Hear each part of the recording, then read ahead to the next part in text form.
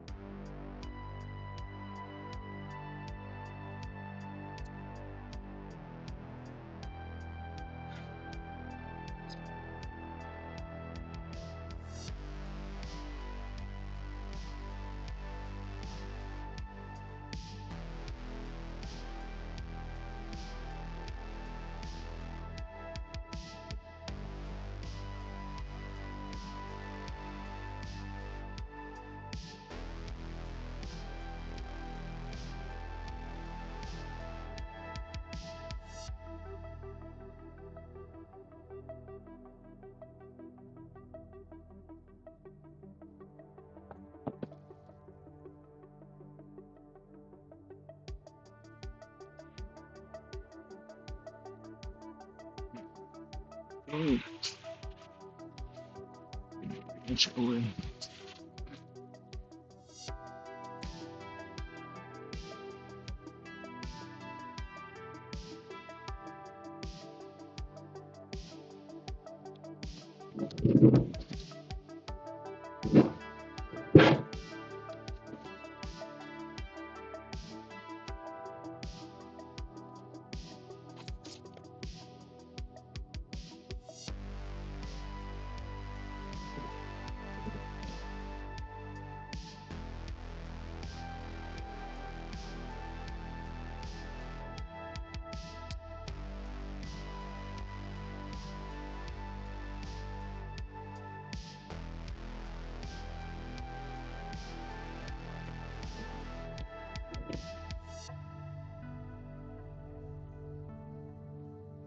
No, this is part.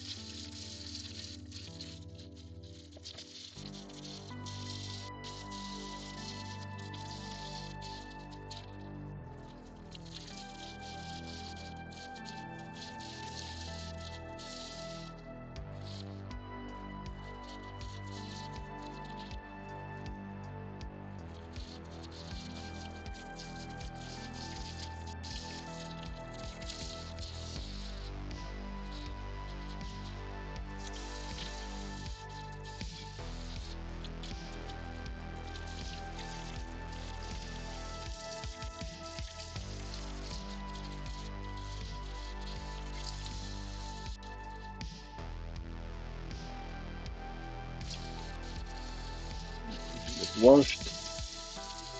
Oh, falling off. Please, very good. This work. Here's some. Oh,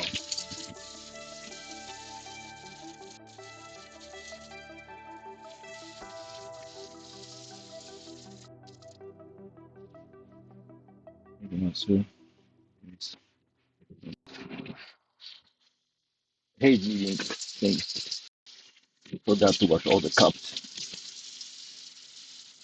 There it goes.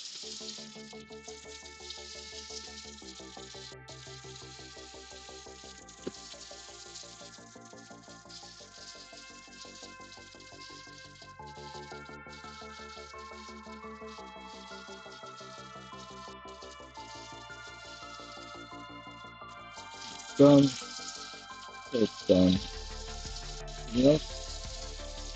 This can stay. I think. Oh, back here. I got that.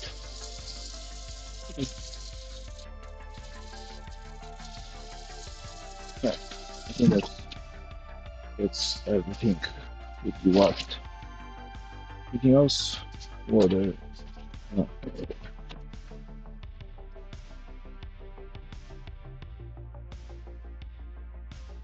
Let's grab a snack. What do we have for snacks?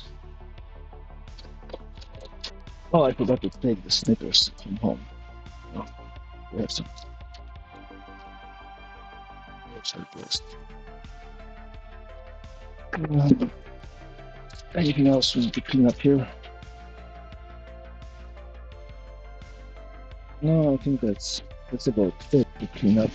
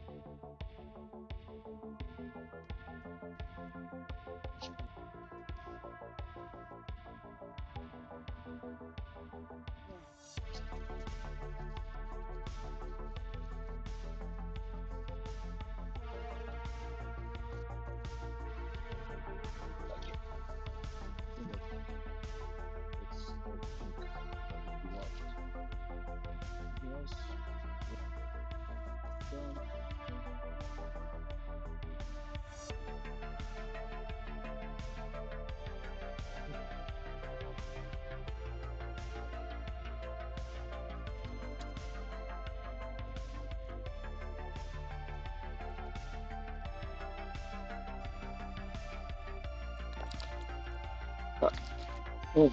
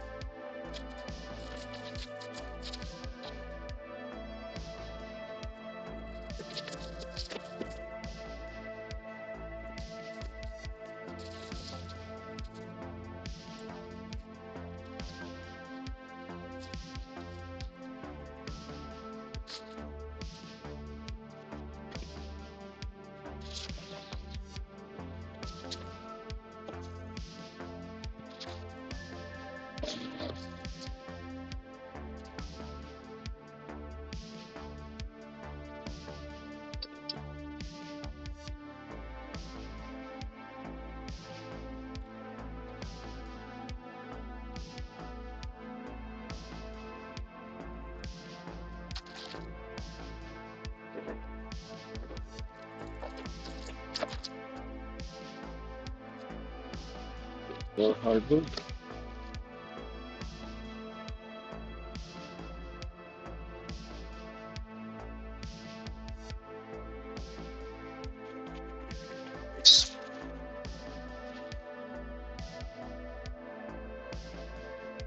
Okay.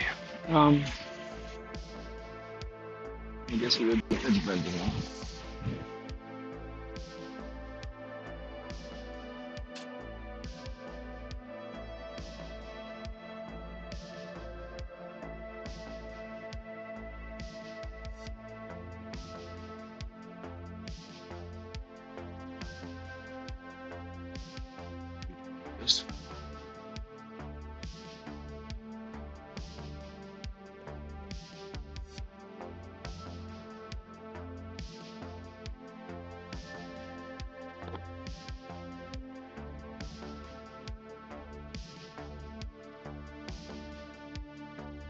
the way to hold it up.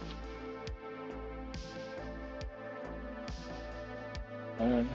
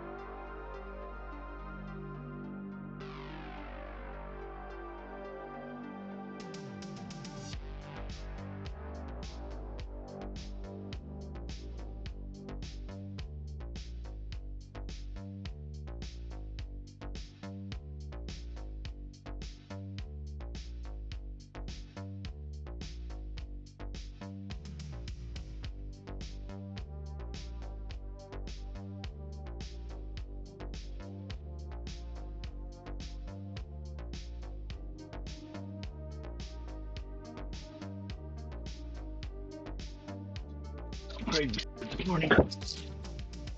Let's see.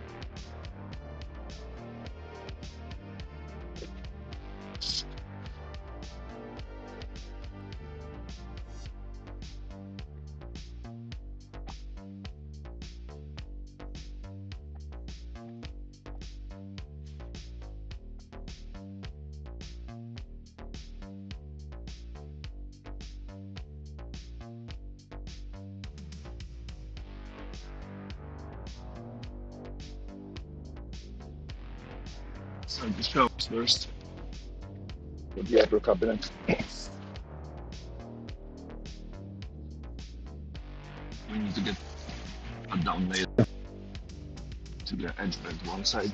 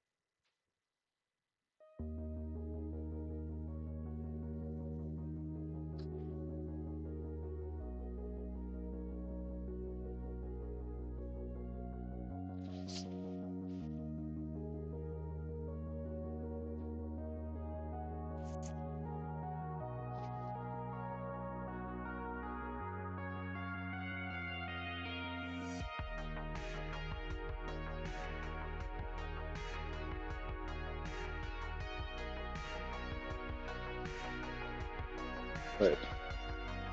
A small piece first.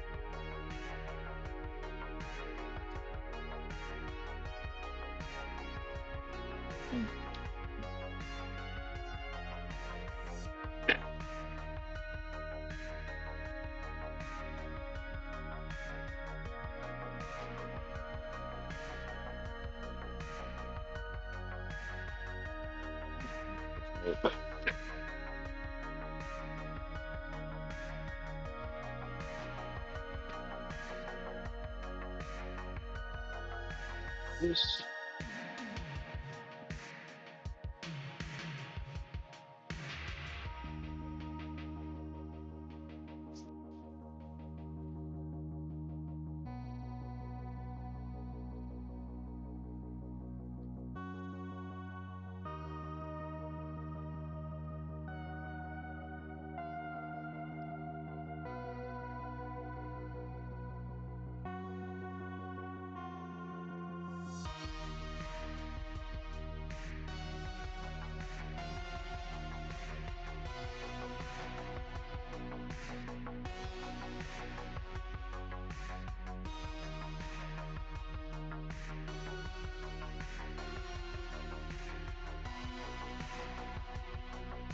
That spark is definitely inspiring.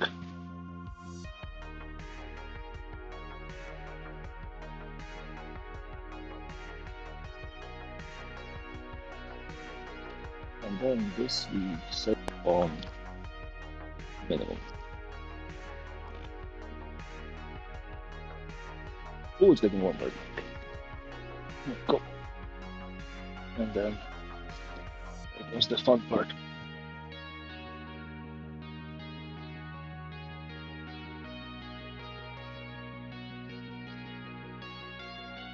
250.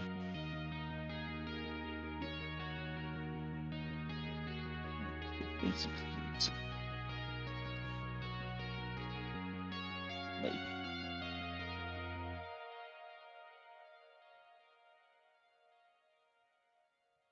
I mean, I could probably over-engineer a machine that does it for me. I do have the technology.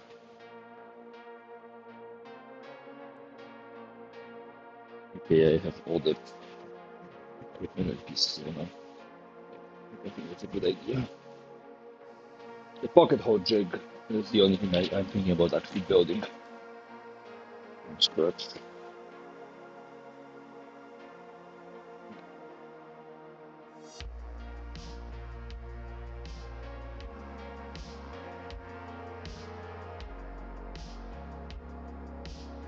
We need top scissors of some sorts. I'm going to cut this once you cut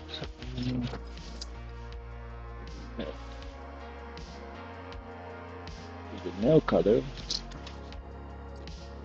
Cut enough. We have some wire cutters.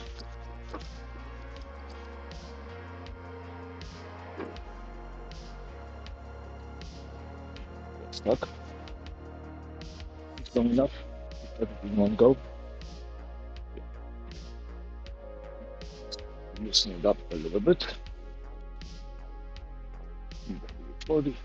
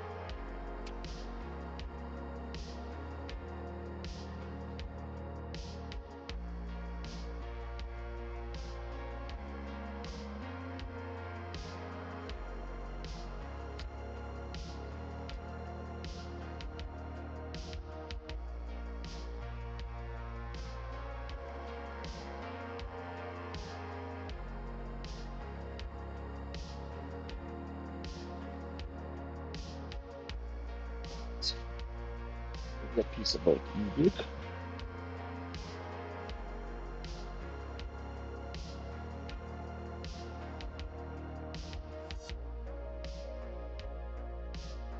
Almost good. I got a splinter off. Not ideal. That's okay.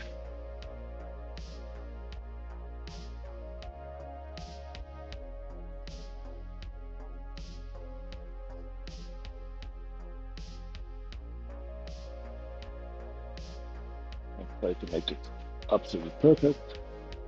The sticky part is more important than alignment. It is wider. It's really wider than my piece of plywood.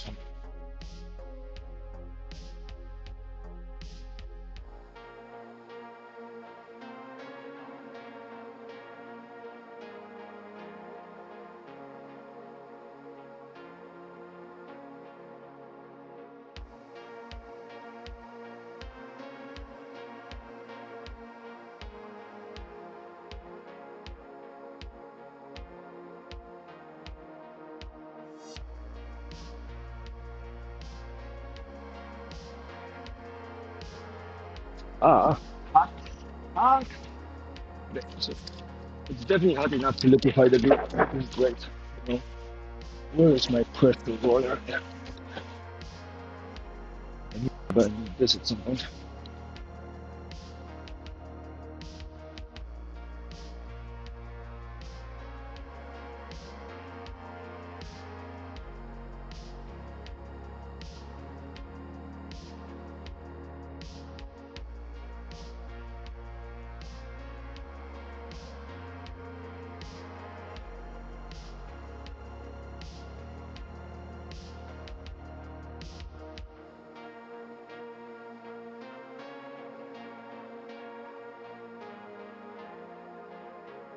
There you go. Most of it.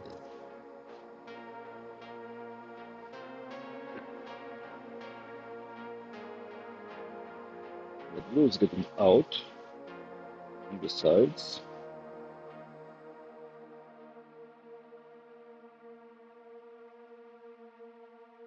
You go glue though. Right now we need a way to cut this. I put a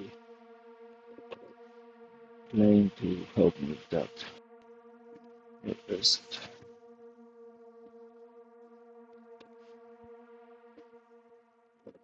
couple of planes yesterday. Let's start.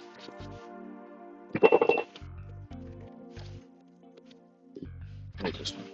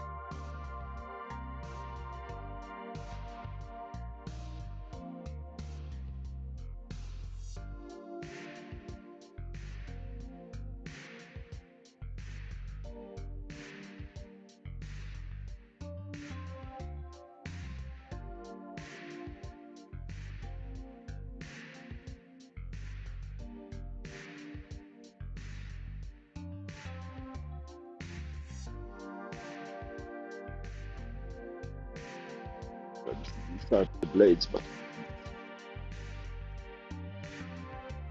it doesn't do any damage to anything else.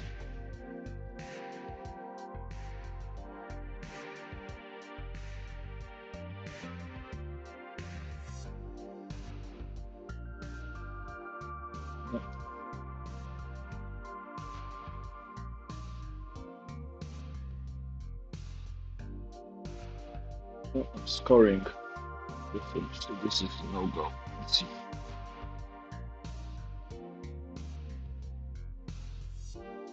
Okay.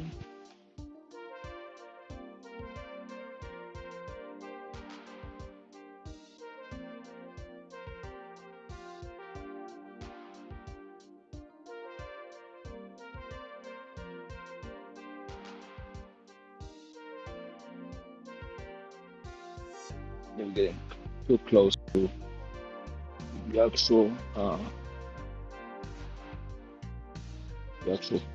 finish.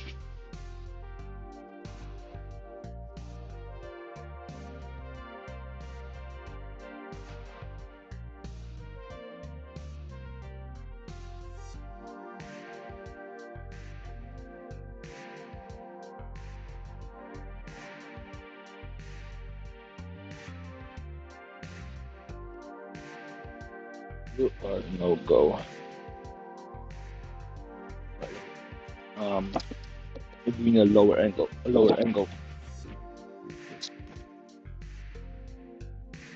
up to flush.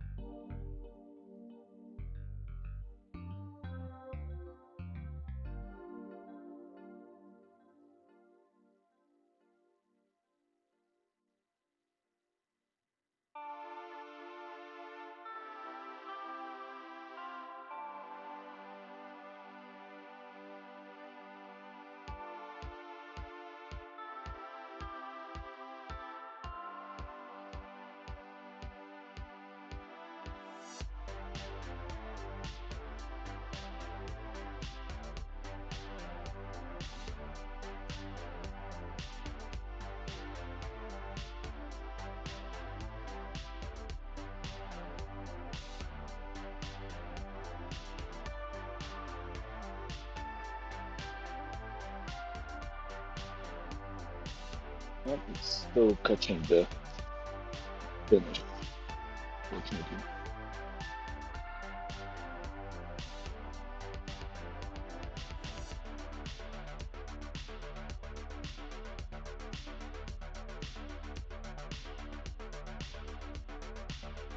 It's getting all the glue off.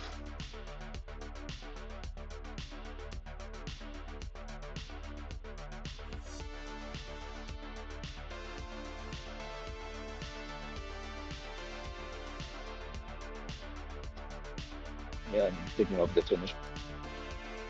It's sharp and has enough of a poke to capture. Alright, so that doesn't work. Uh, Razor blade scraper. That work. That's how you're doing the testes.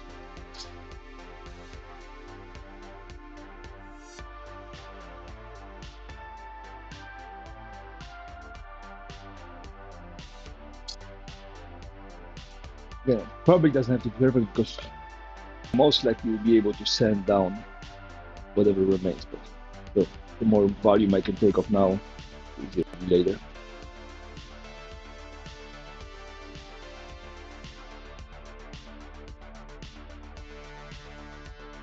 Yeah, and I can tear right through even this, tear um, into the finish that's already there.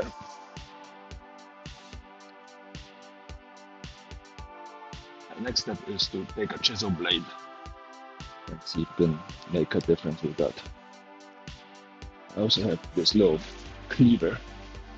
Hello, urban makings. Hello, and Jen. Good morning. Oh, good afternoon.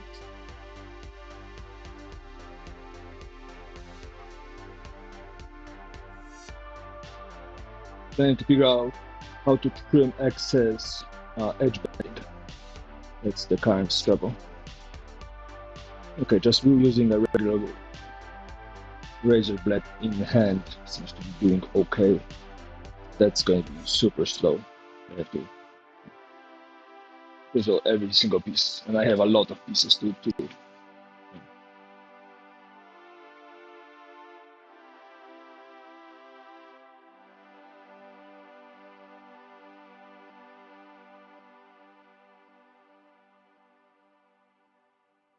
Well, I ordered, I think I ordered a edge bending trimmer on Amazon, but as you know, sometimes things arrive, sometimes they don't, because 2 day shipping means sometimes things happen. It's where I have more consistency messaging hi to random women on TikTok, on Tinder than I do on, I do with Amazon sometimes.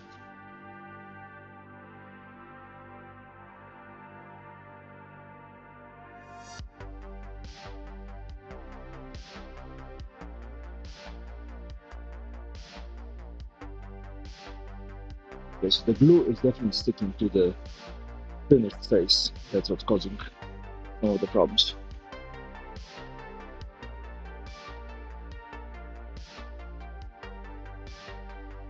Yes, we did too much. We got too much of it out.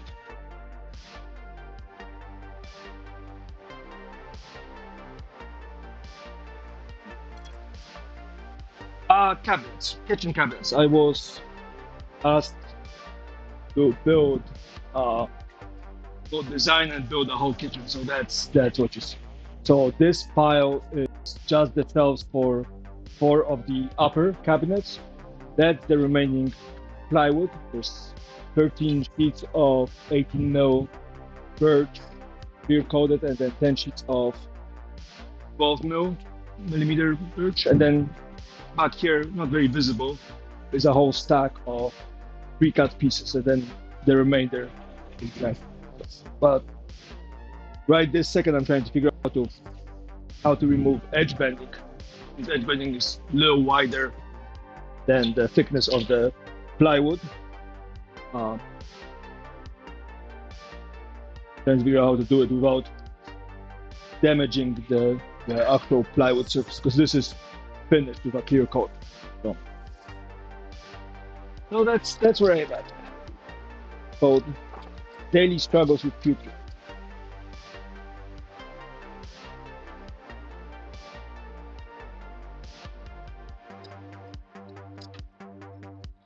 Honestly, I love it, but I wish simple things were simpler sometimes.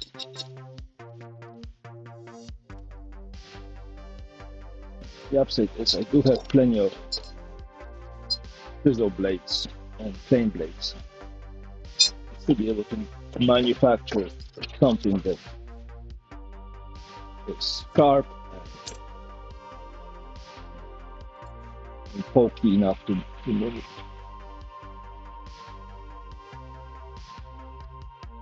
Well,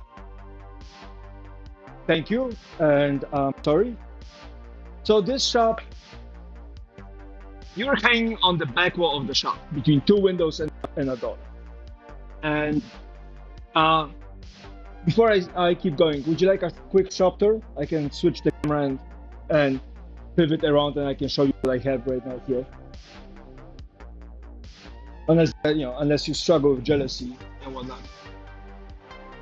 No, no, I try to do hardwood mostly, but I can give you a shot. But again, if you struggle with jealousy or you're gonna have negative energies with it, so for yourself or for me, then we can do it some other time. But I'm happy to give you a quick tour.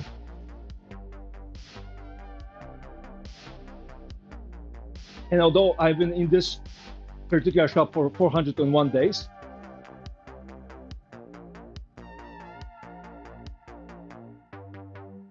no, I'm still. My brain is working on the solution on how to do this, this bending removal, and I think I found a solution. So I'm happy to do it for 5 minutes. Plus, it's positive. I'm somewhat proud of what I did here. So So I don't mind. So if you're up for it, and Jen's seen the shop enough times that she's probably not very excited about it, but let me side quest. Okay, excellent. Well, let's see. Can we go connect it?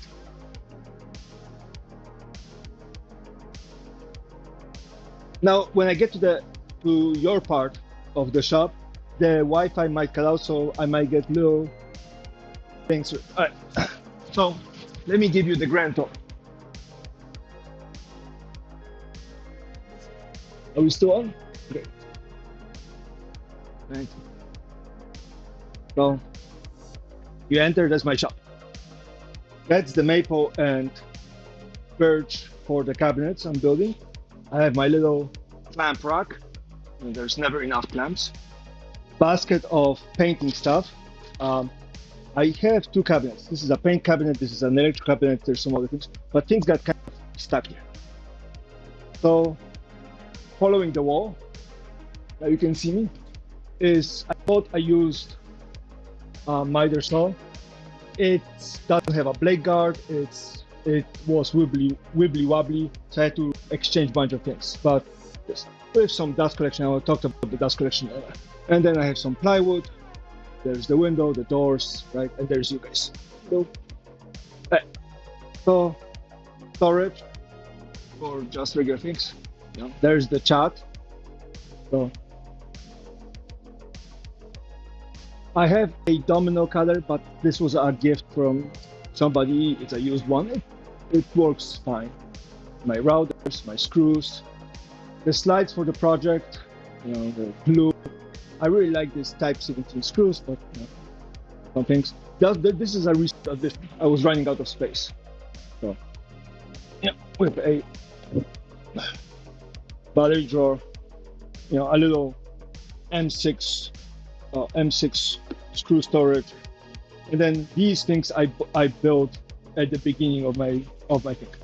Then I added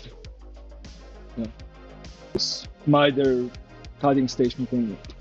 Then I have a Craftsman. Got it on sale because it was dinged up. So bits and sockets and marking gauges and some air tools and grinder tools and whatnot, and regular drill tools. One of the most proud things I am is my small chisel collection. Again, it's here because I need to put it somewhere. And then I have my pull saws there. Right, so that's this section. Then we pivot. We have a Raycon bandsaw with a Carver bit blade for resawing and the dual planer. This is on a pivoting table, and underneath it we have a deep back tools sander, it's a belt sander thing, where, as you can see, I already have to do replacements because things were just melting. Behind all that is my small cut-offs hardwood collection. It's everywhere.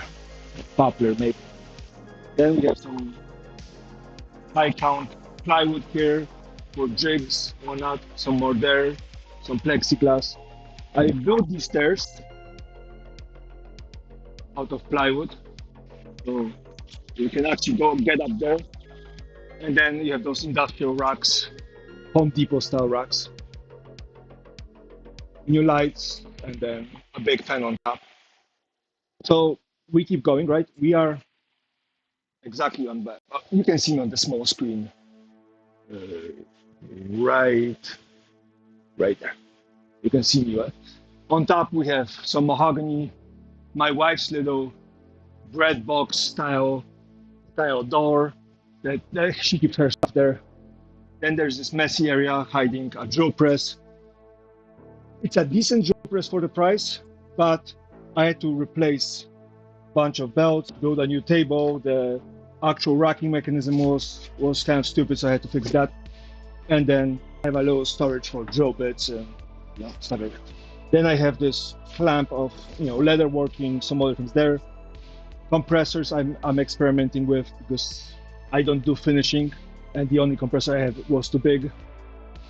More of my stuff. Water filter, fridge, Great. Then there's you guys. Again, mess. Mostly because of this. It was blocking the hole. Some scraps, some more plywood. This is dust collection things, mats that I wanted to have on the floor, but they were in the way because I have to move all the furniture around, so having mats was a problem, more dusty. Then I recently picked up this jet air filter for like $50. Used, broken, we had to take it apart, fix it. I do have a CNC machine, and that's a big compressor, but I have a CNC machine, and I ran a hose to a cyclone with a bucket and a separate rigid shop vac just to do it. And we got buttons for it. Just like this, I wired an extra timer for this machine. For plywood, then there's the. So I recently elevated the table saw up by 2 inches. I'm 6'4" for this. That's the plug. It used to be on the wall, on the floor. We did that, and then that's my router table cabinet. Magnetic switch, bunch of storage things, semi-organized bits, and there's that. I used to have a spin right by woodpeckers, sold by woodpeckers, but that thing burned out and broke. So now I have a Milwaukee one. Hopefully this one will work. Tabletop is corium with the slides. So that's that. Then SawStop, the fence that SawStop has on their machine is this one.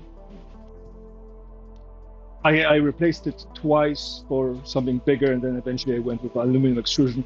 Added a steel plate here, so it's easier to move things, because if you start here, you're too close to the blade. So I have a starting slot. Yeah. And then, of course, I have knobs, so I can move this in and out. So that's that.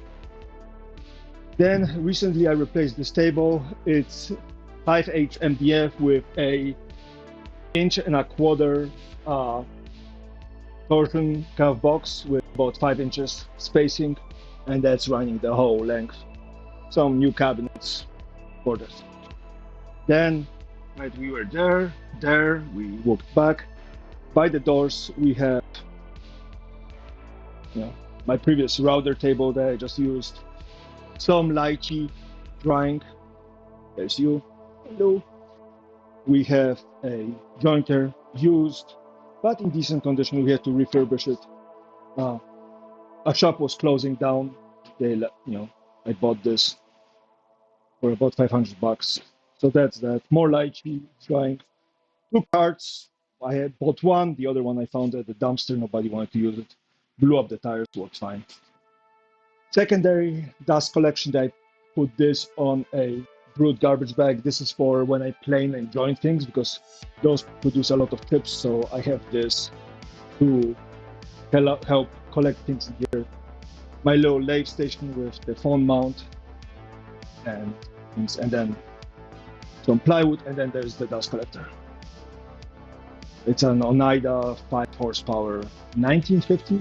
No, not Oneida. Clearview with a steel drum that you can unhook and roll out, and then 8-inch split into a 6 that goes down here. Then it's connected both to the router table and the table saw, and then here homemade blast gate. Dusty. Blast gates. 888 goes around. Splits off here. Switches to a 6. Switches to a 4, and that's connected to the miter station. I haven't figured out how to mount this yet in there, but for now it just kind of lies there.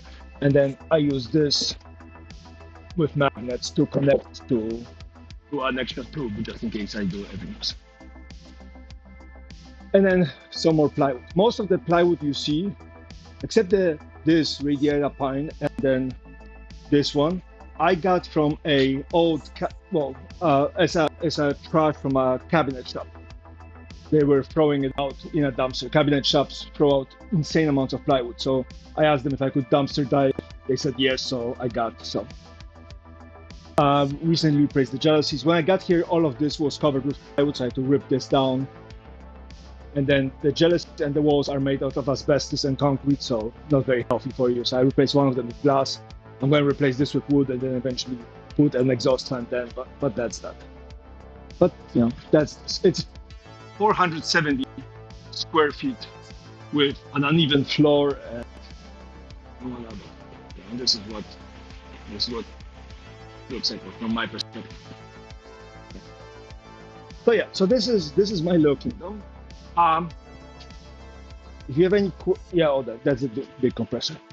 It was way too loud, so it's a 4 horsepower, 30-gallon monster I got from my father-in-law, and then I make my own jigs, or I fix everything that I can think of here, except the lathe. Everything else here has been modified by me, even if it's brand new, because it's something's off or not square. And this is the most square space of free space I had here in a very, very long time. All right, so that's the short of it. It's messy, but when you're self-employed, your boss is an idiot. So mine keeps on leaving me more work. Okay. Whoa. Okay. I think I'm going to scroll the text up. I feel like I'm missing something. Okay. Hey, go ahead.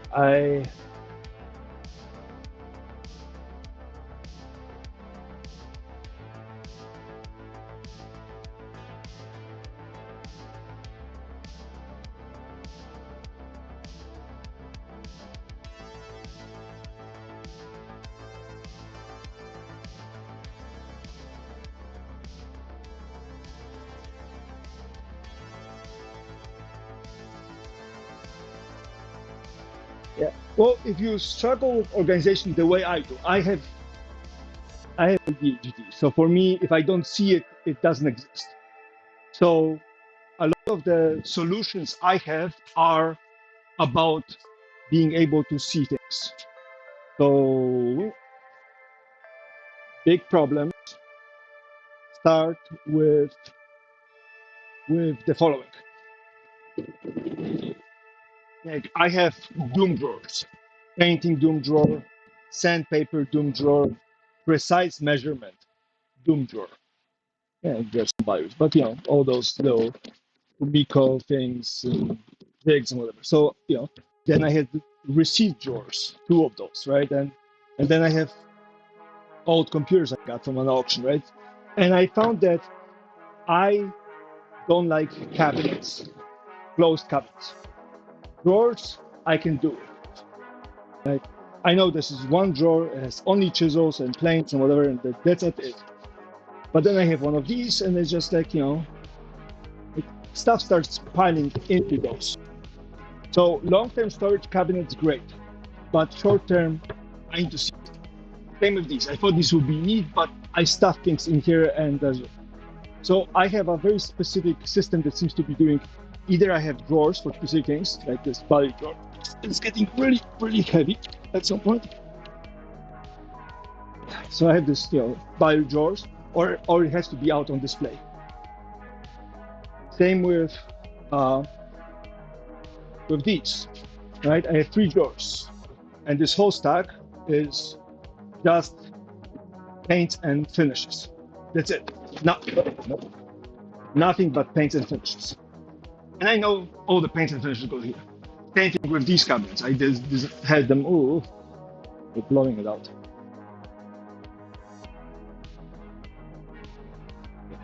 Connected. What is this? Let me see if I can kill it and reapply it. Connect.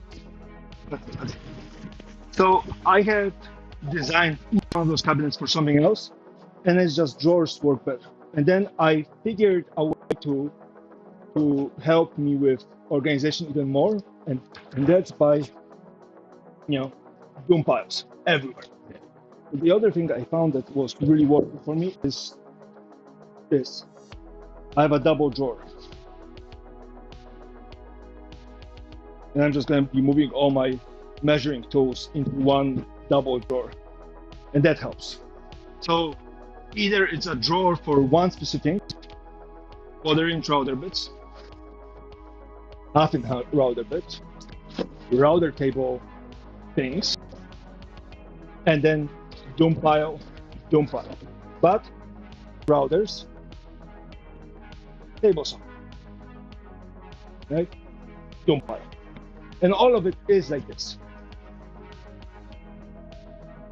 Driver bits, some chisels, but they're long-term storage. But chisels are in the second one. Chisels, sharp things, metal things. Then all the screwdrivers, grips. I don't use it as much. And it's one specific drawer that has sharpening tools, but marking gauges, planes, rollers, blades, and then everything that is a grinder or an air tool related goes into one drawer. So I have a drawer, perfect, and then all my drill bits are here. They were kind of thrown out. I mean, I'm trying to organize them a little bit, but it's always doom piles everywhere. So the other way I found things to be better is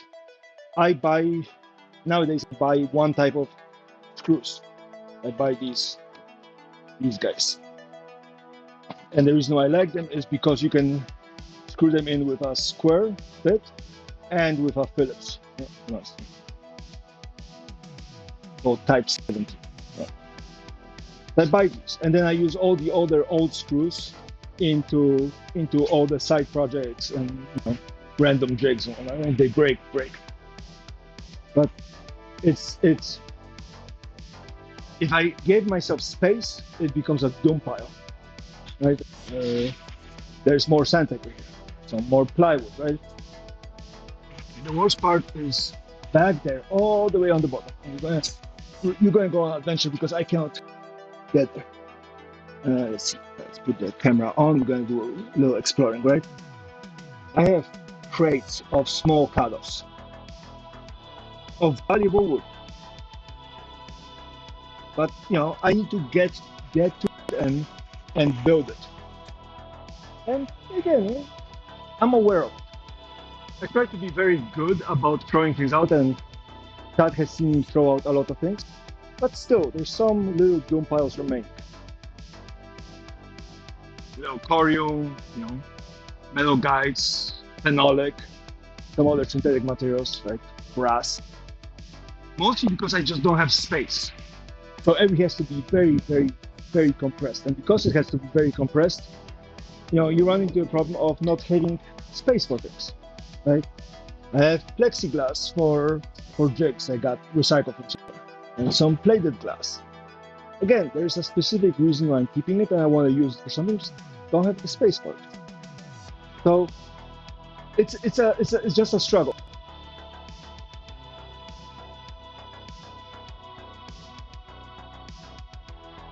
Oh no, the toothbrushes are surprisingly useful when you need to grease or remove grease from things. So, well, the thing is, I don't keep all of them. It used to be when I started woodworking. The way I look at it as I started selling my work. About 3 years ago or so. And back then I kept every single little cut-off. I made some fantastic pieces out of those cut-offs. But this was because I didn't have access to wood. I didn't have access to plywood for making jigs and push sleds and carts and whatnot. And that came up, kind of a thing. But eventually it started to wind down. Right now I'm throwing the wood out slowly, but I'm not acquiring more. And the rule of thumb right now when it comes to material is $20 and 20 minutes. If under 20 minutes and under $20 I can get something, I don't keep it.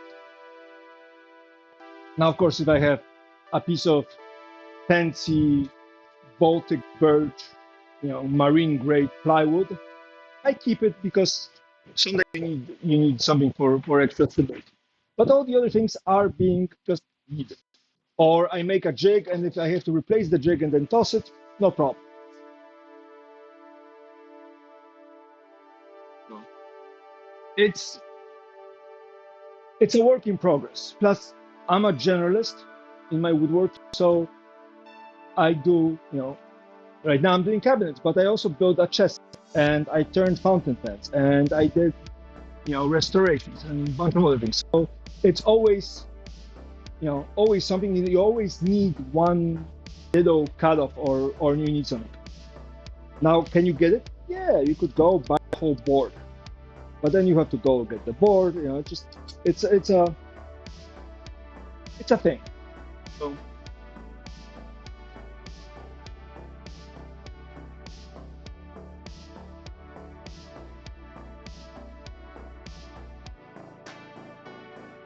oh, thank you. Again, it's you know, people say, hey, have a bin.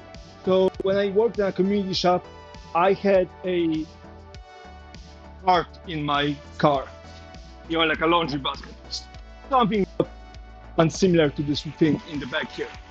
And I would just put scraps in there. The moment it was full, I would take it, dump it in the middle of a table or a floor, and then go through it and throw out everything that wasn't there, or was dry rot, or wasn't perfect. And then you just upgrade it. It's like any one of those slime merging games where you just take 3 common swords and you turn it into an uncommon sword, 3 uncommon swords into a rare sword, and so on and so forth. So you go through it. Still keep too much, but then when my wife wants me to build something for the house, I just have a piece that works, and then having a CNC helps because I get to throw plywood at it at alarming rates, and things get torn up and thrown up. And yeah, what can I say? A lot of the time and money is definitely invested into safety and precision. Safety and precision. Safety because I want to do this long term, and precision because it takes a lot longer to fix things afterwards. So, big speed squares. I get it, it's supposed to be precise. We had to fix it and readjust. Bought something else, had to readjust. And just kind of go through it. And then you make your own stuff, own jigs. Like almost all my major blast gates are made by me. So the one that usually gives people a pause is this one. An 8-inch monster blast gate. Right. But you just make your own things. Same with all the tubing. This is just the regular H bag. The reason why there are those rings up there is not only to hold it, but to hold the tube from getting crushed, because 5 horsepower vacuum is a monster. But you make your own caps, and then you make your own jigs for everything. I bought this set of eye gauge layout squares, supposedly precise. Had to unscrew it and re-square them because they weren't square enough. So it's it's always more jigs. Right? Same thing here. Like I have sleds and jigs, and when you build your own tools and you fix your own tools. And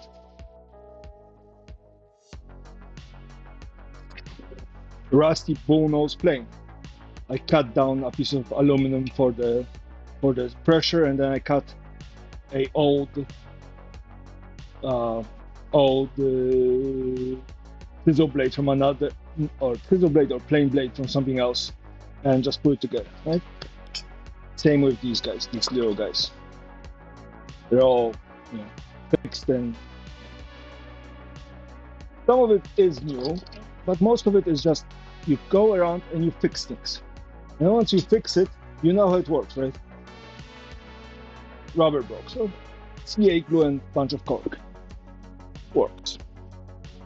So I think the power in hoarding is that you have scrap material, but it's very easy to just have that scrap material and not do anything with it, holding it for the next best thing. And I think the next best thing is the big flaw in the system. I think the idea behind having things is have it and use it. Don't have it in keep it. Thank you. Yeah. Just so if you keep scraps, use them. You have a piece of fancy wood and you need a handle for a chisel or a carving knife. Make yourself one. It takes time, but just do it. I mean, again, I envy people that have, and a little jealous of people who have really fancy cabinets with all their planes and chisels displayed and whatnot. And it's really fancy. Frankly, I'm not there yet. Even if I had a fancy cabinet like this, I wouldn't know what to do with it. And then when you do it professionally, and you're here 7 days a week, 4 weeks a month, 12 months a year, things just start to make sense to you. You figure out, hey, I like I like having this pouch on my hip, and I like this having in my pouch, and I like this access to it. These are the tools I grab, and these tools I don't. And eventually, you start getting it.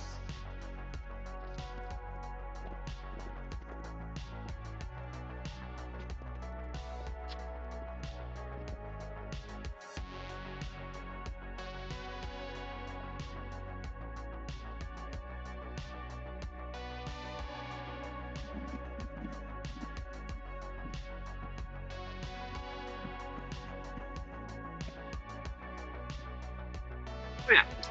So this is my thought in that quick elevator speech. If you have any questions about anything, just ask. I'm happy to talk. I think we need more woodworkers in general. So just you see something interesting, ask. Maybe I can help. Maybe I can't. But I think the world would be better if there's more woodworkers. If people would appreciate wood more, and I'll have a better job. Plus, another incentive to be better at my job. But yeah, for today, edge bending. Today we're doing edge bending, or at least trying to learn how to do it.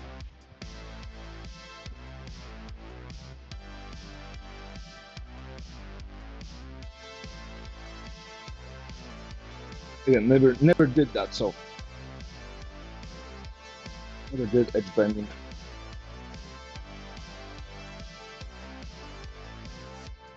Yeah.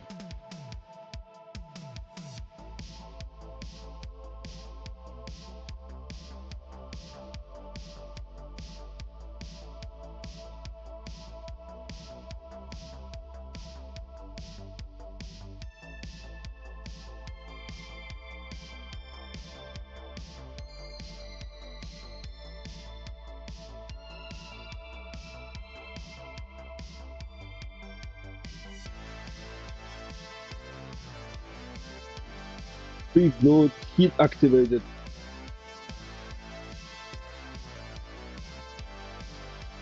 I've been told to put it on Calvin settings and then just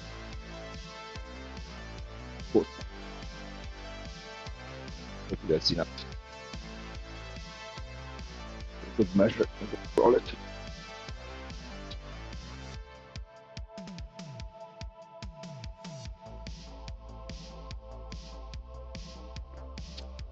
Yeah, I think I spent too much time building jigs and my own tools, but on the other hand, then I have exactly what I want.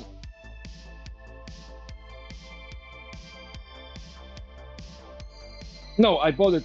I bought it at a local big box store for like $12. It was the cheapest one I could find, so it was one of those. You know what? I need a iron to do edge bending, so I just bought one.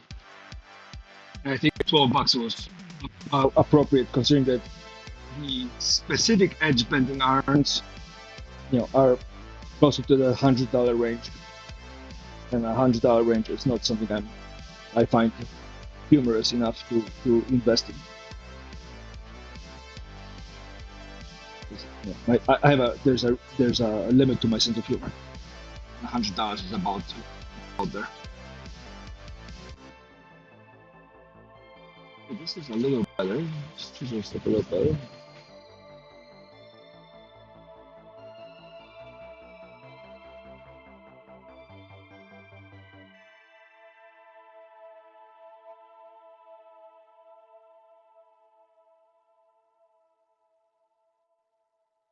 Well, I do own a Festo domino and a Festo dust extractor and a woodpecker square and woodpecker miter gauge. So, fancy, but and again, I have my qualms with the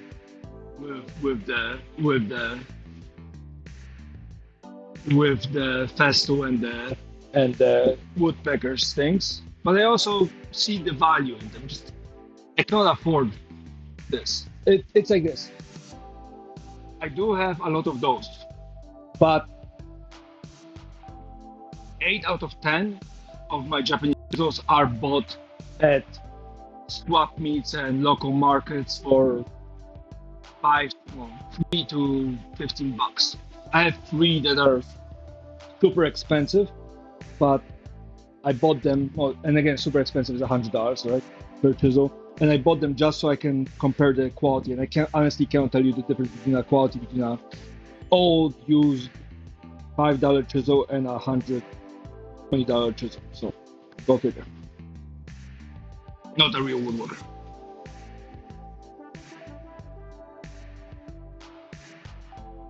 Well, I didn't buy the Festo, so that's one. Second one is I probably wouldn't buy a domino, not yet, because I can do a lot of the things that the domino can do, or get a lot of the results that a domino is doing using other methods, other joints, other dowels and floating tenons and whatever.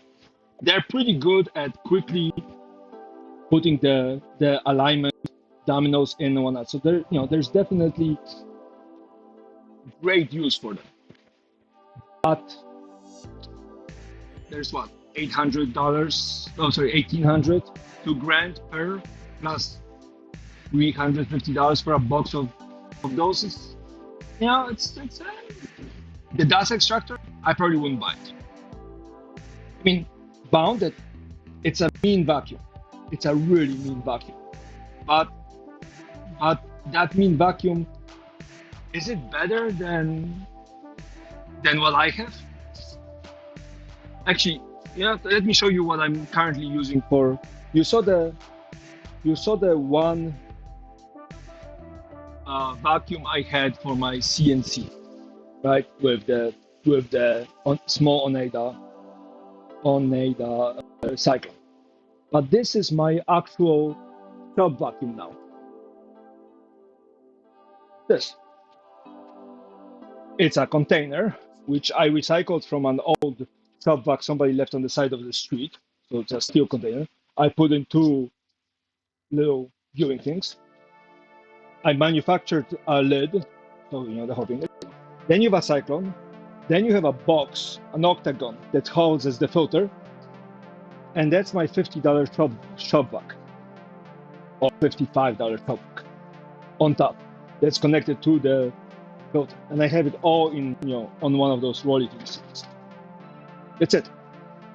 And honestly, it's a little bit less sucky than there's dust extractor with a HEPA filter or whatever, but they have a 5-ply HEPA filter in there, 1 micron filter, and it works for all what I need. Most of the things come out here, and then I have to open this up and check the filter out. So having these guys I can definitely stand behind these little guys. I have a big one too, right? You guys saw it back there. So I have a big one too, but these guys just save your filters so much, and you can attach them to almost anything. That's an old food container and whatnot. So I would not buy the extractor because the amount of dust that takes, yeah, it's better. It sucks more, so it's better with routers and sanders. But I absolutely despise this hose. It always bends and twists the wrong way, and it's very small. So instead of that one, I use this one. It's an inch and a quarter, I think. And then I have the the usual 2-inch ones. So like you know,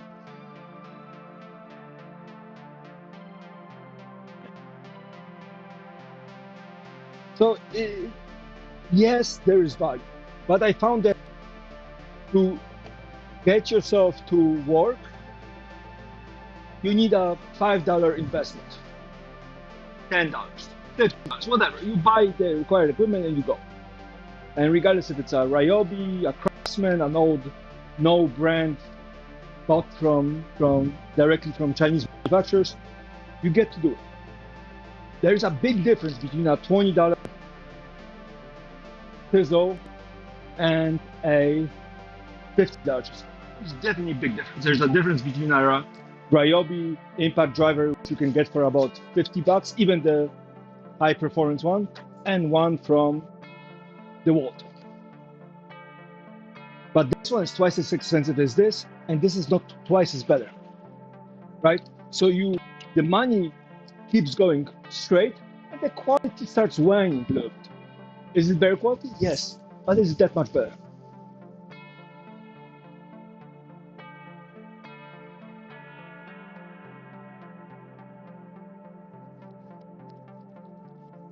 And so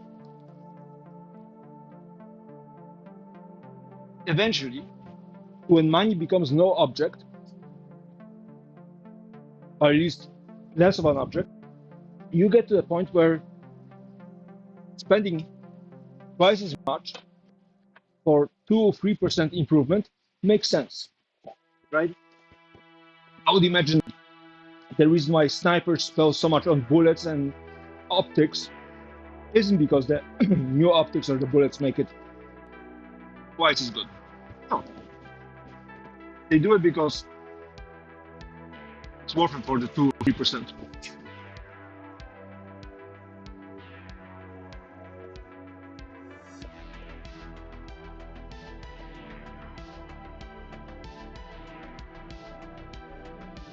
Texas, don't you guys have a Miso out in Texas right now?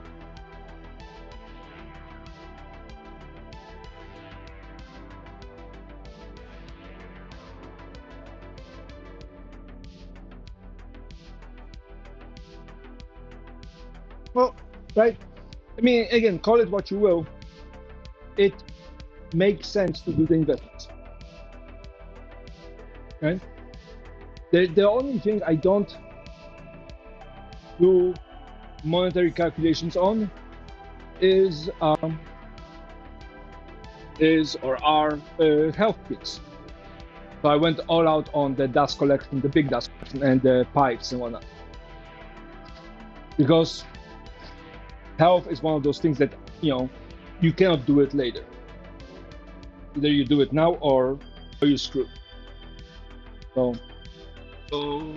that is the only thing that actually is I spend money through the roof. Measles outbreak.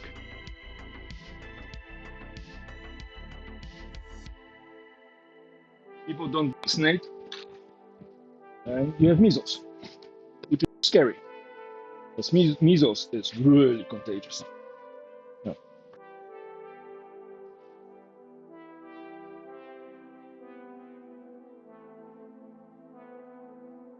But yeah.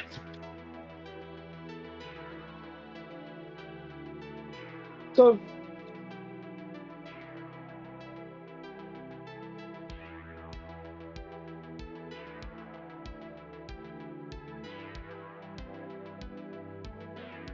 Yeah, San Antonio, I think, is the area. There was a guy that was guy or girl. There was a person that was sick, and they walked around and they had to track their movements.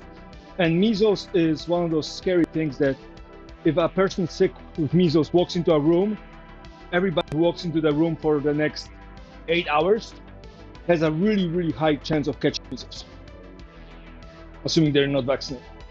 And I mean high, like 90%. So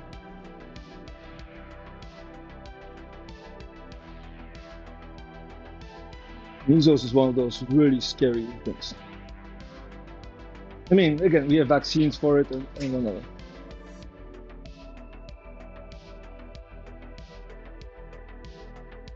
And a bunch of kids ate something, ate a bat in Africa.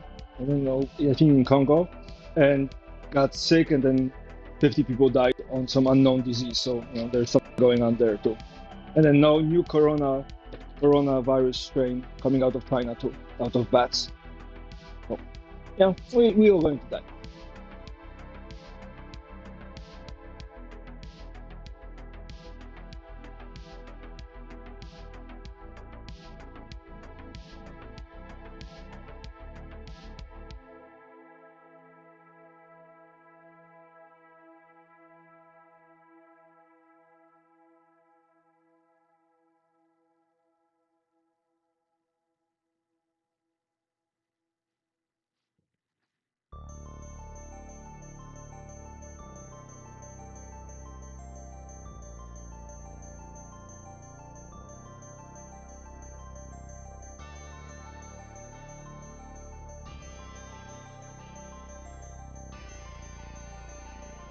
By the way, if you have any questions about the shop, the equipment, the digs or technique or anything else, just ask.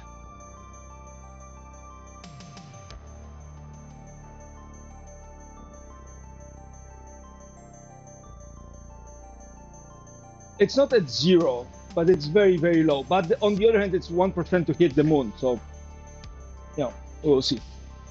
Because that's going to be fun too. If that hits the moon.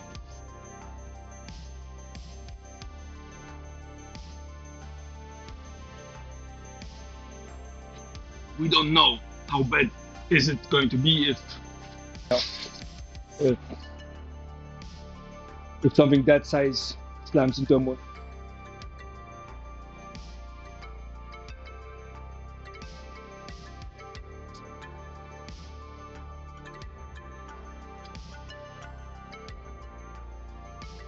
I was kind of excited when it was 1 out of 34 chance.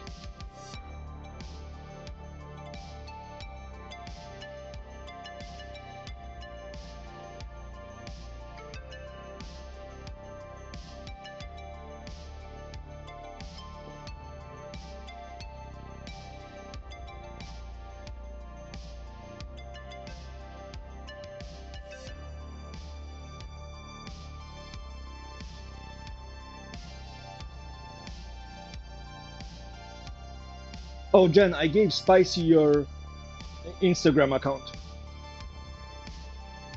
They were asking about Tokyo, and then while I was at it, I was like, here's random Jen. Yeah, nice artist, makes nice, pretty things.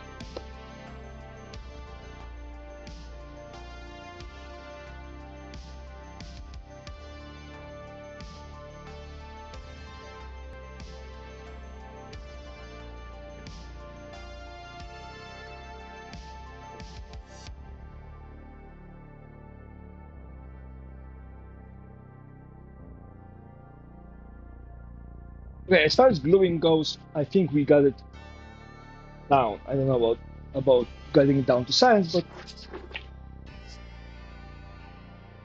definitely looks like yeah.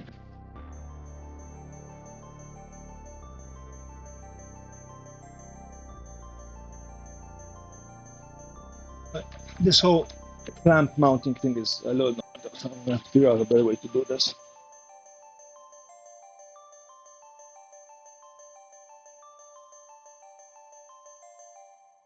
Definitely think of a machine to optimize this.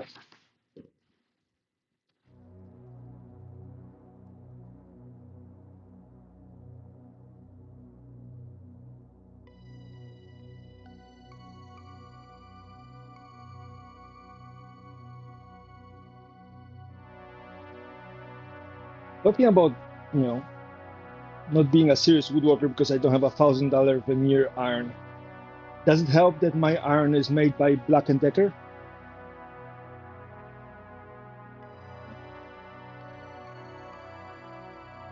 I figured that would be a saving grace.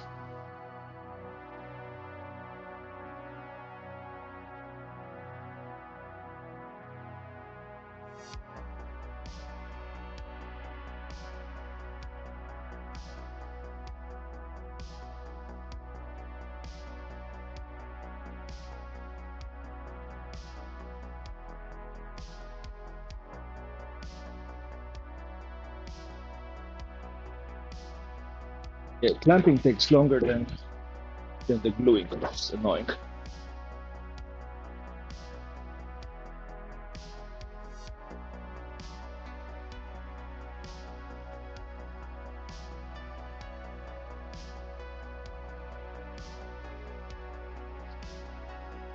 Optimize this somehow.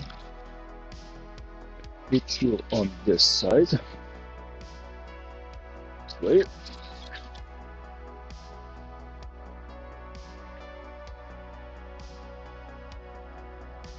And the system engineer in me is screaming bloody murder right now.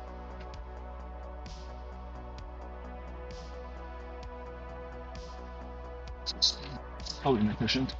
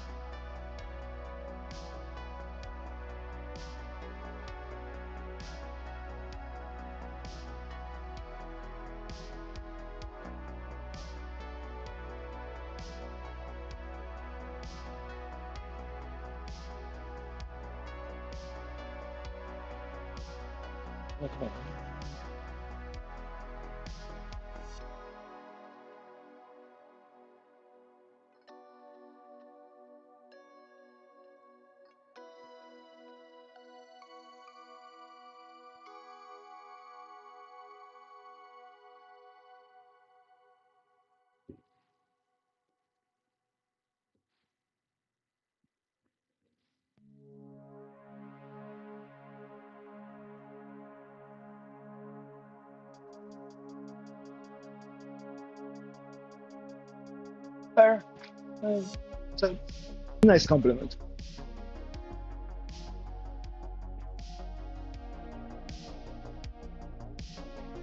It does drive me crazy though.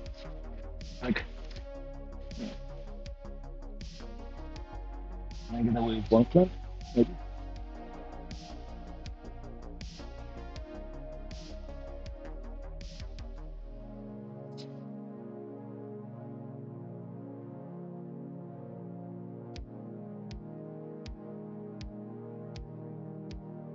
Loading a jig to or a table where I could just push things through. So much nicer.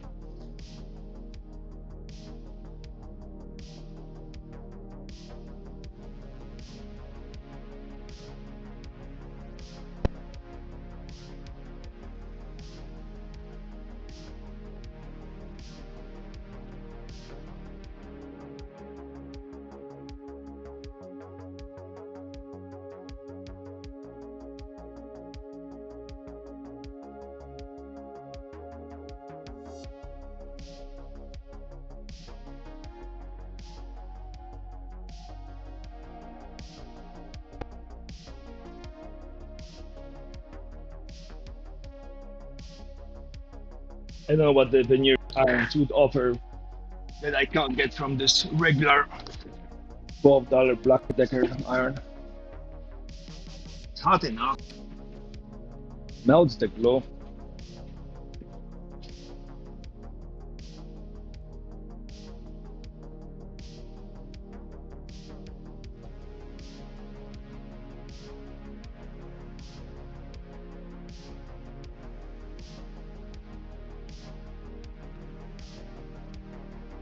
Well, there is a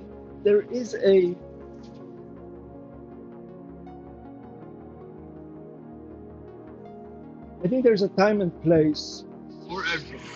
Right? Like there's a couple old timers on YouTube that are are are doing woodworking using tools you can get at almost any garage sale, right? Old chisels, old hammers, old, a shitty vise, or they show you how to make things.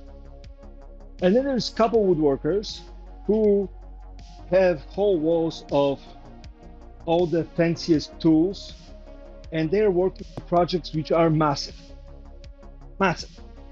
And for me, if you are a woodworker who can afford a hanger-style workshop, and you have access to all the fancy things, whatever those are, and then you tell me, yes, I know I have the fancy things, but you can do it with the least fancy things, I have a hard time dealing with it, because it very much reminds me of millionaires or billionaires who are saying, well, it's so easy to make money, right? So I'm going to forgo all my connections, move to a new city, have $200, $300 in my bank account or in my pocket, no connections, no credit cards, no nothing, and I'm going to be a millionaire within 6 months. And most of those people quit within a couple weeks or a couple months because they just cannot handle the pressure, right? So there's definitely usefulness in watching some woodworkers that have all the fancy things, because they have been doing it for so long and at a level of precision that that is expected from their quality of work and their clients and whatnot. So, like Blacktail Studio. I mean, the guy pours the epoxy walnut epoxy tables, and those are fantastic. But I don't watch it for the fantastic parts. I watch for the moments where there's hiccups. I think the other person that does it is Dusty. Dusty, I think he's in Texas, but he has a big hanger, lots of festool items and whatnot, and router bits and whatnot. Like, yeah, I cannot afford a taper for 10 grand or 15 grand. Yeah, I know it's inspirational and it's kind of cool to watch the wood chips fly away, but I watch it the way I watch tigers in a zoo, cool, but I don't want it as a pet.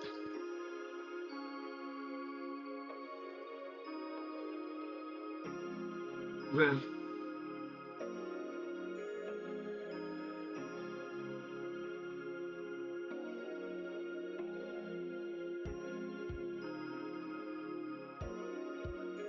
so, there is a guy that shows up on my feed, both on TikTok and YouTube. I think it's called Stubby. It's a guy with glasses, and kind of nowadays a beard. And he talks about cool gadgets and cool woodworking things that show. And yes, he has a lot of planes behind him and chisels and whatever. And sometimes talks about very expensive gear. But a lot of times he talks about it, hey, here's the technique. There's an old guy with a beard and and looks like he's in his 70s that does woodworking. Talks very calmly, talks about how to do things and why you want to do it against the grain or with the grain. And those people are I absolutely adore watching. First of all, tell me somebody who was like, hey, yeah, I have that $5,000 tool, but for $5, here's the thing. And it's not a janky thing where you're like, okay, well, $500 or $5,000 is the thing. But if you're really, really poor, you can get it for $5.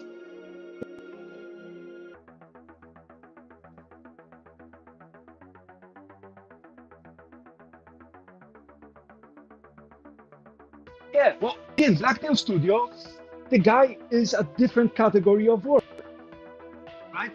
His clientele, his projects they're different caliber. I don't think I'm anywhere near a position where I can, with a straight face, to tell somebody that I would like to be paid 20 grand for a table, because I'm very much aware of my limitations and skills as a woodworker. I don't have the skill. Maybe I do. Don't have the equipment, don't have the access to the transportation, don't have access to a huge CNC to flatten things. I don't have a space. Imagine putting a 20-foot table here. 19 feet this way, 24 feet this way. I can't put a 20-foot, space in here. So I have this. And again, so what his series about how he made it from scrap, he made a table and sold it on Etsy. Great, fantastic. I'm very happy he was able to do it, and I'm sure he inspired a bunch of people to try to do it. But, okay.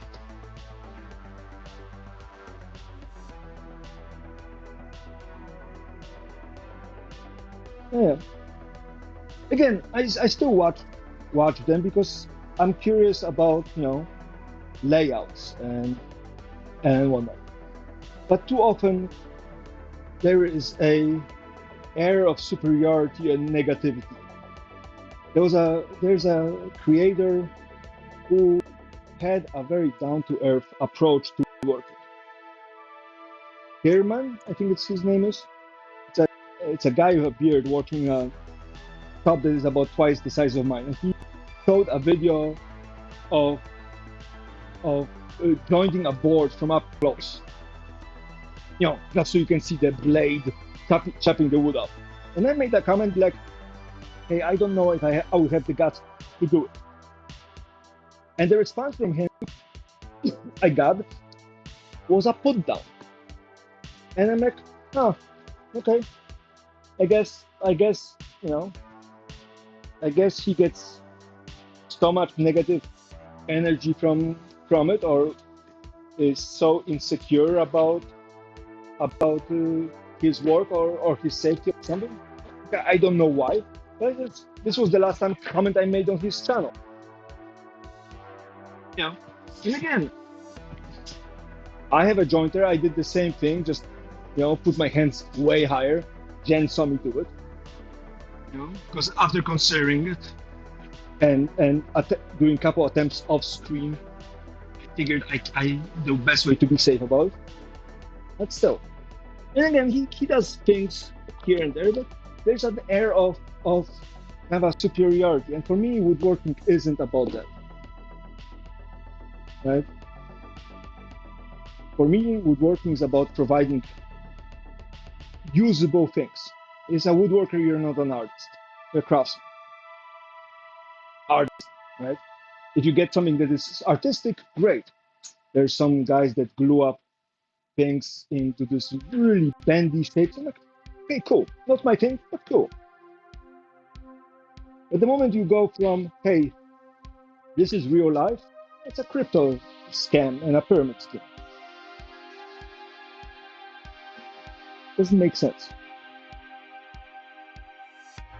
A lot of things that you can learn, but the moment people start gatekeeping or putting everybody down around them, it's like, why? But why? Not even don't do it. Why? You are better. That's why I'm here to listen. I'm genuinely spending my time and effort to listen to you because I genuinely think you're better. You don't have to hear me say you're better and bow. Okay. There's a bunch of creators that just don't listen to me.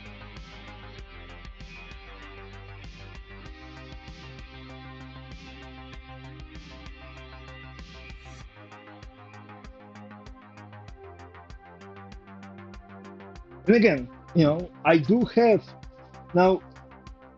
Here's the irony of the situation. I do have a number of tools that are uncommon with people who just started woodworking.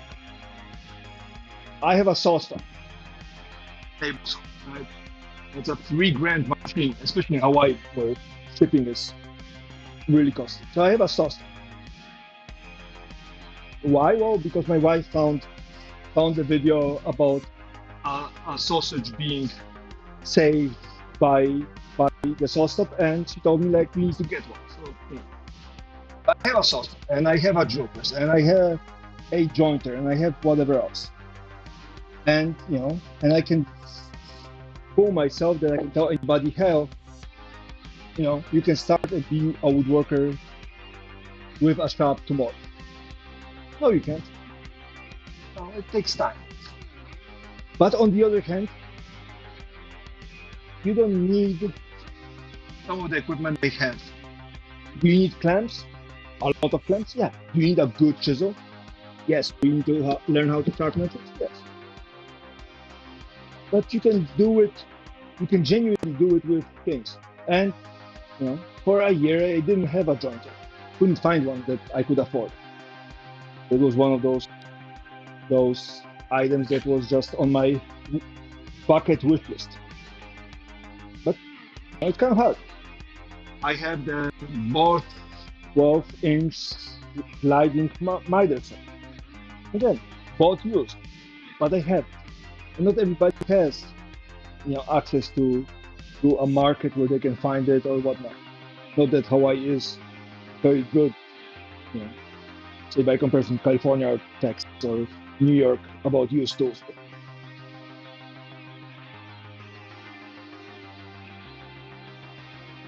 But you will see me, Jimmy, Jerry, and jury rig things on this channel that are, kind of just like, you have the tools. Why would you do it? Because I can learn something, or because it's exciting to work with my hands. I struggle.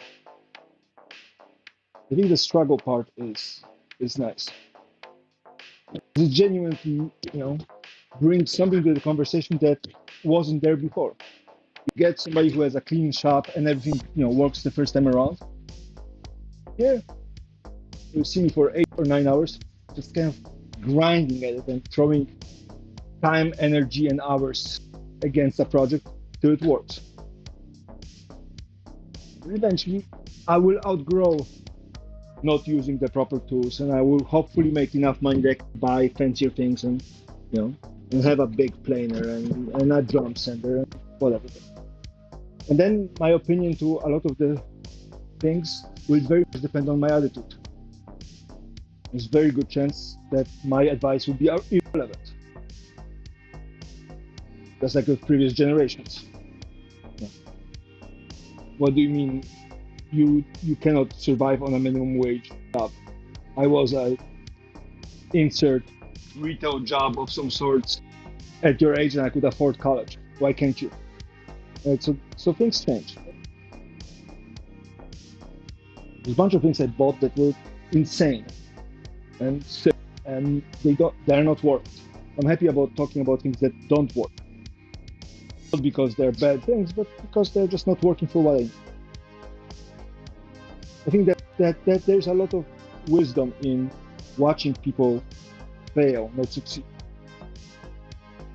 That's the reason why I watch most creators, because I don't look at for the way they succeeded. I look for the way they failed and moved on from the problem, because their success is based on the environment they were currently in. Right? I had access to X, Y, and Z, so that failure wasn't, a complete disaster because I have access to these people and this equipment and whatever. But their failures and their reaction to it is universal. That you can learn. You can learn from how people fail and what they do about the fail, not necessarily what they do to succeed. Yeah.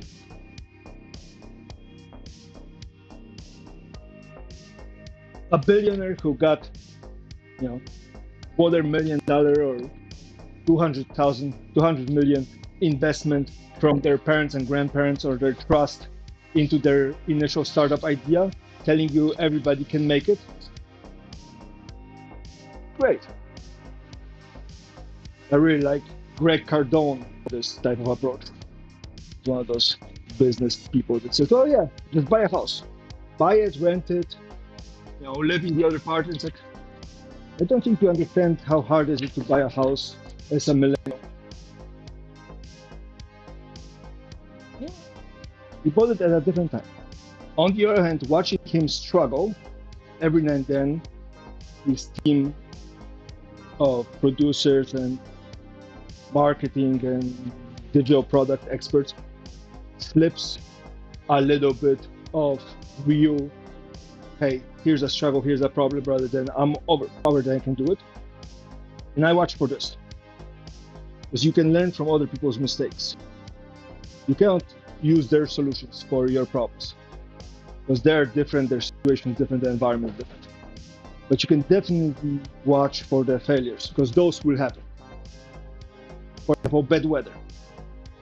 Bad weather happens to everybody. You're trying to work out of a project made out of plywood, bad weather happens, you're screwed. But you're screwed regardless if you have $1 million or 1,000 or 200.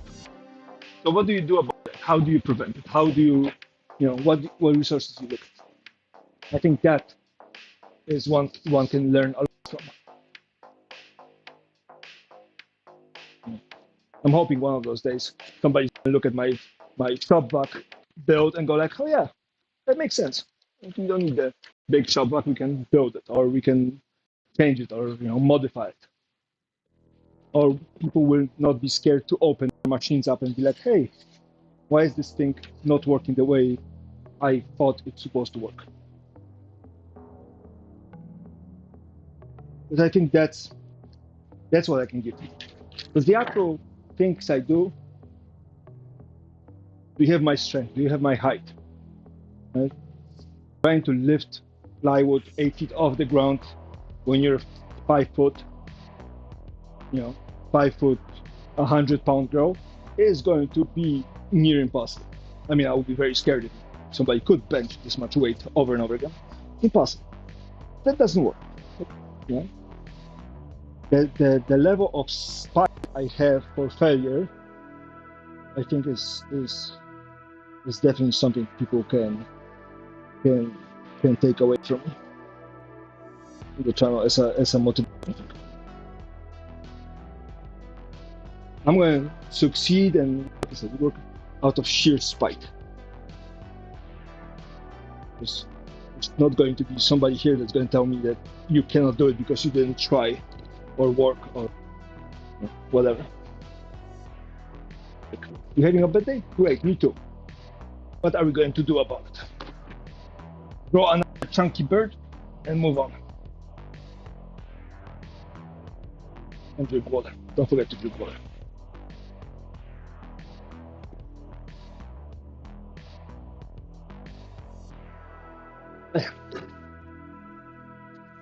That being said, there's a bunch of tools I can really recommend.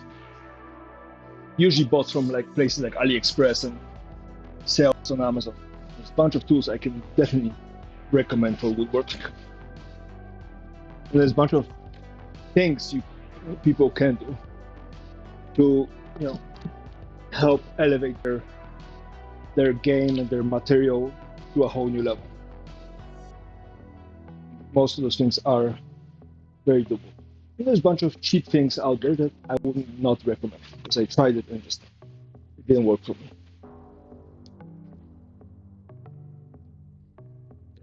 Big caveat. That's worked for me. But I talked too much. I will let you guys about anything else from me, and I'm gonna just keep on doing this here. Not bad for speed. Usually goes a little faster, but not bad. Let's see how the trimming part goes.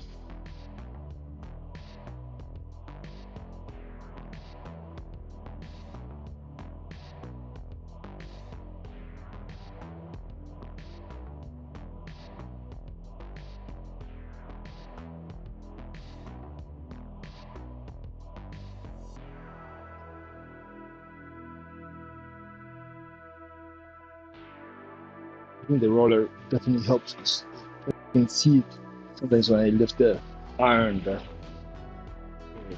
edge button lifts up a little bit. What kind of roller? I have no idea. There's AGC on the side. Some kind of contact cement roller, maybe. Picked it up at the swap meet, at a flea market, a couple bucks.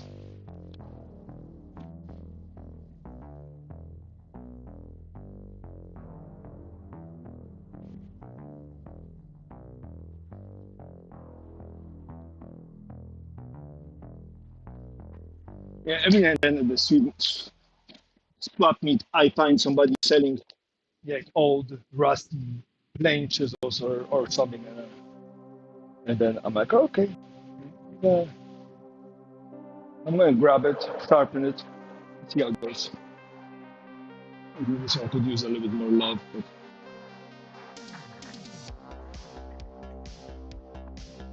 yeah, there's a lot of military planes flying around. Hopefully nothing is happening.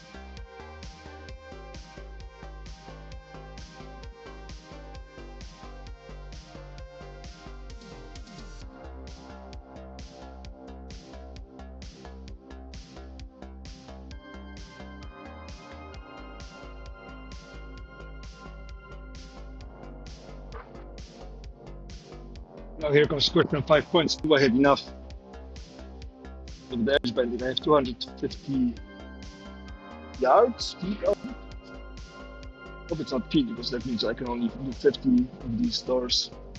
Less. Oh, those are even thousands, right? Even the hopefully it's yards.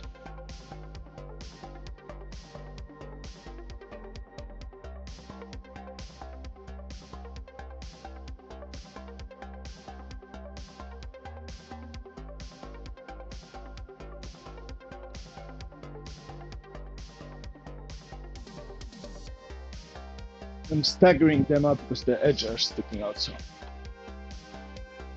then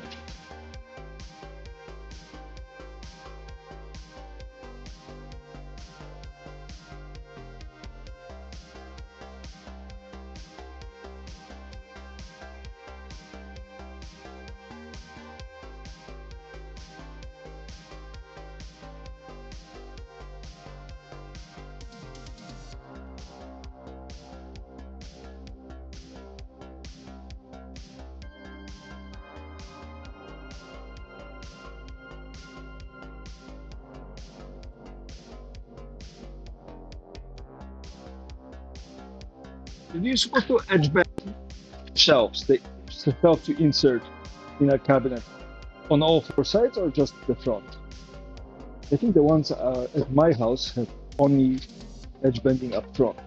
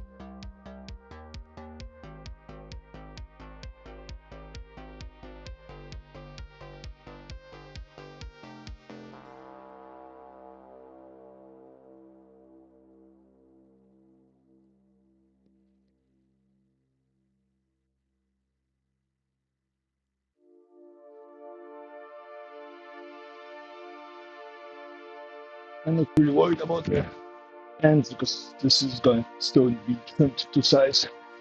Right now is the size of the cabinet, so we're going to have to take about a half an inch on each side, 3/4 of an inch on each side just to fit it in. How much, I don't know. I haven't figured that one out yet. In theory, I should have designed a program for the CNC and start drilling the, the holes, or at least make a template for drilling the holes in the cabinet. Not there yet. I'll probably draw a template and drill the holes by hand.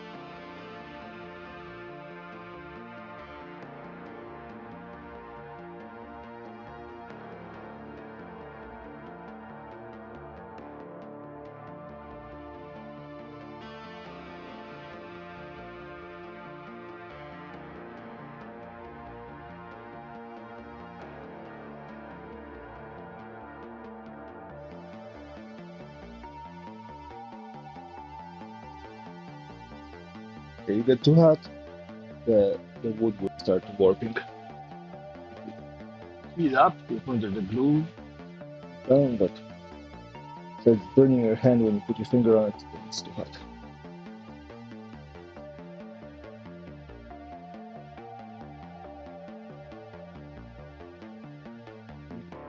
Professional look. Very proud of myself with this. Yeah, the trimming goes. 1, 2, 1, 2, 3, 4, 5, 6, 7, 8. So 16, 17, 18, 19. And I need. How many do I need? I need 5 per. I need one more. We'll have more of those afterwards. Now we have plenty of wood, so don't worry about that. And then cut it into size, put it up, it works. When we know exactly what we want in the size. I'm kind of hesitant to put the first cabinet together because when I put the first cabinet together, then the sizes that I picked are becoming official. That's what's going to. There's no more going back of like, oh, I thought I'm going to do something different. It's always the first part is the most difficult. I think that's what makes the difference between being an amateur and an expert or professional. And I'm not saying I am. Just feels like experts just don't spend as much time doubting themselves, and once they make the decision, they just keep going. So you prep, plan, and then you just execute.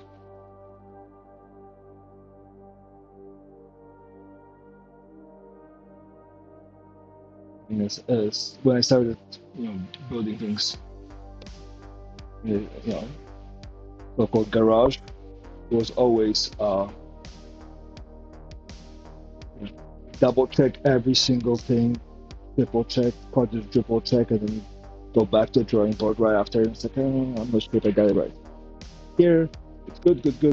Kind of worrisome, obviously, it won't screw up.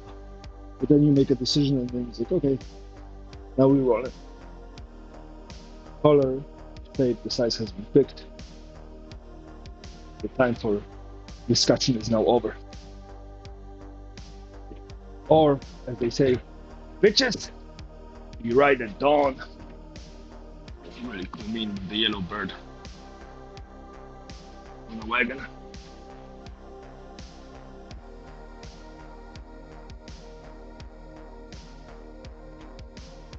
3:30.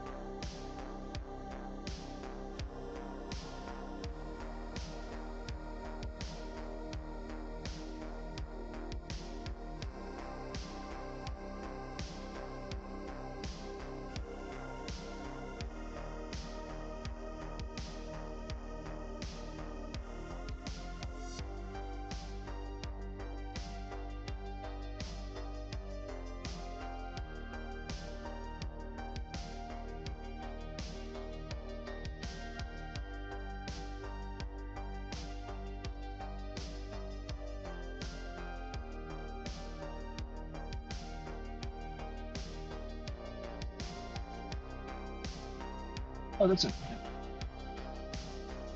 Turn this off.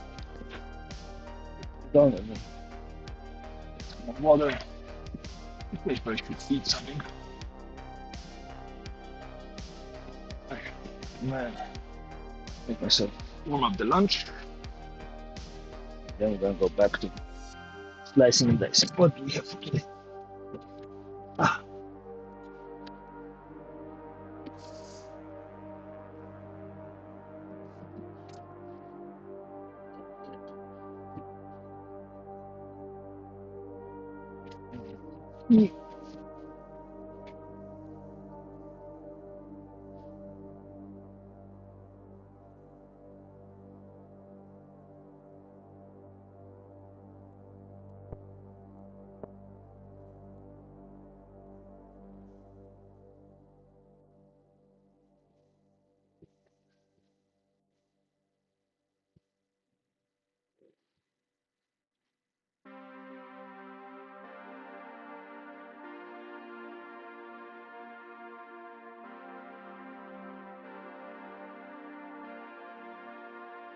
No wonder you guys are not charging. You're not plugged in.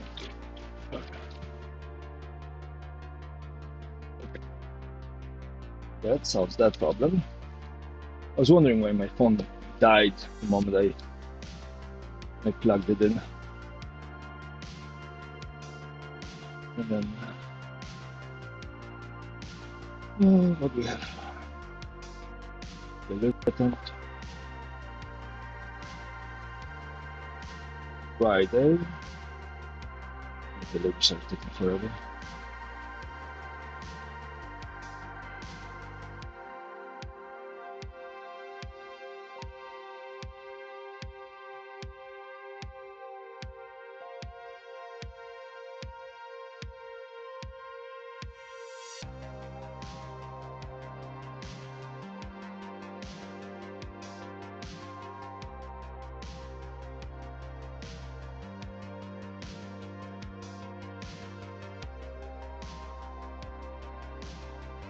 What's going on with my deliveries? When are you guys coming?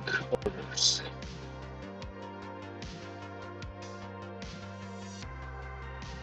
Arriving today. Arriving today. Friday.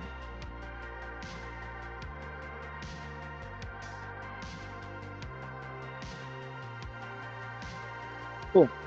Okay. We are getting our pocket hole job bit today. Let's see. This is charging. Ooh.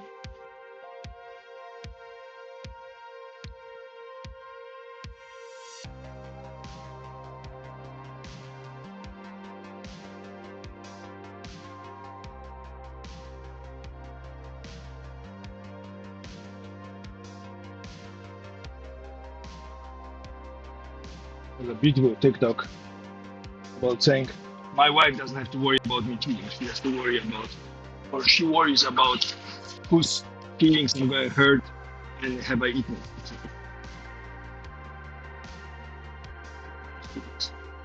I'm going to get off mic so I can just sit down, eat, and relax. You guys start saying really important things, I will perk up and read them. But lunch is at 10 minutes my day. I just can't steer through my food and not worry about the world's problems. We're gonna restart the production in about 10-15 minutes. So, cool.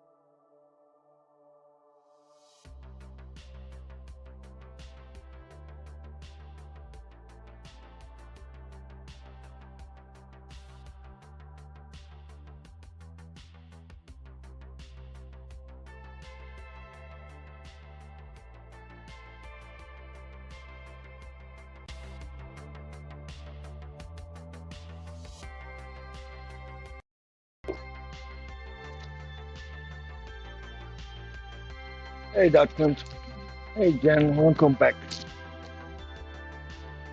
Oh, welcome back to the chat.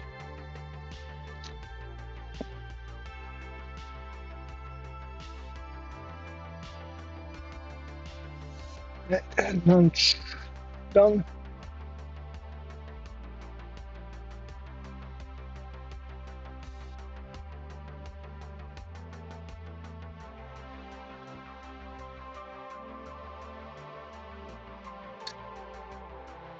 Refill water and do dishes. And then we can go back to grind, grind, grind, grind, grind.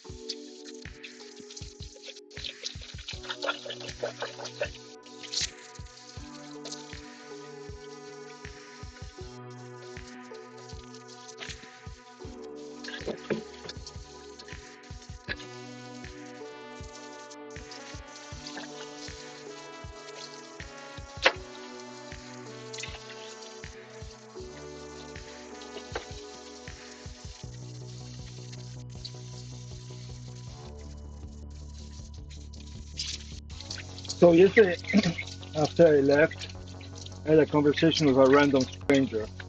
So between yesterday when I left and today when I came in, the conversation with a stranger. He said, to ask me like, what I do, and I gave them the YouTube address. And like, hey, look, I stream my work woodworking on YouTube, and they're like, well, have you heard of Twitch?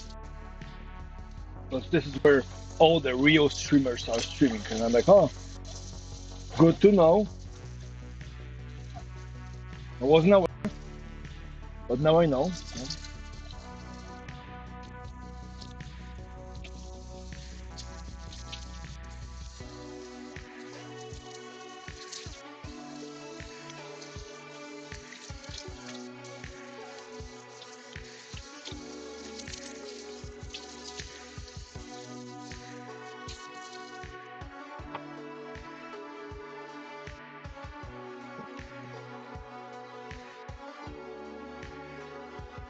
I don't know if you guys are aware of the fact that there's another platform for streaming.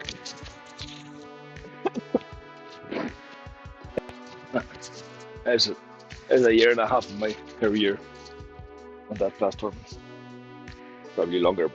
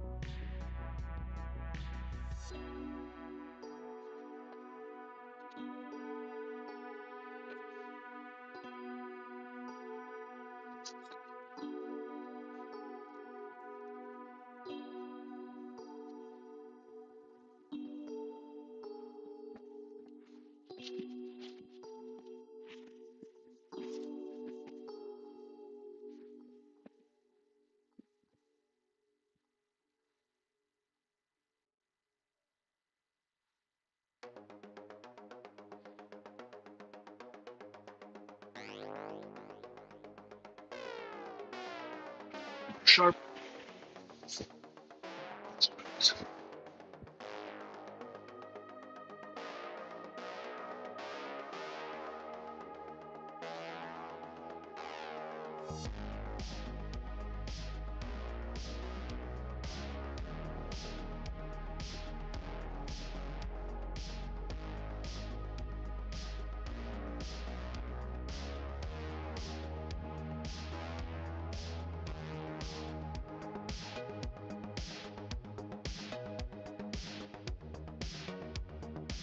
My rhythm.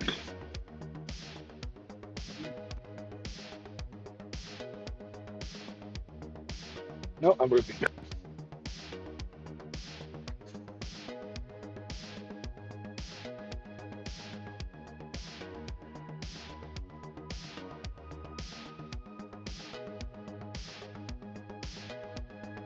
The problem are right here.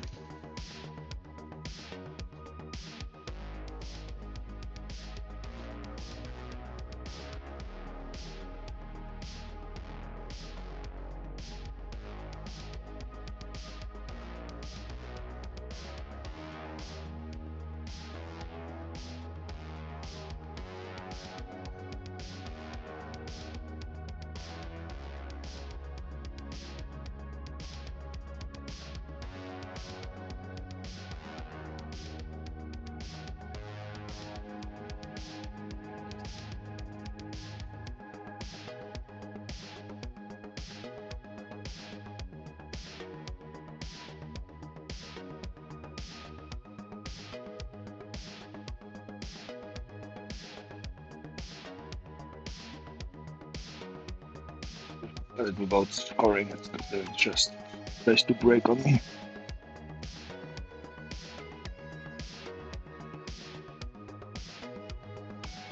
Oh, beautiful. So, up piezo blade or plain blade.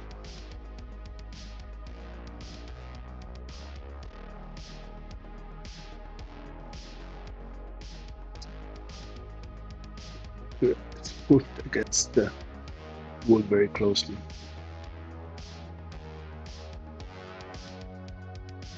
Oh, amazing.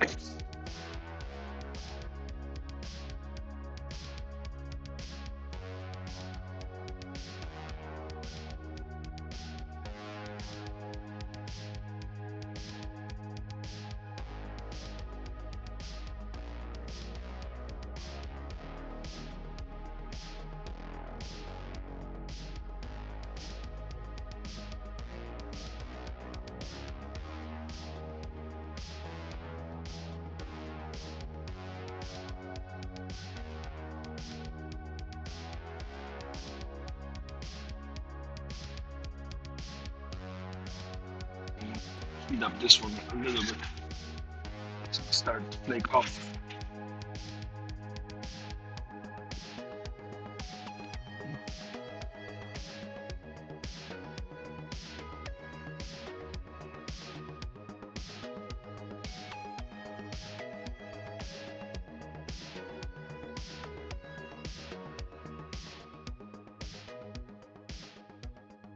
It's got a little crumbly on the back. Why?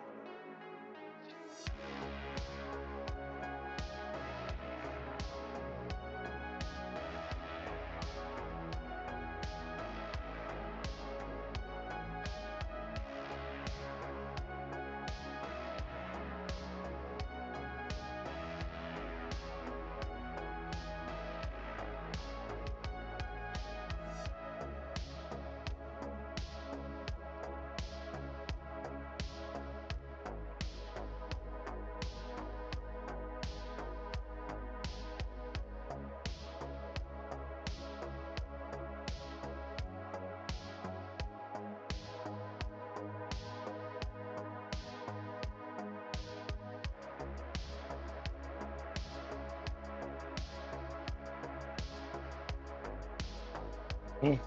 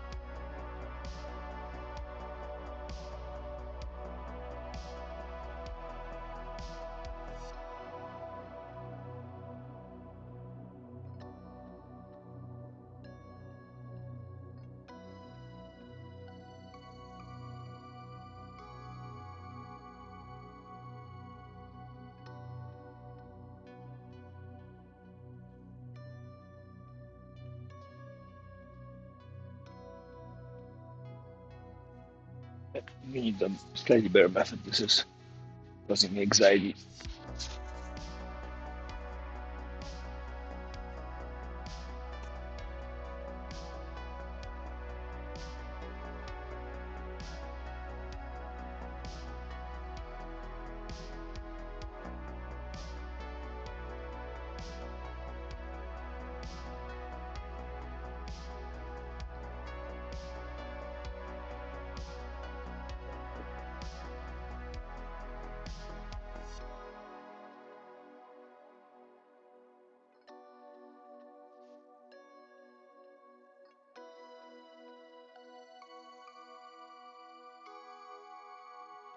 Oh, oh, oh, bummer.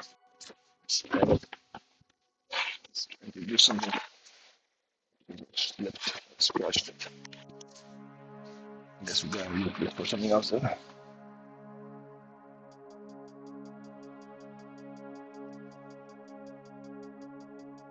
Yeah, it's a big enough catch. Alright, so this is getting, I have to get upcycled.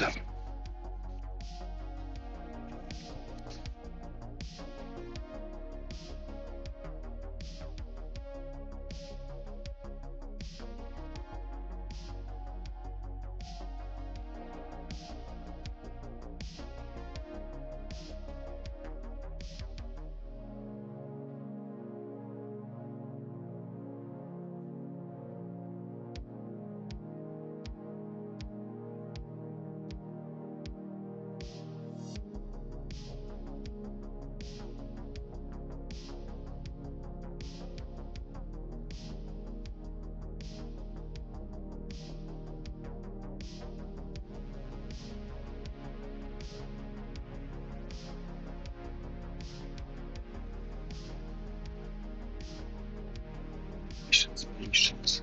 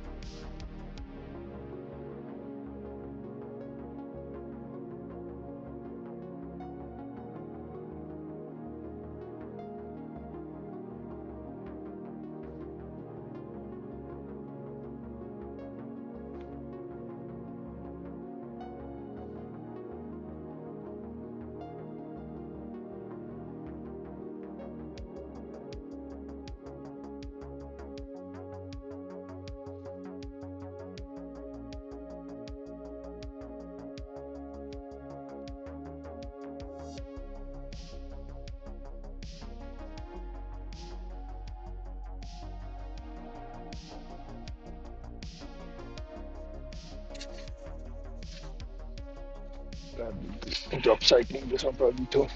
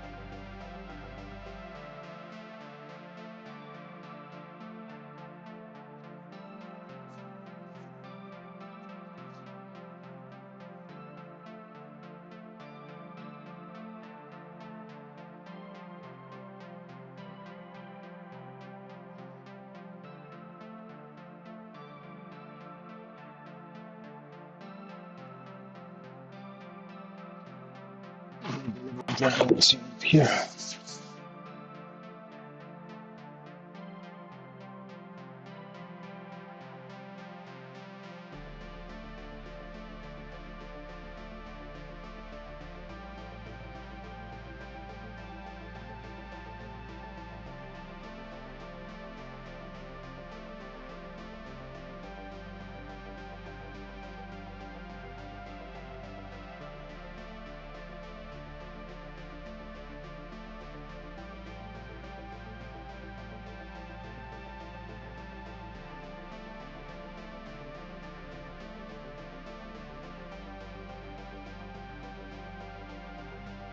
Here, push the glue a little too hard. Seems to be getting all the sides. I'm going to pull the veneer, the sides of the panels.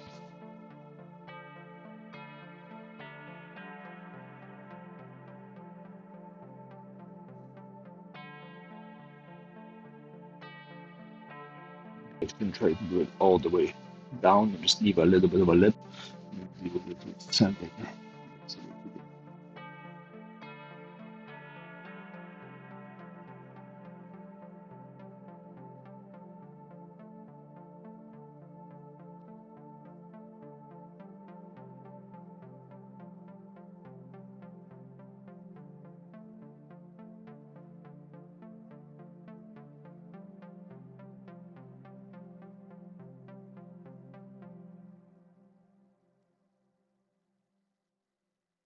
But we learn how much force is appropriate for this.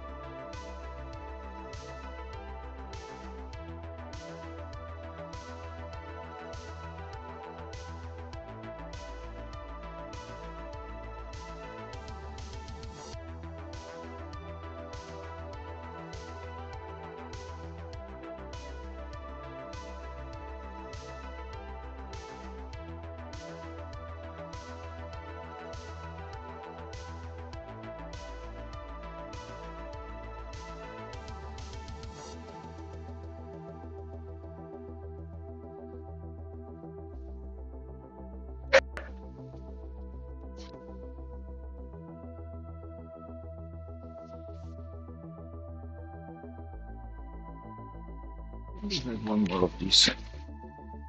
Having a little bit more flat, a little purple.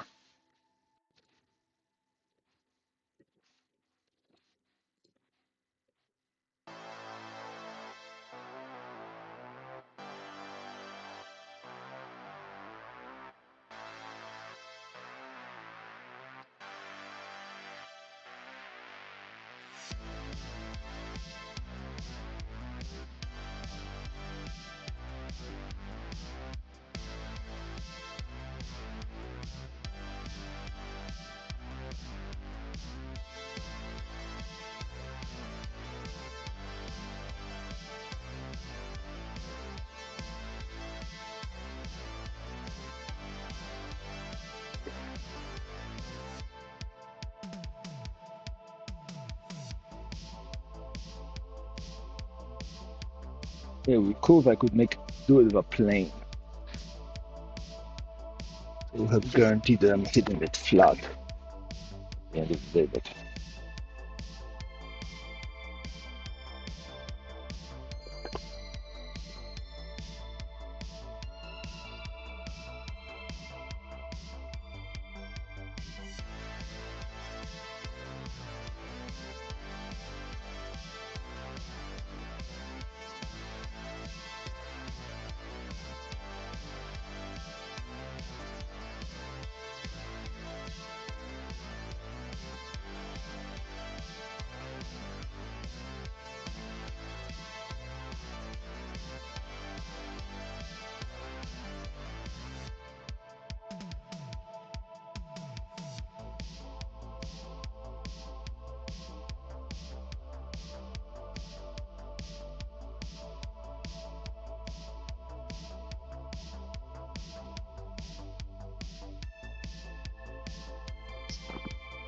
much lower volume drops. Okay, about you.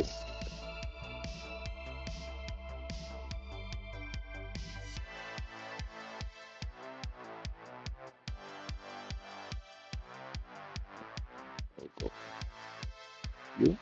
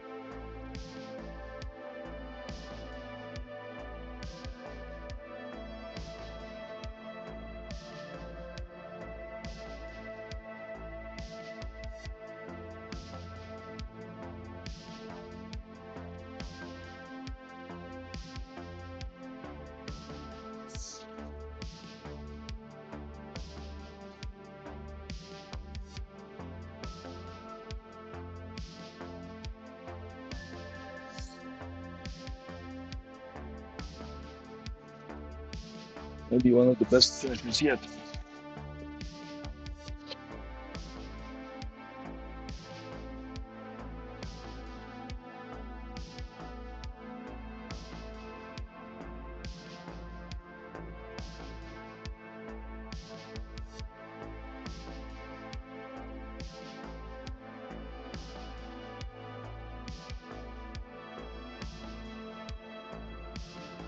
One of the other blades.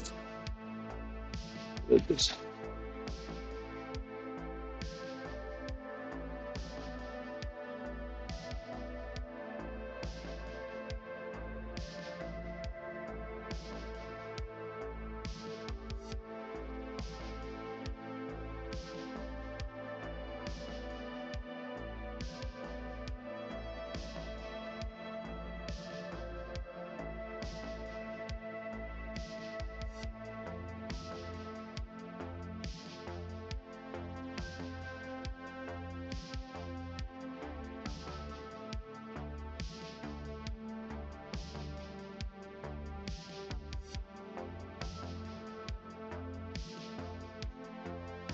Oh, this one's not sharp enough.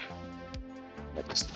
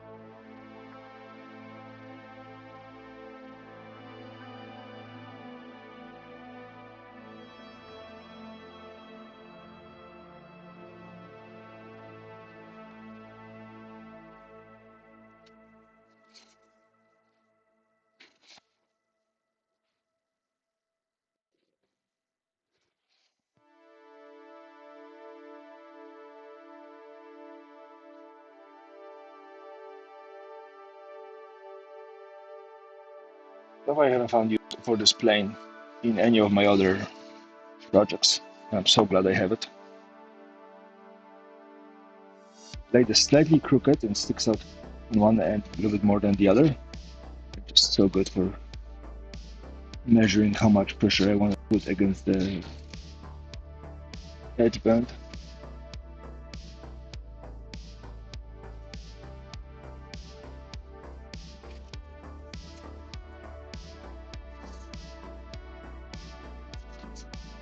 Nice, smooth finish.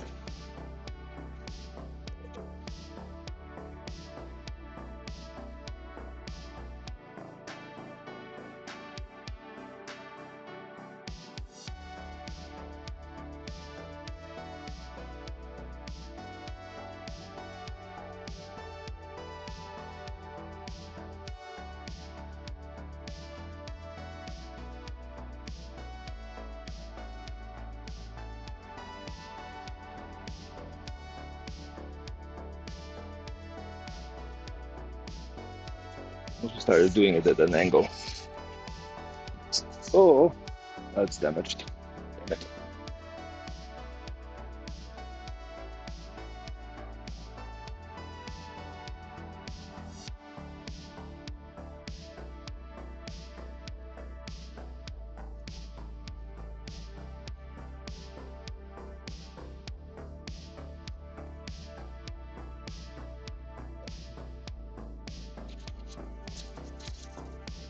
Maybe you can use it for a top or a bottom of a cabinet.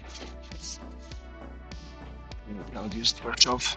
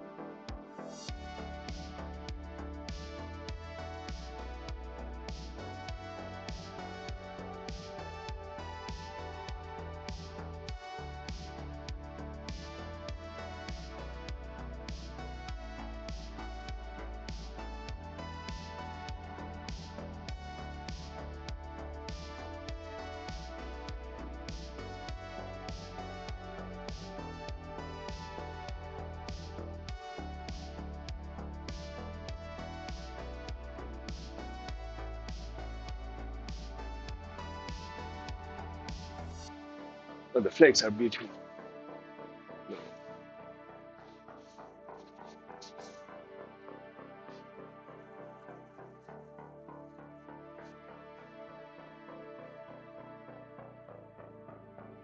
Yes. Let's go for tops and bottoms. We have 8 tops and bottoms. We have 8 things we can hide well enough. Well, tops we can only hide really 4.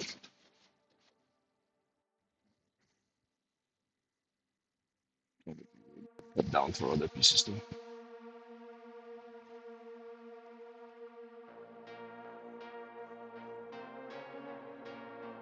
Need to get more planes.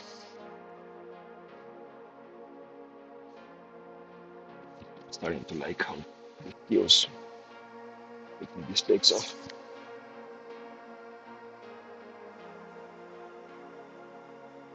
They should just build plane for just this purpose.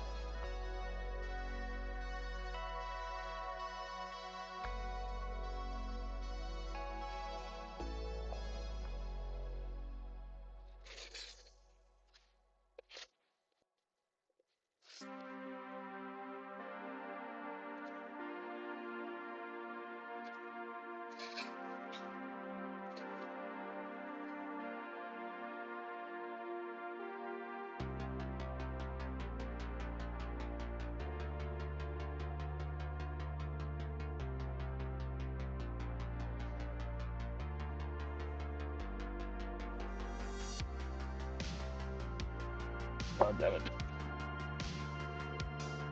Peeled. Yeah, this hole just peels. Ah! I'm gonna cut it down to reapply the veneer.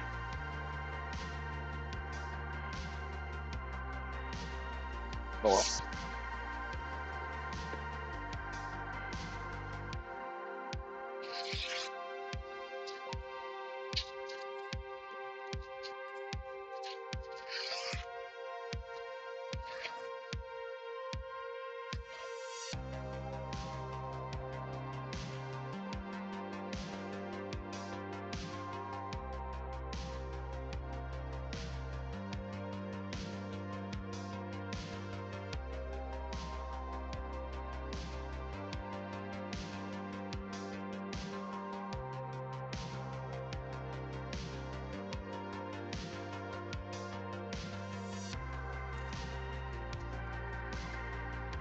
Damn it. Again, we need to cut them down, so I have some wiggle room to fix it afterwards. Oh, veneer thing. Edge bending. Tricky.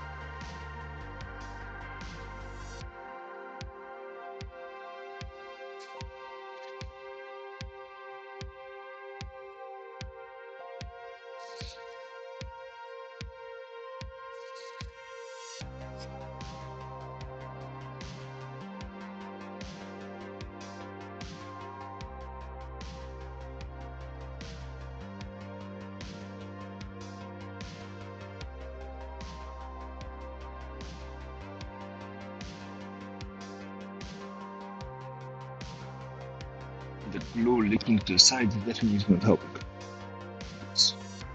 Like right now, it's just pulling the veneer right off. The veneer of the plywood, not the edge bending.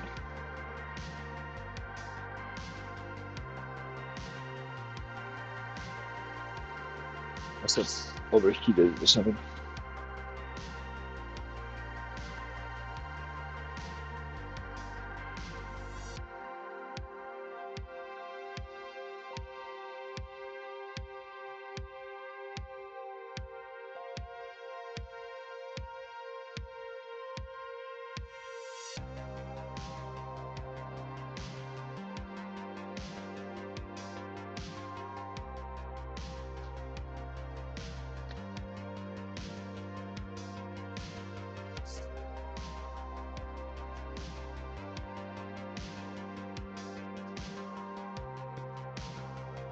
Nice when I can save it. Going too far.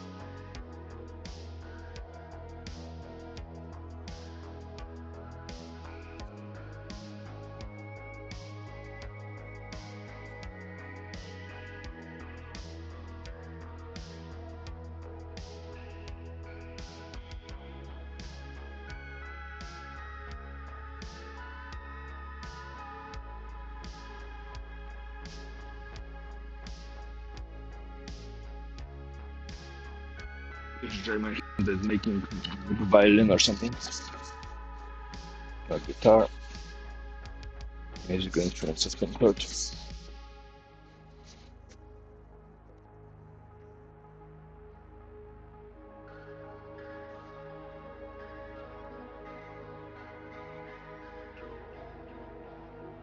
I do like having wood shavings around. I feel like I'm doing something.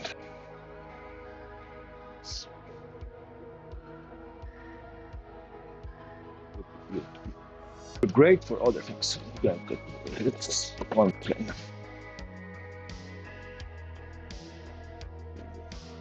But I have a chance to dig into the material.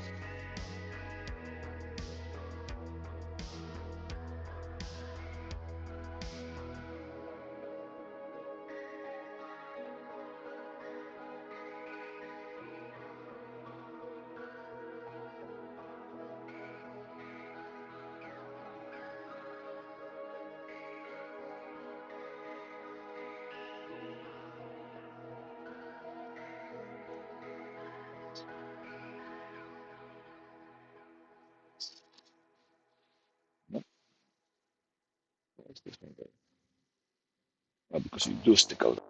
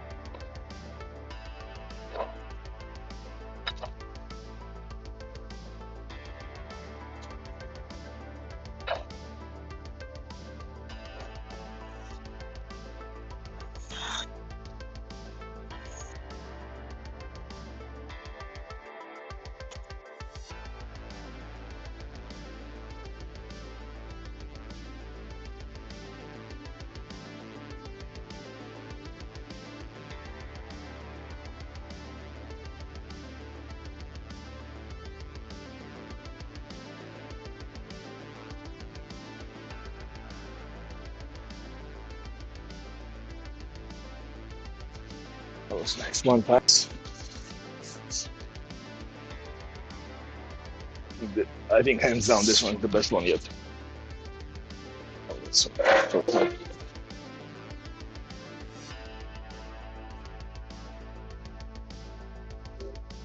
Couple that need a little attention.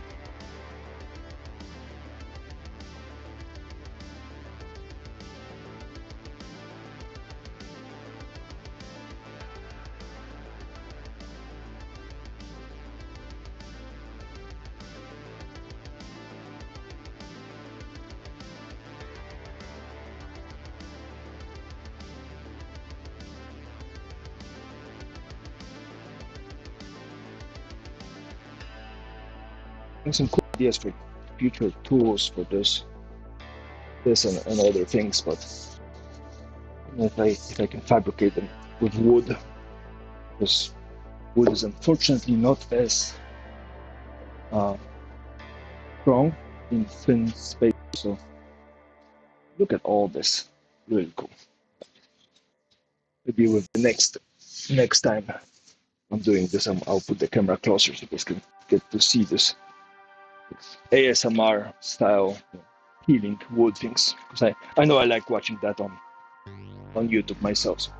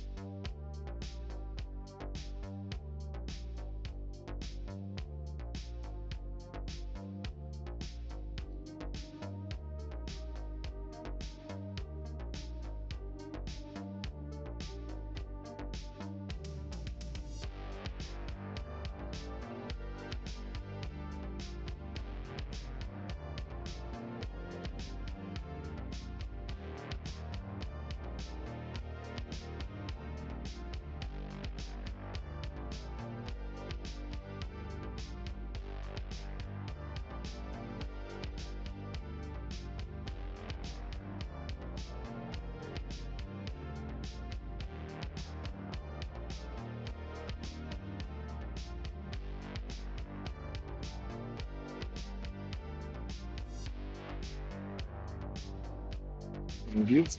Oh, we just needed to press you down a little bit. So this plane works really well, and this one does very well.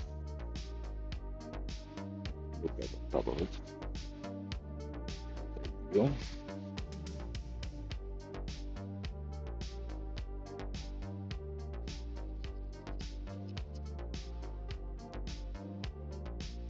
You buy a cheap plane, you flatten the bottom of the plane.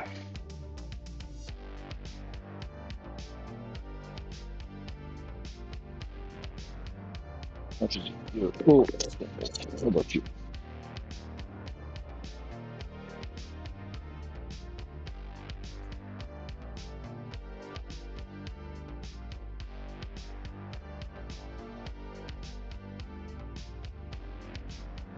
Okay, need to be flattened too.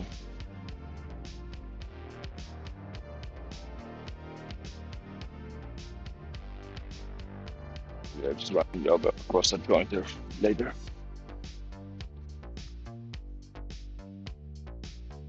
So.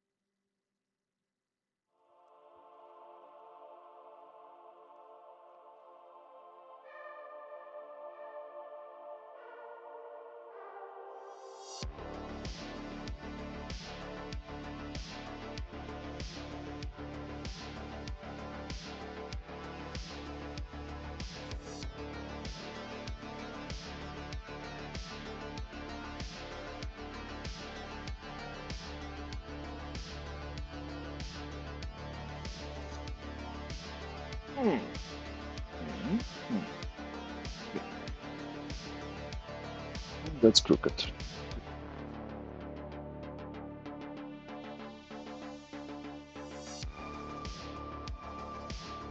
Oh, two more options.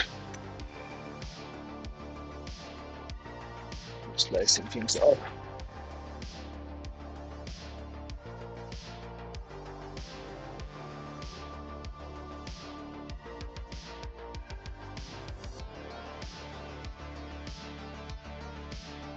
Not square. Oh well, right. We need to heat this up. So what arrows we are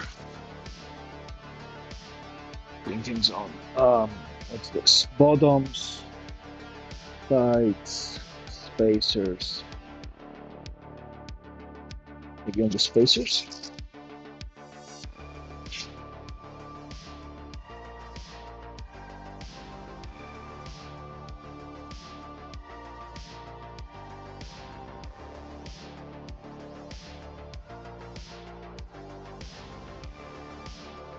Here it's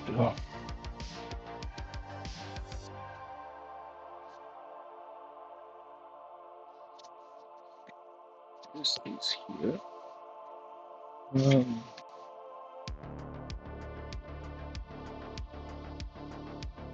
Let's do the sides.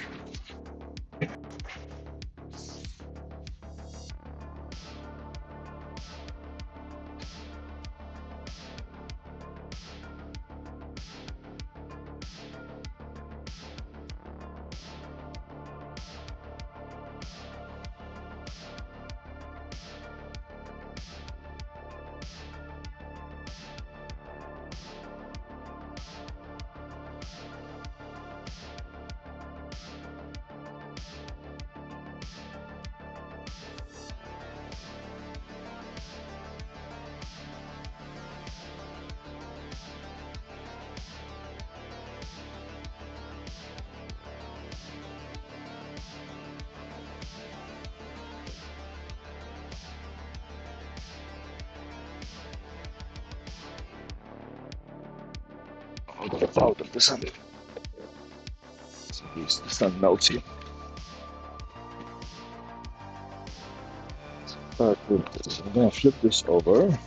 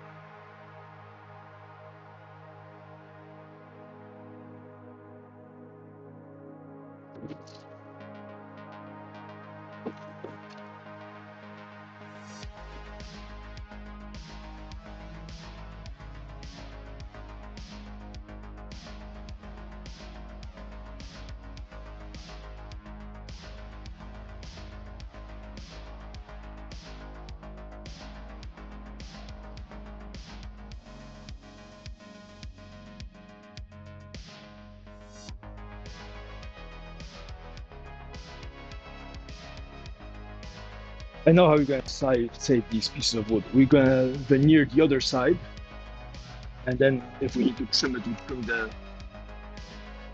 previous veneer. Right. We need a jig for putting the wood in. Yeah, jig for that. Like a station.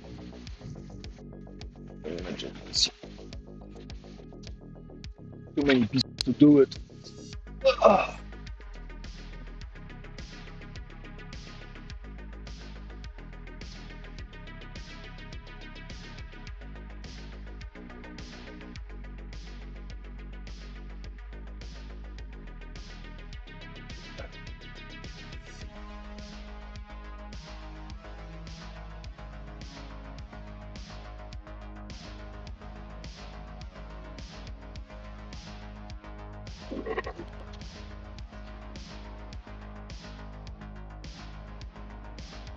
I lost there's something.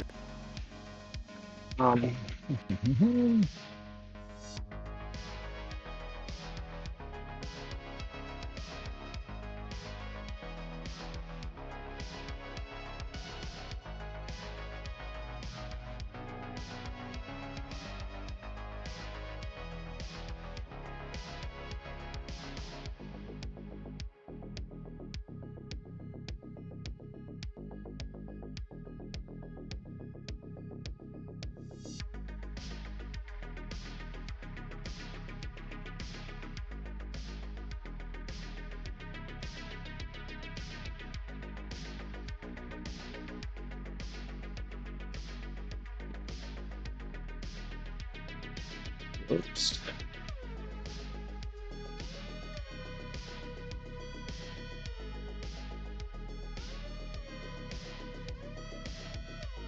Something that won't scratch up the surface.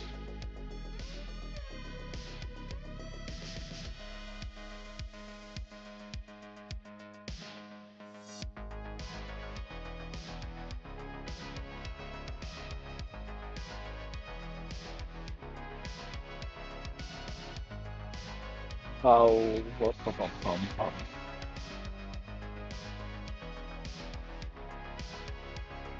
scratch up the surface.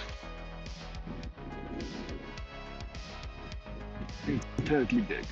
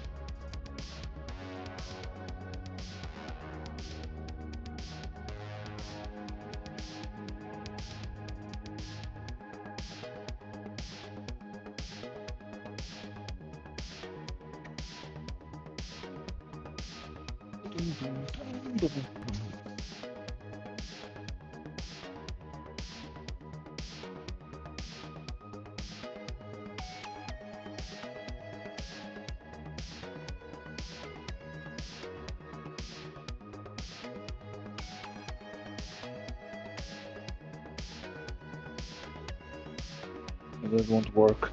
Oh well. I'll let my brain work on it. Oh, okay. What are we doing?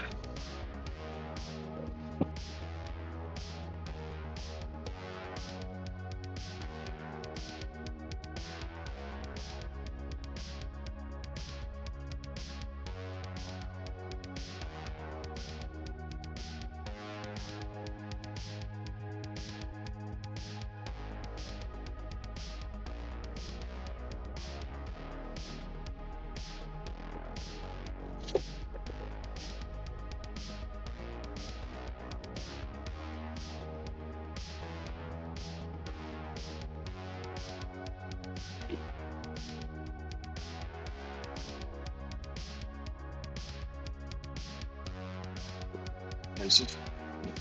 That's the near the other side. And let's do that to the all the other ones that are slicing. Just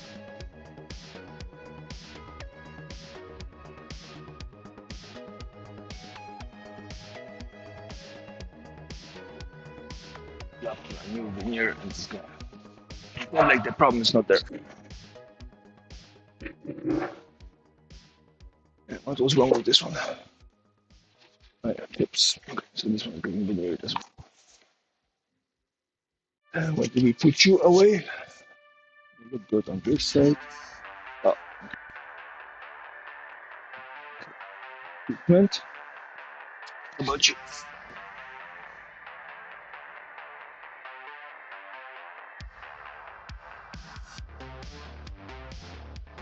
Oh, yeah, damn it.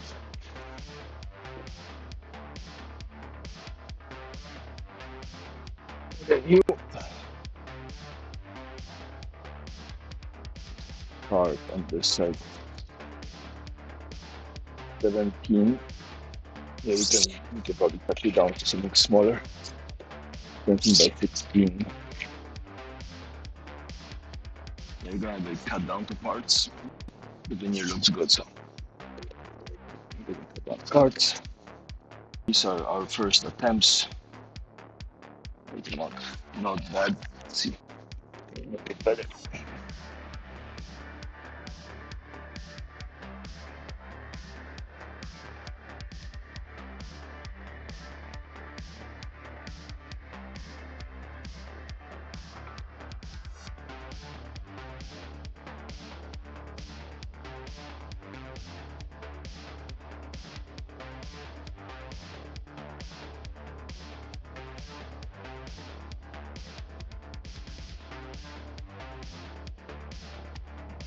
This. Oops. about this one.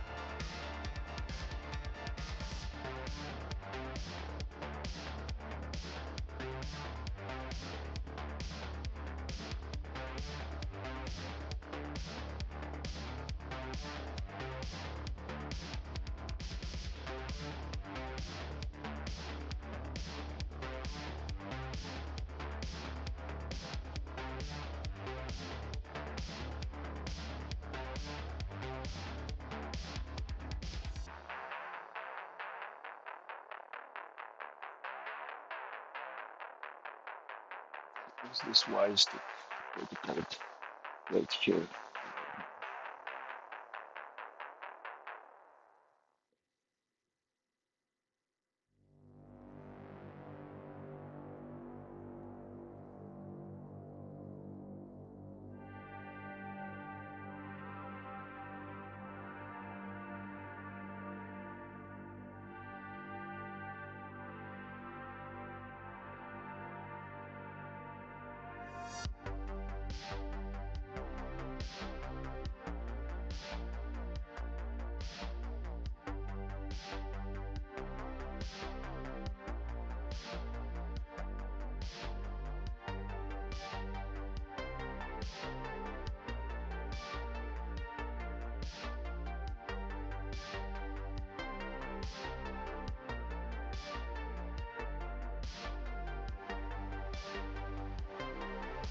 Not exactly.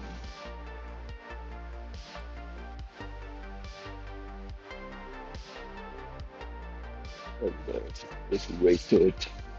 Yes.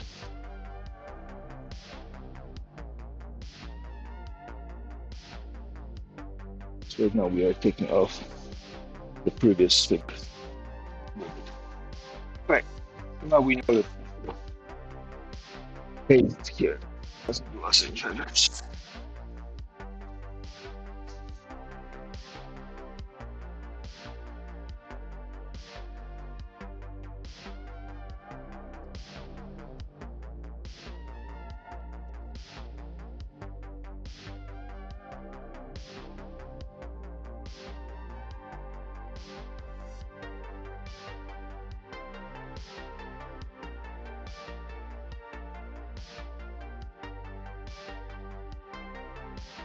Well, that was easy.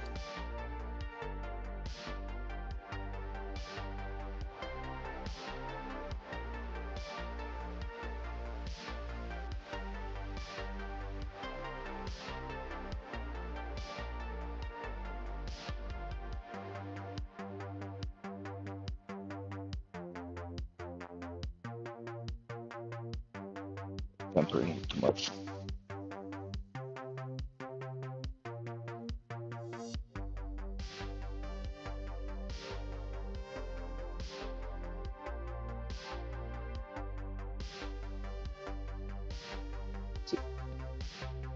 Damn.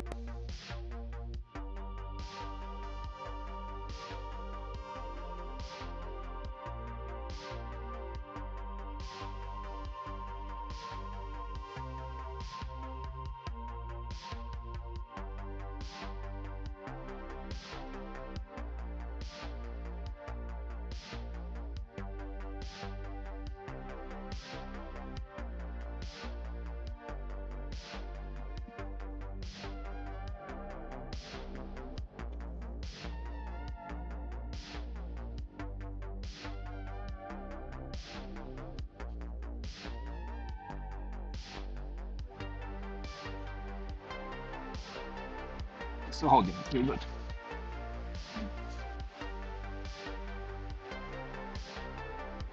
That's enough.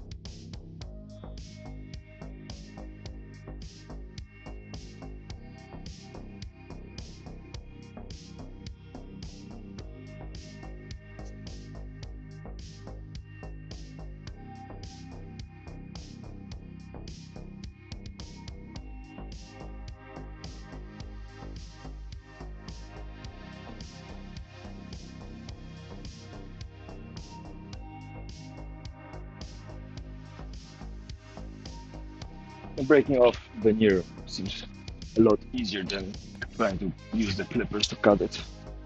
Use a little bit of a rougher edge, but breaks relatively straight. So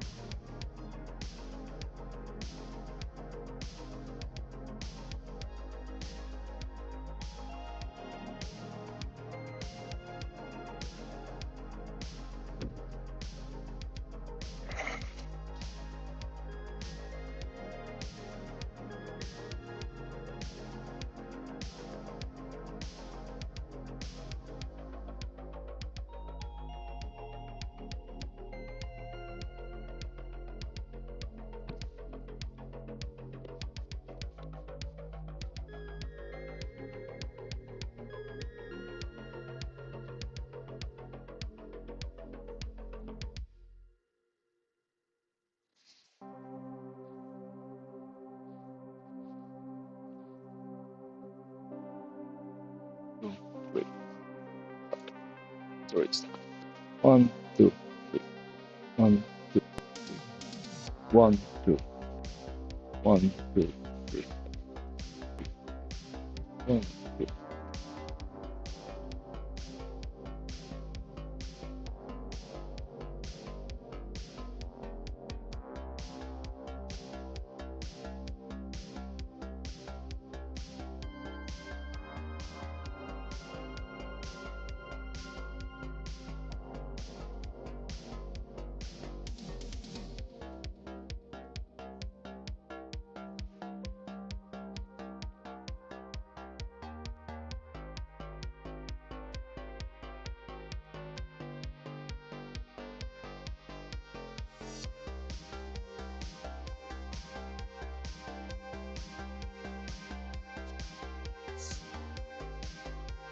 Okay, this is annoying.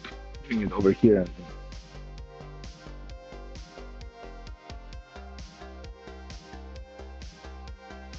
I don't like annoying.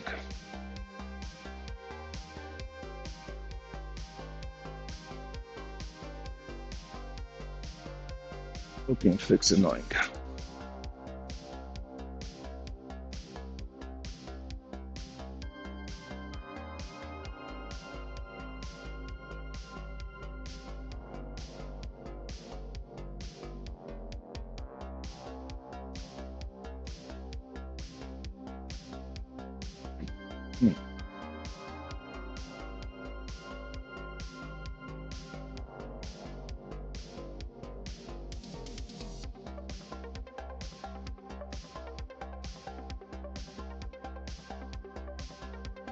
Up here is going to be low, annoying for height.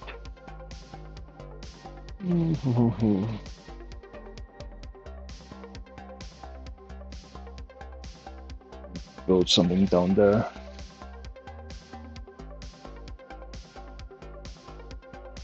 I feel like building it right now. Hello, pegboard. Let's stack this on pegs. Perfect. Okay, put this. I will put you down. You down here.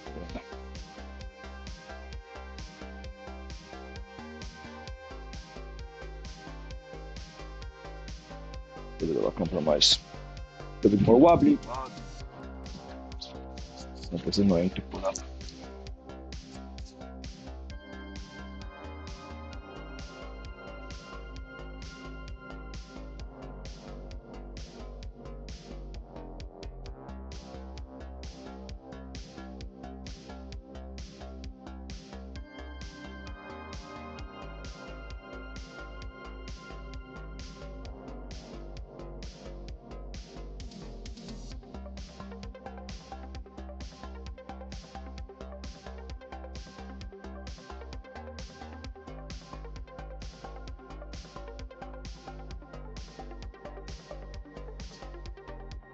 Oh, just veneering or bending to the zero. Don't worry, I'll be loud soon enough. I'll be loud soon enough. I'm only 12 feet in. I have another 13.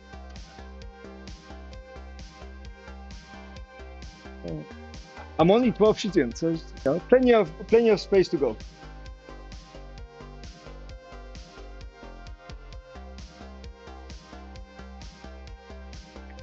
Workbench with a side base. Let's put it on the list of things I could build for myself. Workbench with like a little tower side base.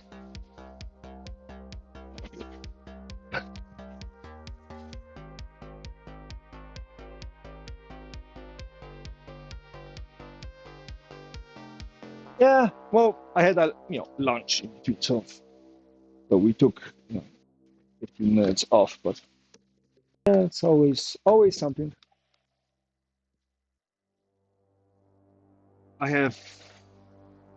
It's 6. I have 4 more hours of work today.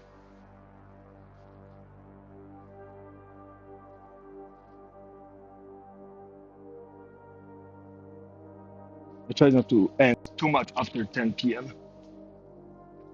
My wife gets upset.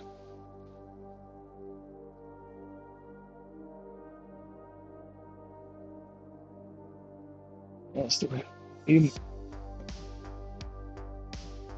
The year is coming on pretty good, so. And then I think I got the way to trim it down.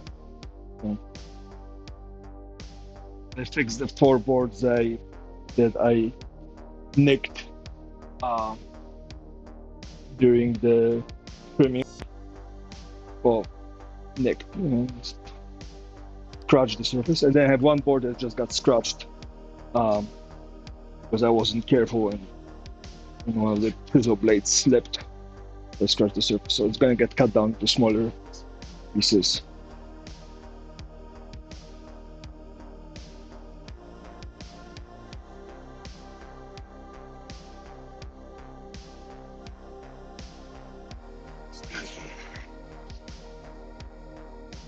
But definitely veneering before I start any assembly because it adds thickness, it adds all the other things to it. Pocket holes is going to be the next big thing. Because I'm going to try to do. So this kitchen is an L shape with an island. So the plan is to do one side of the L bottoms, second side of the L bottoms, and the tops, and then the island. Or if the client gets the countertop for the island ahead of schedule, then I'll build the island and then the uppers. So as far as yesterday went, they were still fixing the ceiling, so drywall and painting the ceiling, so yeah, no delivery meet, just yet. But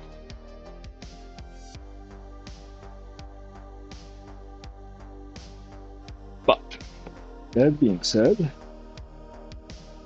for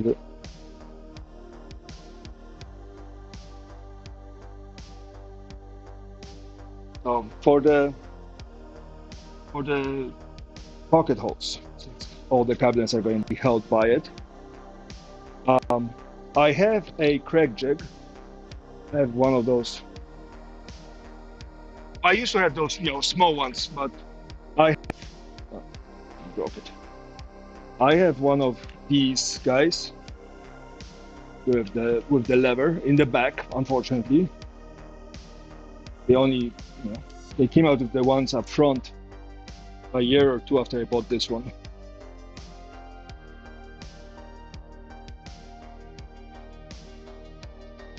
But you put your board, slam it close. So I have one of those. Highly recommend if you find it on sale somewhere. Highly recommend. Full price is I don't know how much. It's a little over $100, I think. If you're doing a lot, maybe. But I'm going to have to do a lot. So the back, the bottom, the back, and the stretchers on top are going to be the only things with pocket holes. Sides are not, because the cabinets are going to be independent, so they're probably going to end up getting moved at some point. So I try to avoid pocket holes on the sides. So the bottom is going to have a standard 24-inch bottom. Is going to have probably 3 to 4, and then 3 in the back. We're talking 10 pocket holes. The bottom, the sides are going to, the back is 30 inches, so it's going to probably have 5 on each side. So this plus the top, that's the stretchers. So, we're looking at 30 pocket holes per cabinet. I have to do 14. Some of them are bigger, some of them are smaller, some of them don't have a back, like the sink one. So, but it's still 300 plus pocket holes. And the options are that handheld thing. I'm not going down to a small one that you have to, clamp down, because that just takes too much time and effort. Time is, at this point, time is of the essence. So that's one option. Option number 2 is to get a crack jig Foreman, but everybody who used that one um, says that the old version was better than the new one. And for those of you who don't know what it is, it's a machine where you put your board down, you pull a lever, and it drills a pocket hole for you. Clamps it down and drills a pocket hole for you, which saves you the whole move the board, clamp it, drill, unclamp it, whatever. So you just can't stay. But it's $400, and people say not. They the other option is an old border cable, or recently produced under Castle, I think it's called. It's a whole machine using a router rather than drills. So that's other option, but that's $1,000 or $2,000. So I can't swallow that. So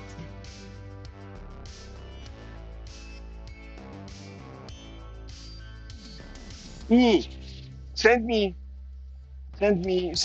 a link. I'm always looking for new jigs. If I cannot, if I don't buy it, I always will have it in mind. So if you can recommend something, oh yeah. I don't know if you can send me messages on YouTube. If you post a link in chat, YouTube might get upset. Plus, I will have to go to the computer and trying to copy and whatnot. So you can email me if you're willing, or message me on Discord, or there's a bunch of ways to do it. But if you have a cool piece of equipment that you like, yeah, it's cheaper, but it works fantastic, I'm all ears. So if you want to email me, I'm at qqswood@gmail.com. Quebec Sierra Whiskey October Delta @gmail.com. Oh, don't. If you don't have it right in front of you, don't worry about it. But if you remember and you have the spare time, I'm always ears. Again, most of the things I buy that are pretty cool and have worked out so far are from AliExpress. Cheaper. I mean, again, you have to be careful. Sometimes things look like they're going to be metal and they're made out of plastic. So every now and then you get that. But if you have a couple of bucks to risk for a piece of equipment, plus this is where I get all my router bits and all my CNC bits. Because even if they're a little worse, they're just that much cheaper. Like my CNC bits, I buy them in bulks of 10 or 20, and I buy them at this point probably 1/5 of the price that they're on Amazon, not to mention Home Depot.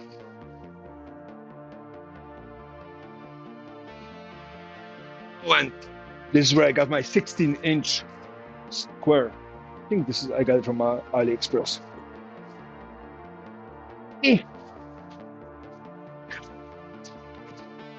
you have cool stuff? I want to know about it. Cool stuff is always nice.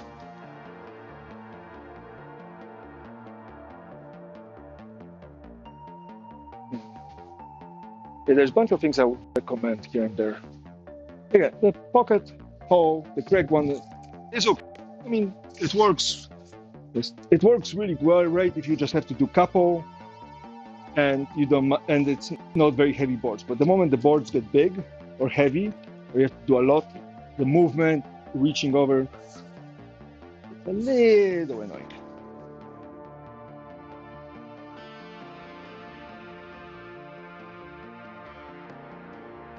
And I looked at the drawers are going to be half an inch plywood. So I looked at the crack jig micro. That looks kind of interesting. The super small bit and smaller screws.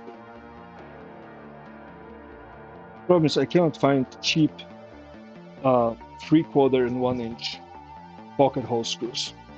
1 1/4, which is designed for The 3/4 inch material is great. 1 inch, or so I'm just gonna probably put just assembly screws, cabinet assembly screws in the pocket holes, or come up with some kind of joinery for the plywood to maintain the stability.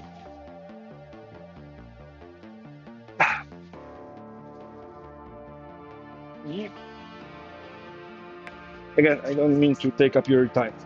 I get excited about loot or gear. When I gamed, it was loot. Now then, woodworking gear, but I don't want to. I don't mean to take up all your time. Do so. That I'm here almost every single day. So always find another time.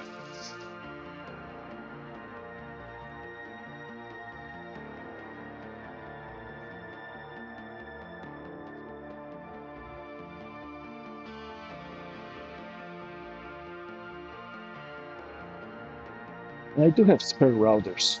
What do you think of it? I have an old Makita, and I have an old. Well, old. I have a router that came with my CNC machine before I put a spindle on it. I have routers to make the holes. The routers aren't, even super cheap routers aren't very expensive. So putting a straight bit into it just so it makes a low angled hole. Then we would have to buy like a cheap Dremel or something to make the screw opening. So people do it online. I've never had the machine like this in my hand, so I don't know what I'm looking at. We'll figure it out. We still have a day or two before I need to do pocket holes. I still have to figure out how I'm going to be putting all of this together. All the pieces are oversized. Well, except the sides. The sides are because the sides are what they have to be. But all the internals are a little oversized, like the tops, the couple stretches I made, the shelves. Everything is, the bottoms are all oversized. I haven't figured out. Well, I know how I would like to put it together, but I'm constantly looking up other people making cabinets, trying to figure out if there's an elegant way to do it without having too many machines or too many router bits. I mean, putting finger joints or dovetails on the drawers is interesting, just promise I have to do a lot of drawers. Let's see how that goes.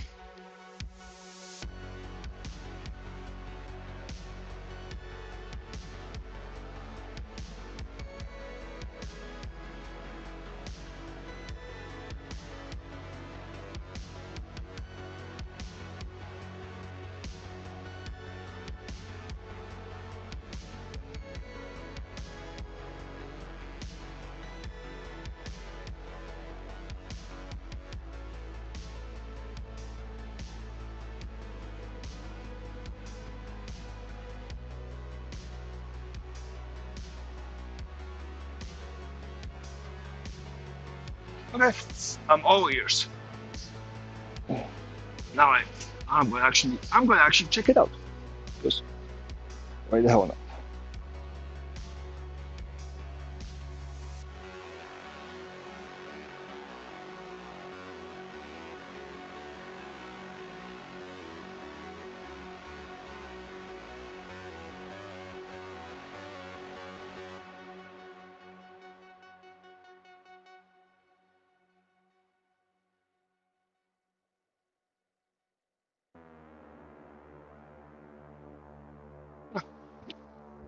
I get too excited. Yeah. Oh, I hear him beeping. This is my friend beeping.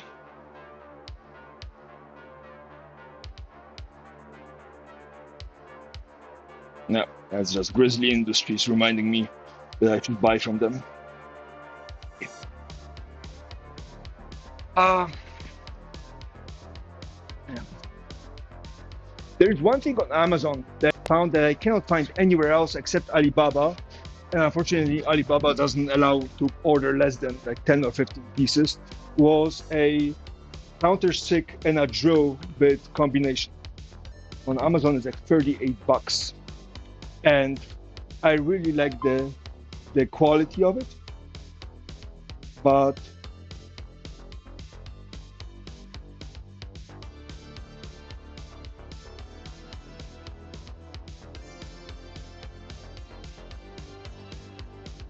everybody wants something from me. Uh, but if you ever get your chance to get one of these by accident, somebody drops one in your lap, I I I can say a bunch of positive things. Although, again, it's made in Korea, so I'm hoping when I go to Japan, I'll be able to find cheaper version of it. But it looks like this. I mean, they have a bunch of those, and I have a bunch of cheap ones that are really good. But this one so far has been hitting a spot for me because it allows adjusting the chamfered piece in. Unfortunately, this is $38 on Amazon. So there's some cheaper options that I highly recommend. There are some I wouldn't, but yeah, that one. You guys start talking about gear, I'm going to get distracted again, and I have veneering to do. Edge veneering. So.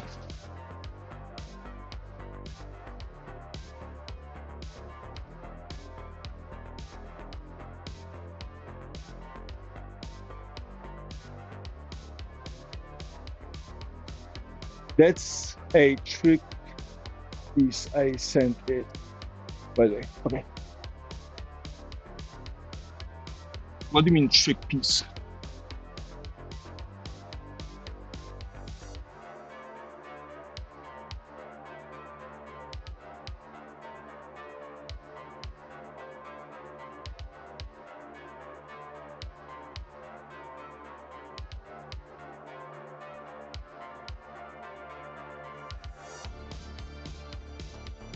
Well, maybe my Gmail doesn't like you or something.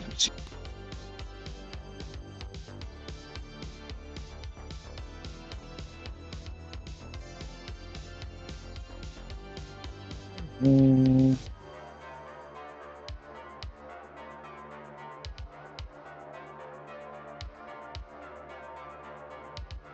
Yeah. Well, so I haven't gotten it yet, but yeah, Gmail is doing what?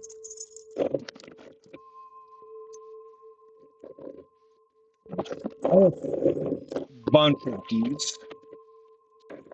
This one and where's the last one?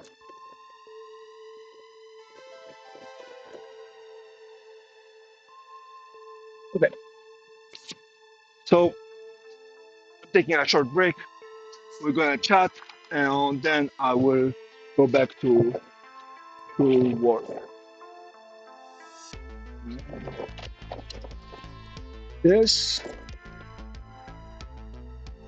Oh, the counter checks. There's a bunch of options of that, and I'm not gonna get into those. But let me show you the ones that I have tried and so far. And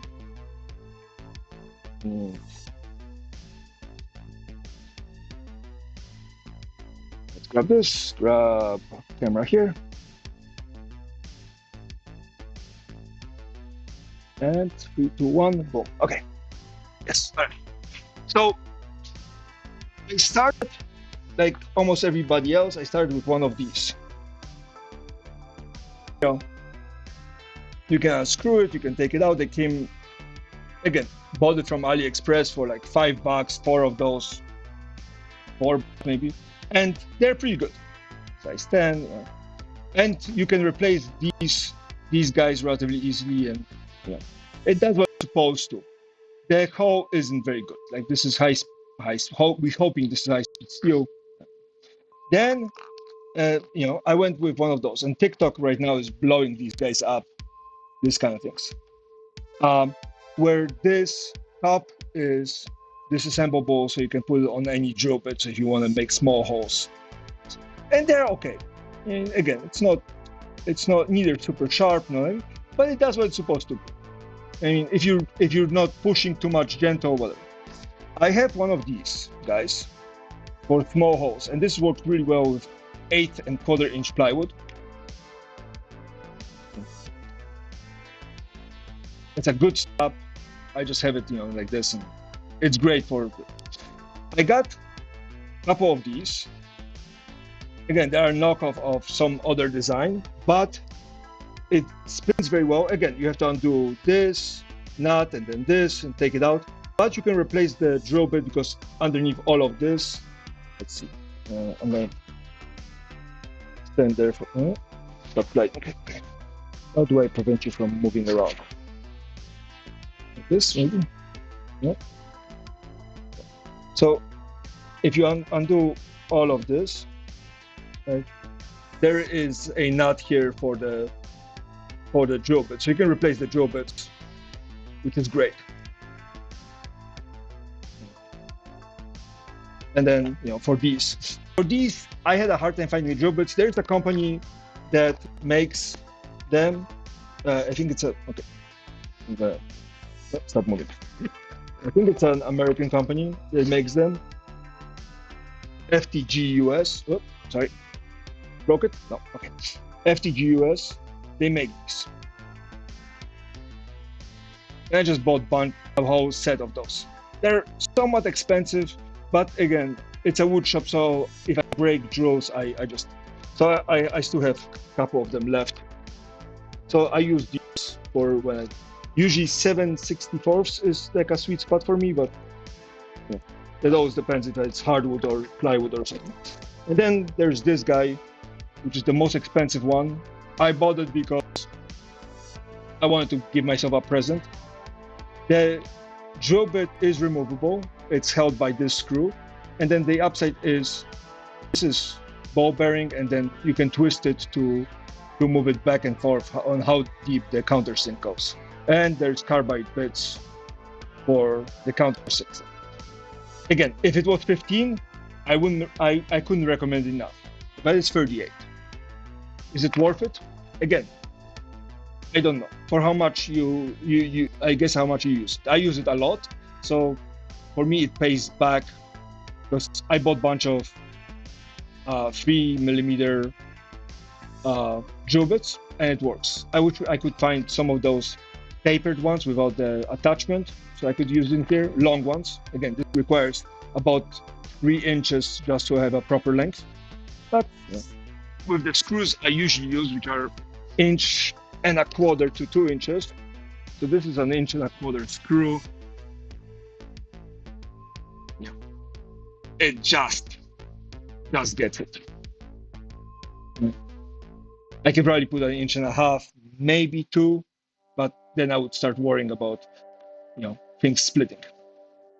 I would wish I could buy these. Again, Alibaba has these, but Alibaba is problematic because it doesn't have a very easy payment system. Shipping is done by freight. It's a wholesale supplier, so. But they have those. Unfortunately, you have to buy 10. And at 10, it becomes like $150 plus shipping, plus taxes, plus duties, and then now we have the tariffs on China. So 38 is it's not bad for a tool, but yeah, right. So like one of my favorite examples. One of my favorite examples of price versus quality is these two guys. Both are dovetail paring chisels, right? Slightly thicker, slightly thinner, whatever, but much older handle, brand new. This one was $6, $7, $5, and this one was 140. Well, with the conversion rate when I bought it was like about 110. And honestly, I like this one better than this one. We could sharp both of them if you sharpen them up. I think this one is slightly better steel, but it's not 20 times better steel. Right? So that's one of those beautiful examples. And my whole drawer, except this chisel, and this chisel, everything else is bought used or at a swap meet or whatever. And most of those are, but I need to buy more of these guys. But yeah, that's a whole other thing. But same thing comes with the saws, right? I have a whole drawer here, but you have those woodcraft sells these or Amazon, Japanese saws, two companies. This is Razor Saw and Suiza, and I bought them for on sale about $20 each. They're not bad. And then I have this fucker that I bought for $6. Teeth aren't as fine, whatever, but it saws. Same with, let's see, can I reach and grab the thing that I want to reach? Or is this a hopeless thing? Yeah. Hey. No. Okay. Oh, no. Okay. Yeah, I hate this plywood. I need to move it. It's getting on my nerves. Seriously.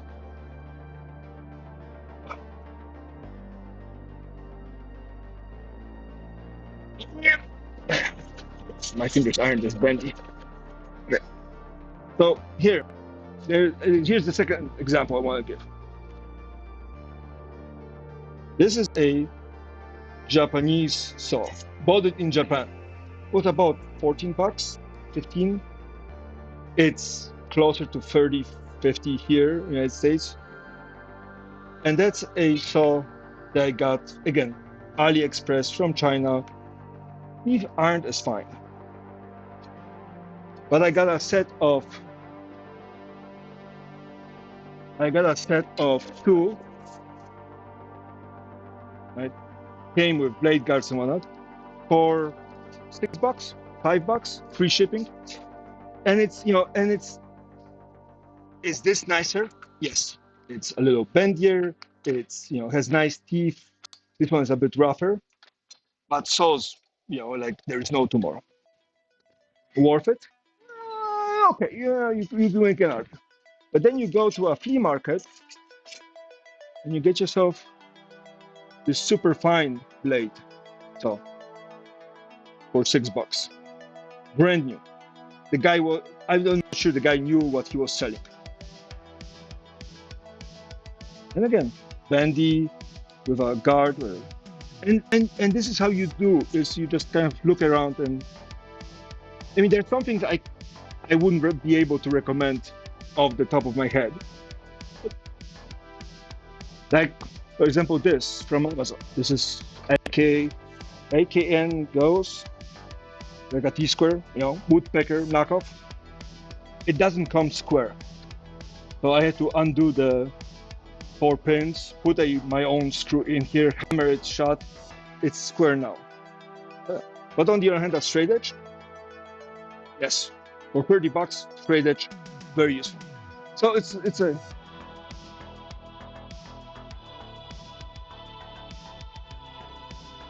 yeah, exactly.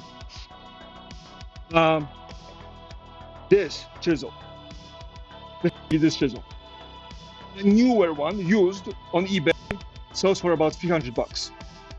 I bought this one for 10, 11, maybe. And again, so there are things that are just fantastic, right? But there are things that are pretty. Japanese made marking knife. Don't recommend it. It's like $25, whatever. But you go to Japan, you get one of those. Great. Or if you can't or won't, Woodcraft sells one of these. $18 on sale when it was. Like so you can get really good things for half or none of the money at all. And again, there are some things I just cannot recommend, and I don't like going like, that's a piece of equipment I wouldn't recommend. But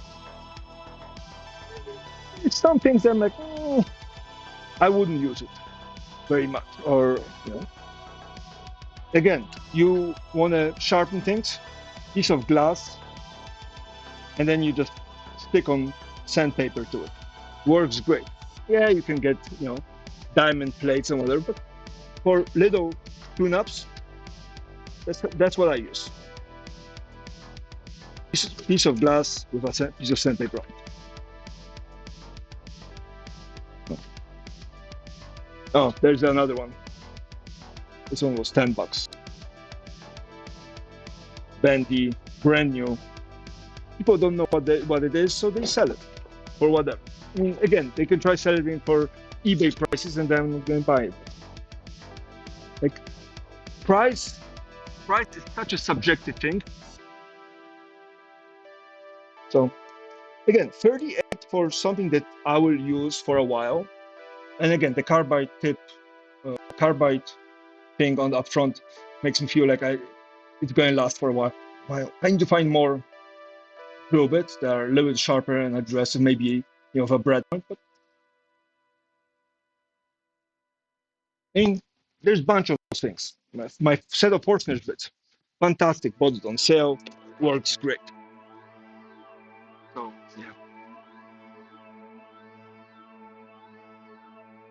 yeah, exactly right. It works. Hell, my best saw for a while till last year was this.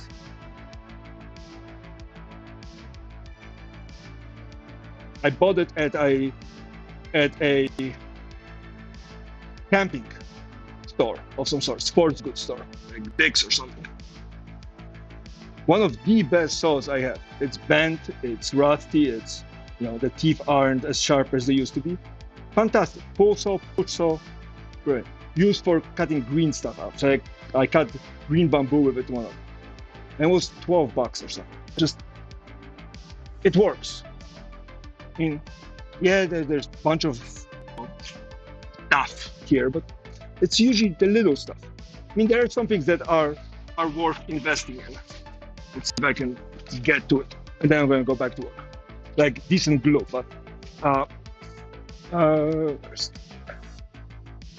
not here. Here. I think this by Night Owl is a set of Brad points. That I bought new, and I'm very happy with it. Okay, that won't close now, and whatever. But tampering tools, not recommended. And then I can genuinely say that that was pretty good purchase. Set of Forstner's bits for the cable. No issues so far. So so it's like some old ones. Some work, some don't. I'll fix that later. So it's a lot of those little things.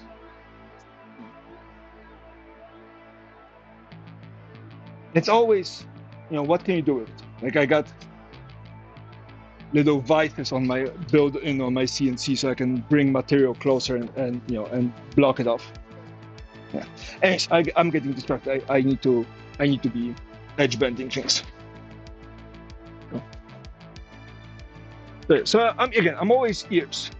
There's a bunch of measuring tools that we can talk about, squares and whatnot, and knockoffs one way or the other that I have tried and they either were square or they weren't. Some of it I recommend. Some of it I'm like, if you have spare money and you're willing to, fuck around, no problem. If you're streaming or you're taking videos of your work and you can find yourself cheap version of these type of connectors, recommend, because they're adjustable, and if they fall apart, again, you bought it super cheap, so you don't care. Like I did streaming on Twitch before I streamed woodworking.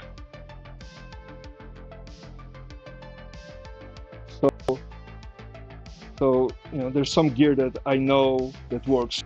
I know my mic sounds horrible, but it's earbuds. I haven't figured out a way to be mic'd and move around the shop. Hey, I can talk your ear off about gear. Hey, Dutchman. I saw you earlier. Welcome back. Oh, something's happening outside. I'm gonna peek outside, make sure the drama is not escalating to the point where I'm gonna have to worry about my shop.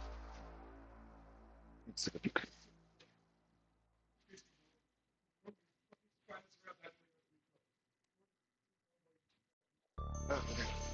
I'm gonna text my neighbor that there's some things are happening.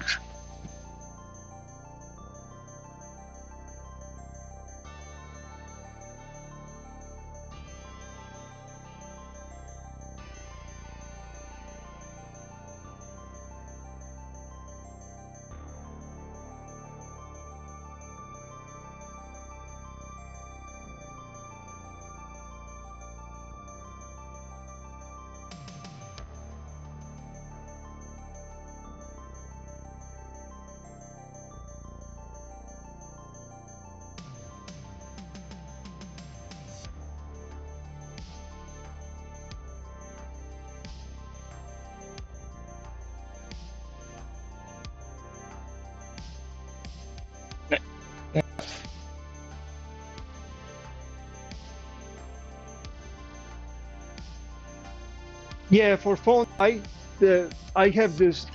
I found a free app. Now I don't know how safe it is. I've been only recently using it. That I use for moving my phone around, and it seems to be doing okay. I tried different ones. This one so far has been the best one because it connects to the Wi-Fi and view my computer. It's called Irium. IRIUN. So iridium, rhodium, iridium, uranium, and neon. So that's the one I'm using when I want to show you guys something.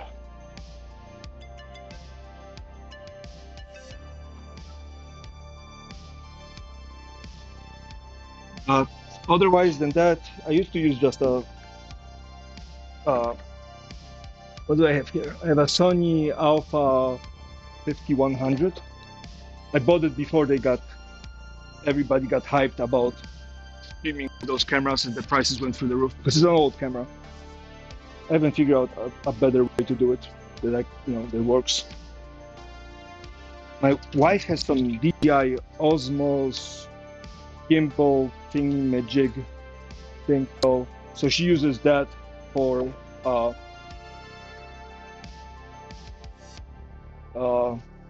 she uses that for her work. That I don't know what she has. She has some gimbals. She's a professional photographer, so so she has gear. Me, I'm like, yeah, maybe this will work. And the Camlink 4K for the interference, but I also have a bunch of those cheap knockoffs of the Camlink that you can get for like $7, and those work just as well. Maybe not 60 frames, but just as well for all the other things. Okay. See what I can peel things off. Let's put some.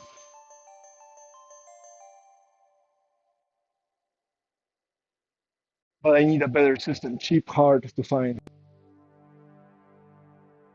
Yeah, well, so if you use a camera with a HDMI output, right? You need some kind of an interface between your USB and the camera.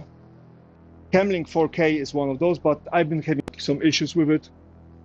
It works because you guys get to see me. But I think it occupies a lot of the bandwidth of that USB and power, so that's that. So there's that, and then it's kind of pricey. But there are cheaper alternatives to it. And now phone cameras are pretty good. So the question is, can you get the most out of your phone camera, right? And that's sometimes limited on the software that operates the software. Now, I'm not Linus Tech Tips, so I won't be able to tell you exactly what to use and how. But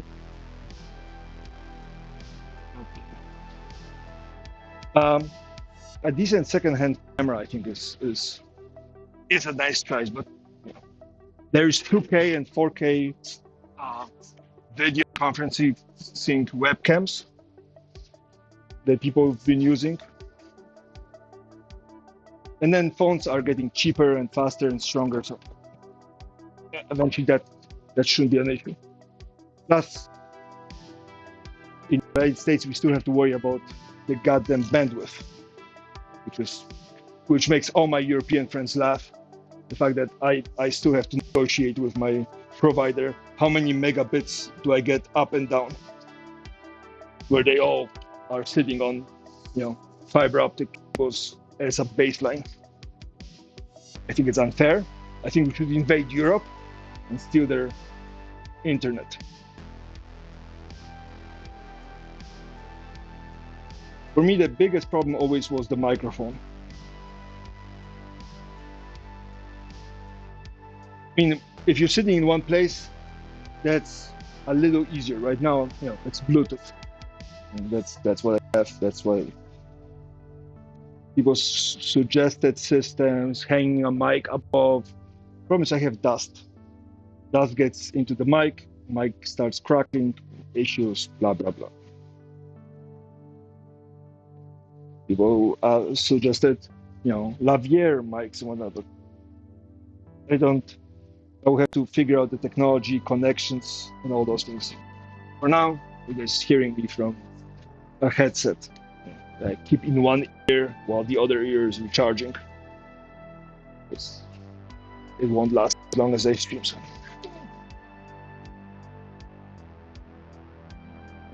I tried a bunch of things. Good lighting, that fixes a lot of things. And then for some of my friends, what helped a lot is changing what their settings are in OBS or Slabs, in Streamlabs, reducing the streaming from 4K or 1080p to 720p.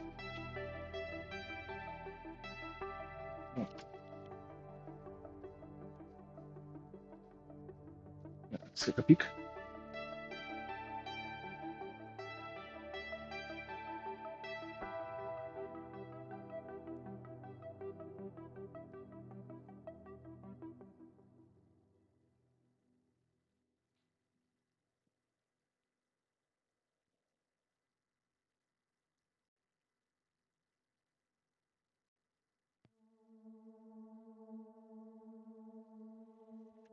No.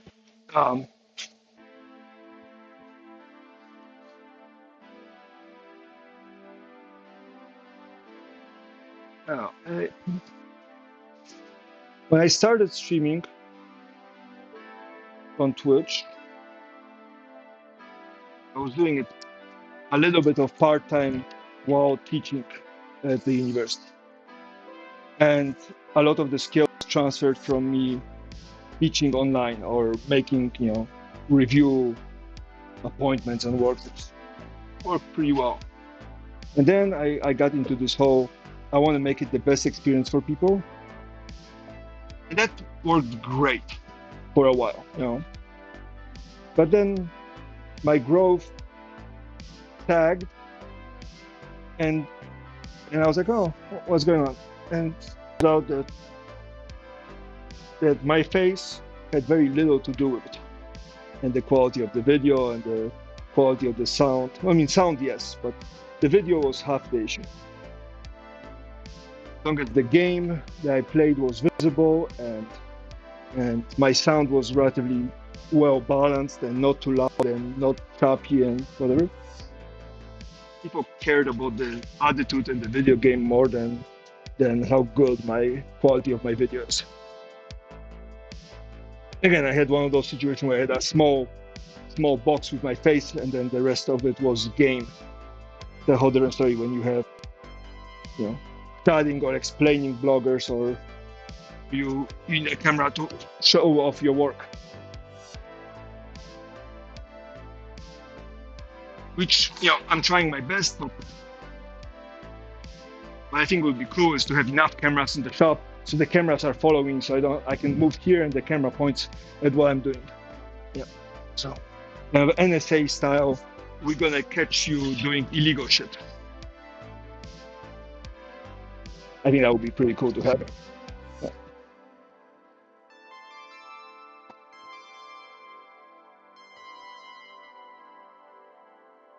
And then figure out how to do a mic. So maybe a overhead mic for when I'm not running machines. So there's some mic pointing at me so I can talk. But then I move. I go from here to there. I don't have a dedicated workbench per se. I have just a stamping table, but no workbench, which I really think I should bite the bullet and build myself one. But a workbench where the mic could be pointed, lights could be touched. I mean, I have decent lighting. It is 8 LEDs. So there, we have daylight lights, so that's not bad. It's not studio lighting. And then when I work things on the lathe, I definitely need to add extra lighting. And it's not bright enough. I think doing things is cool. And, people watching, they're hoping that those days,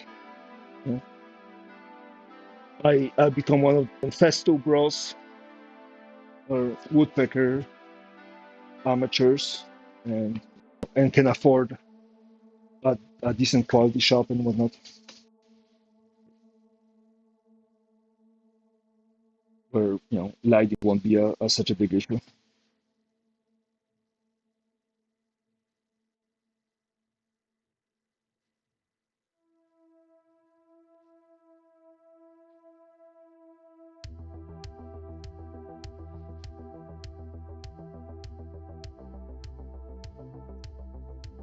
Good audio and then quality of content. Then lighting. And then comes the rest. Overlays and everything else is just like, as long as chat can torture you and annoy you and they see your genuine reaction.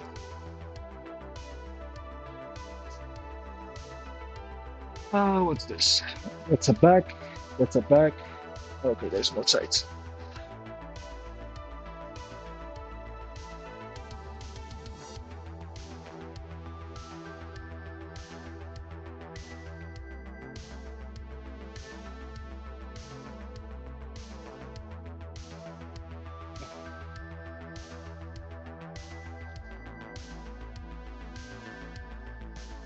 Now you guys are watching me count grains of rice.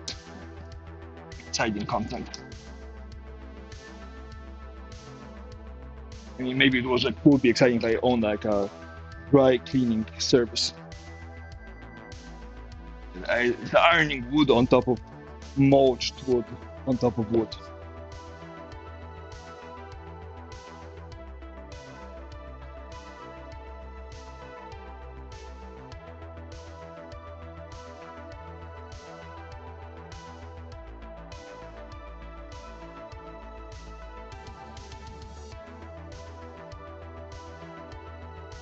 I talk too much.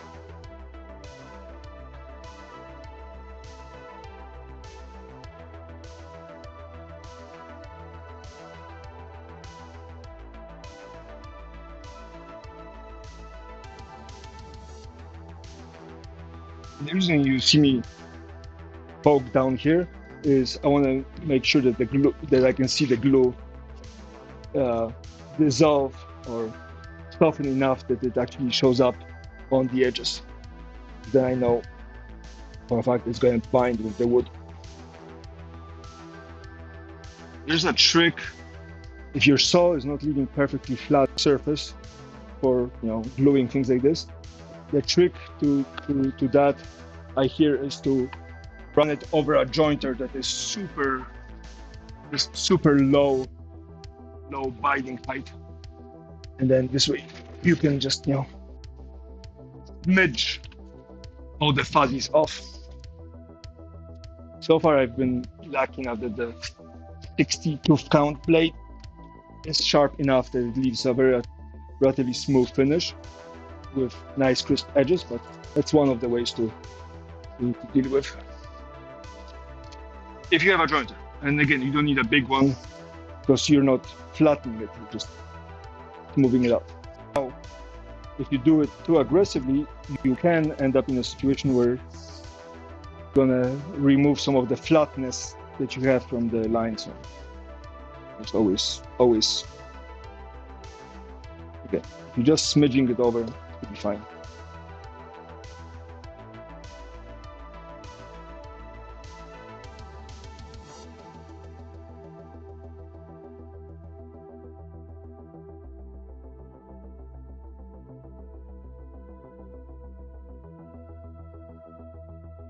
And I think a machine would have been done already with all of this. Push it through, and it does all the things for it. Pressure, application, heating, gluing. Before and working out.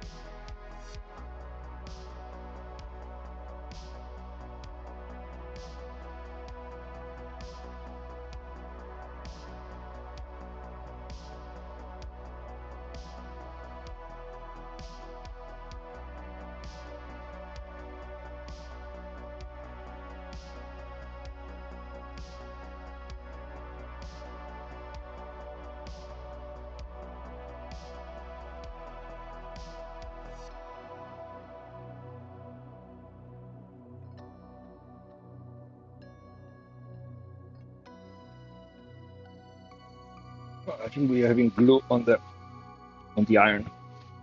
So through the wood. Maybe I wasn't careful enough.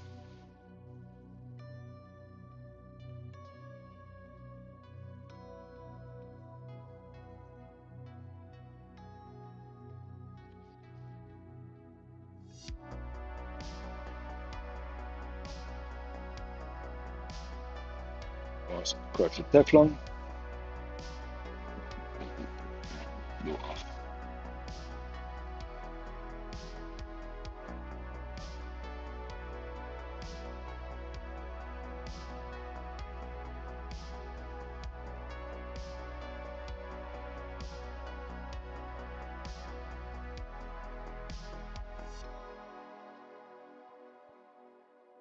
We'll do it.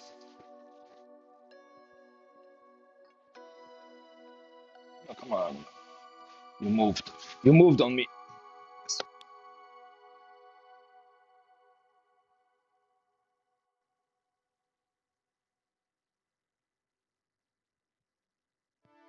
The upside is it's iron on, so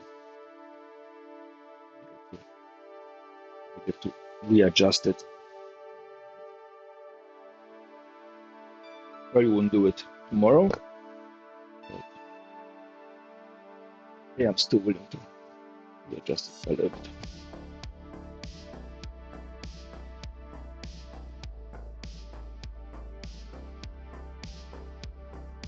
Ah,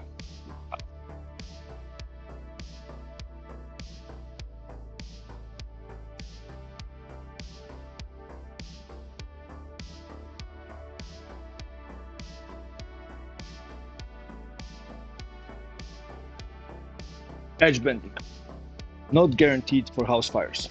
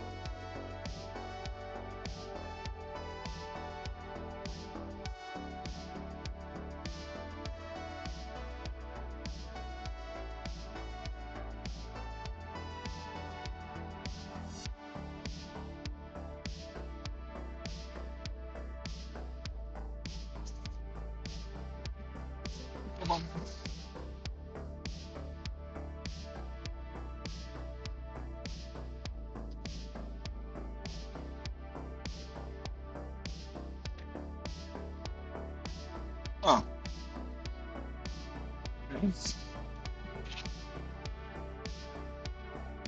This side didn't get glued hard enough. Yeah. Did I provide enough heat for you guys?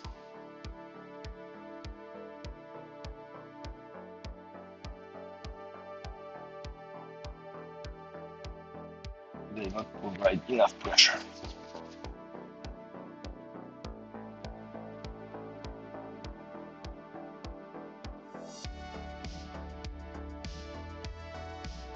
And the reason I'm doing it over the table is because the table is mellow. Metal conducts heat, so hopefully it will force it to cool down while it's stuck together. Yeah, perfect. One from this.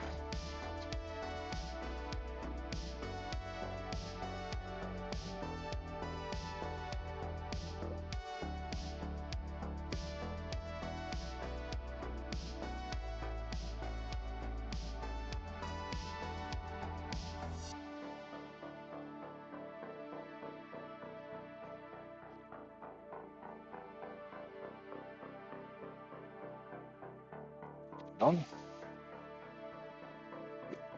Rest of it.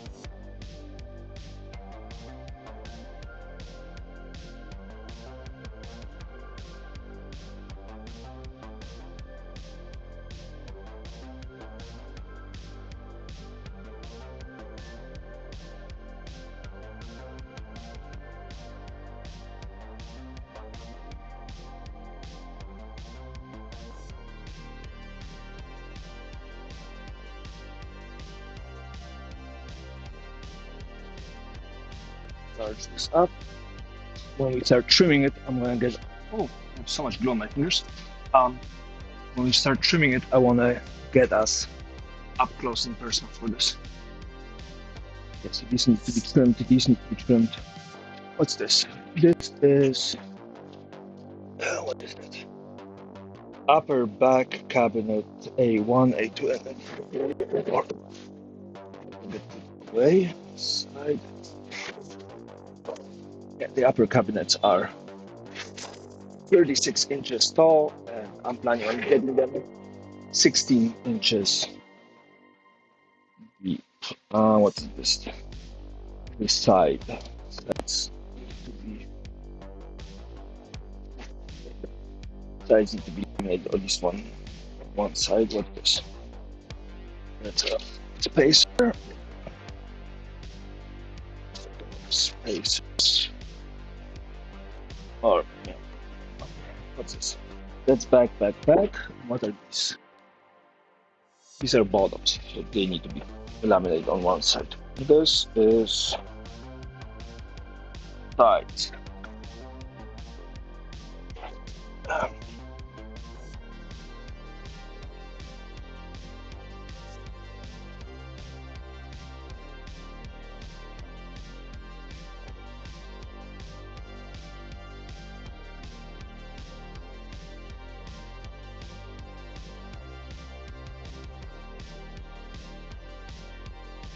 We're slowly getting through this row. It's going to be enough, but so. Yeah.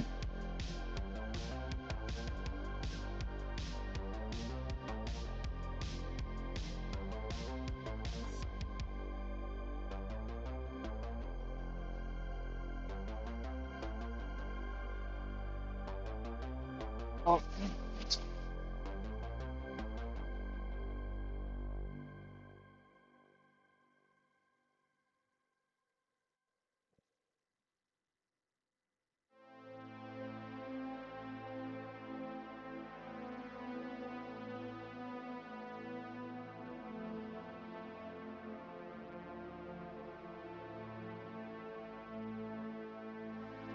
I think when I'm going to be doing the drawers, I'm just going to pre-laminate a whole section with the thickness of the drawer, or pre-edge bent thing, and then I'm going to cut it down to the actual sizes. So you'll have the most crisp edges. Since drawers are going to be inspected closely from up top, might as well make sure that those are possible shape.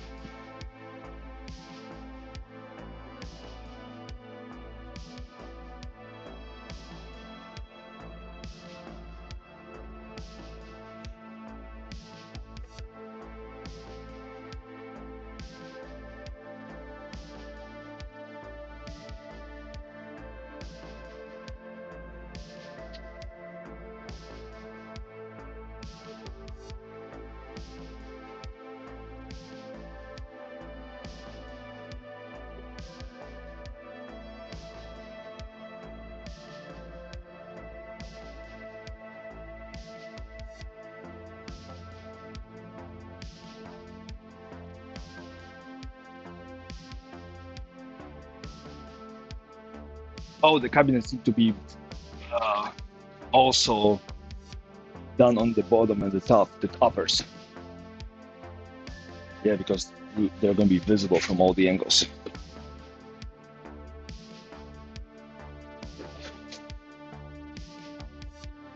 Yeah.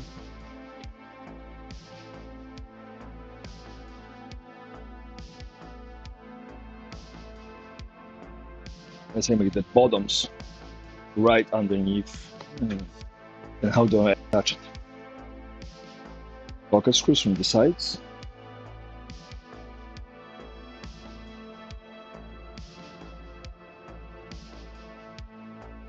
And one way to do it is to have a extra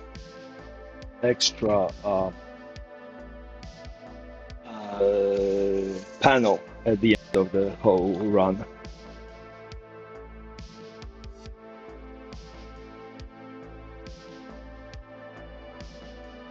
I'm all about, cutting some of the corners so my life is easier, but some things I don't want to do.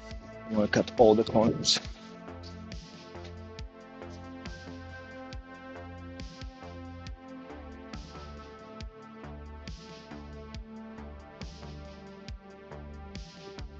It would be easier for me if all the cabinets were built the same way.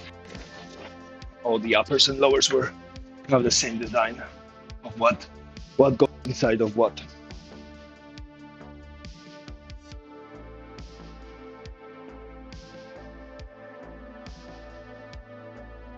You know, what is this? And besides,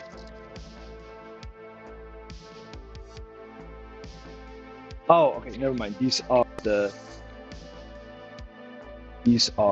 island pieces. So, I'm wondering why they're so big. They look like 24 inches, and my uppers are only 16. The uppers were the prettiest batch.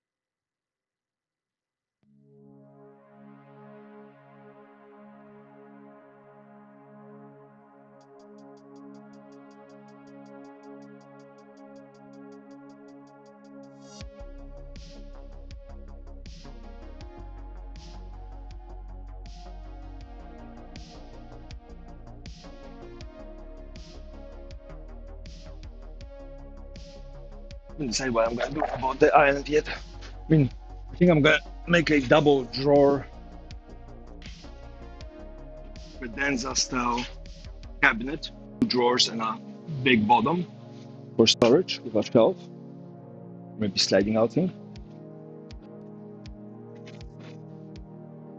Bunch of small nooks and crannies I can put in. The weird shape. And the client says that the top is 42 inches wide, which means that 42 inches underneath it. But we want to overhang 6 inches on one side, 2 inches on the other, so at least we need 34 inches. 34 inches is poorly divisible.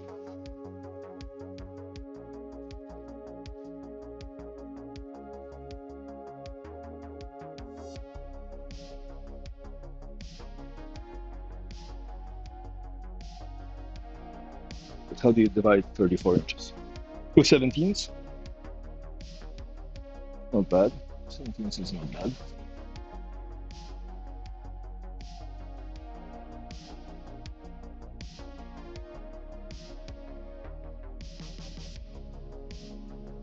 $24 and a 10, 23, and an 11. And an 11 is not bad. So the inside is about 9.5 inches, so you can put a 9-inch space in the. It's an 8-inch drawer. A small drawer, but you have to make space for 2 electrical plugs.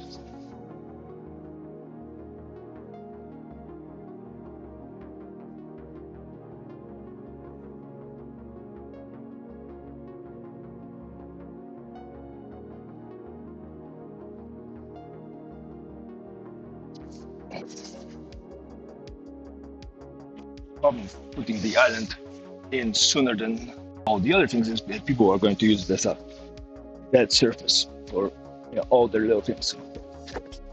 A little worried about people dropping things on it and scratching it up, and then my cabinets, my responsibility.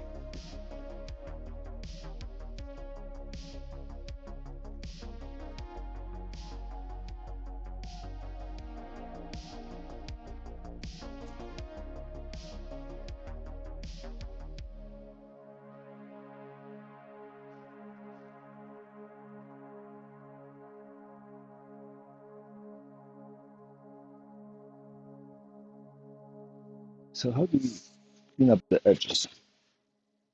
Put it upside down against something hard and then ride it with a exact knife or a scalpel or something.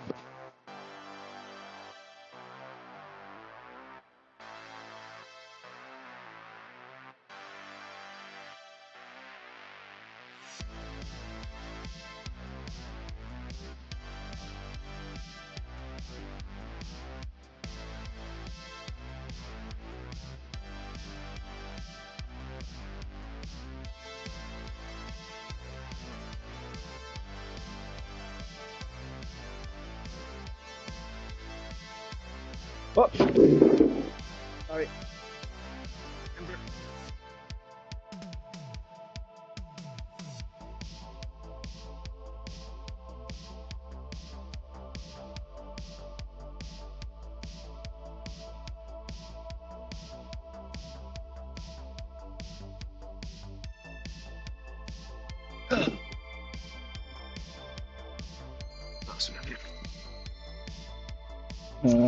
One more side.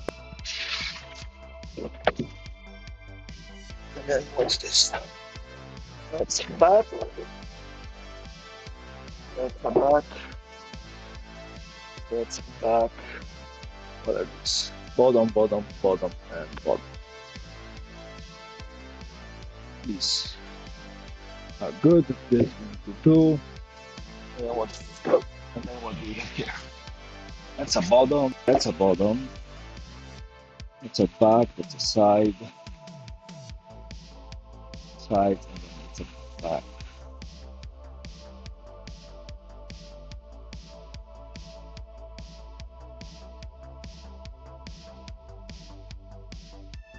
Then these are two sides and a back. And do one more of these. Then I think it's time to try to do some stitching.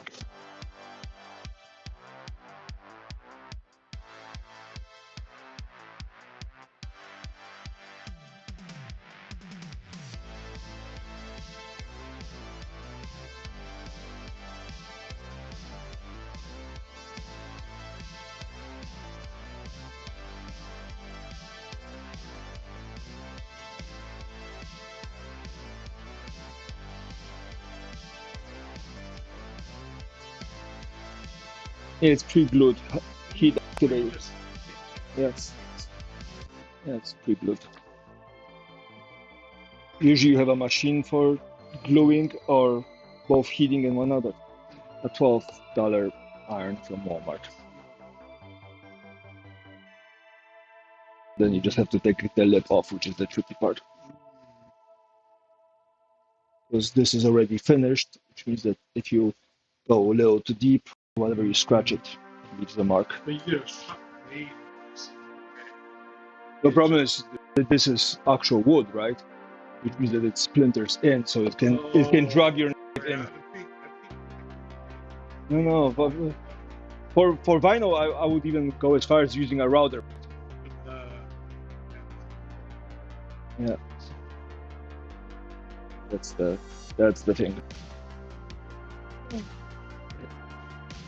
The stack is growing.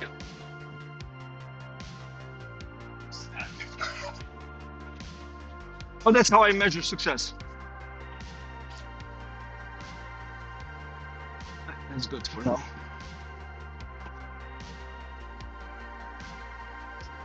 About half. This and whatever is finished already. Every edge that is outside needs to be covered. So bottom, both sides, and up for the bottom cabinets. Then every spacer between the drawers, and then for uppers, that needs to be front and bottom. Bottom needs to be covered. Every shelf needs to be covered. Heads up, slowly.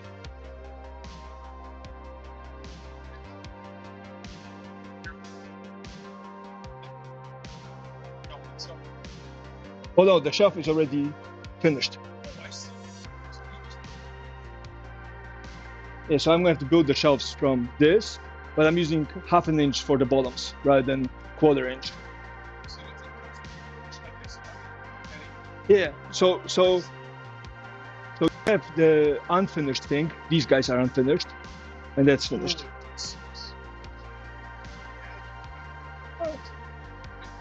It's $5 more per sheet for this particular thing. Yeah. But the glue doesn't stick to it, so if I need to glue it, I need to remove the finish. It has its own limitation. Plus, it chips easily, heals, like everything else. It's easier, but it's easier.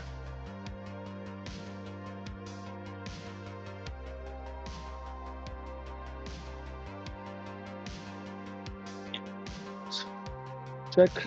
Let's unplug this. Okay, hot. It's good. All right. I promised you camera, so let's get you guys some of the views.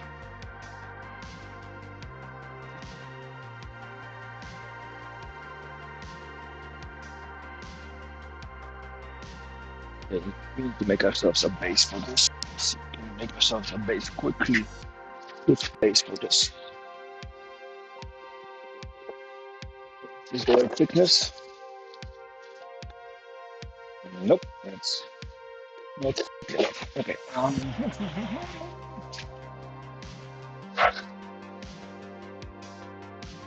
Okay. Some sacrificial material here. The right thickness. Maybe you. Or maybe you. Okay, good. That's a good. Now we need to get this shape in here. How big are you? With the looks of it, you are over an inch and a half. Inch and 9/16. Inch and 9/16.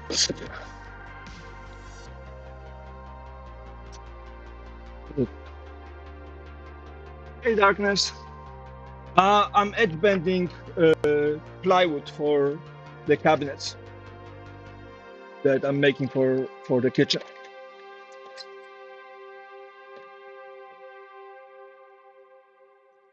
So that's what's currently there.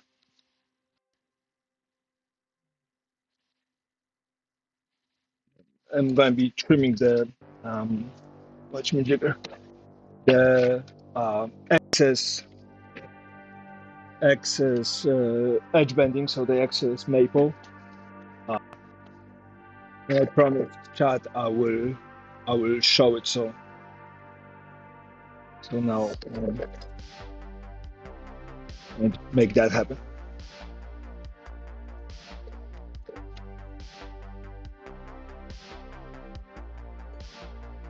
You say inch and 9/16. What is this?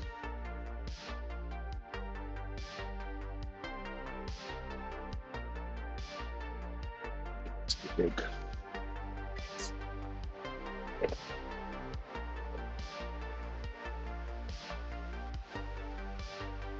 Inch and a half.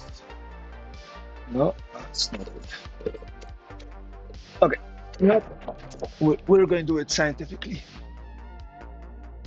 I am going to make myself a template for this, so I can just pop it in.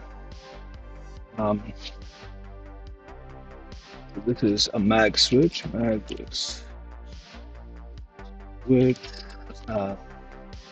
this is the 150 LPS template. Yes, maybe images.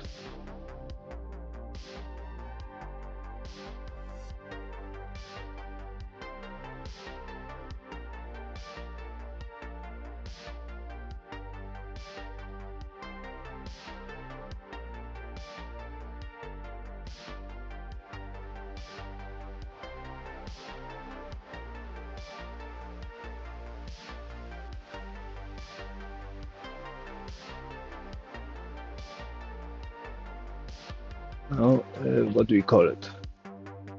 Um,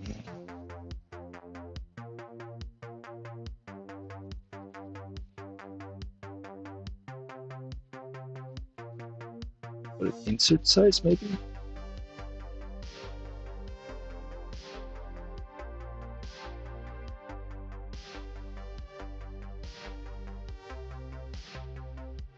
Spec, step file, SketchUp file.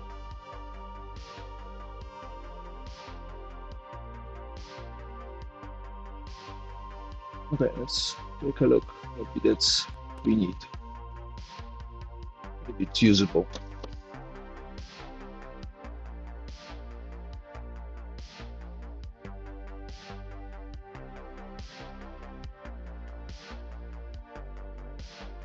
It would be really cool if it was what we needed, and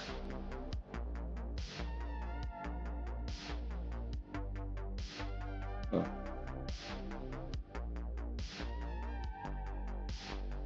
oh. Oh, okay, you have it this way. Right. That's good.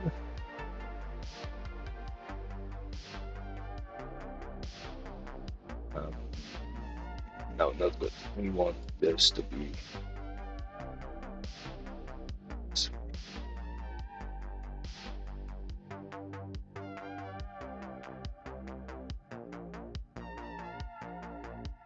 From the bottom.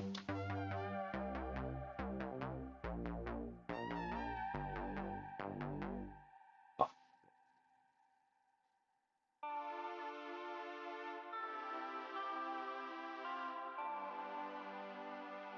and now,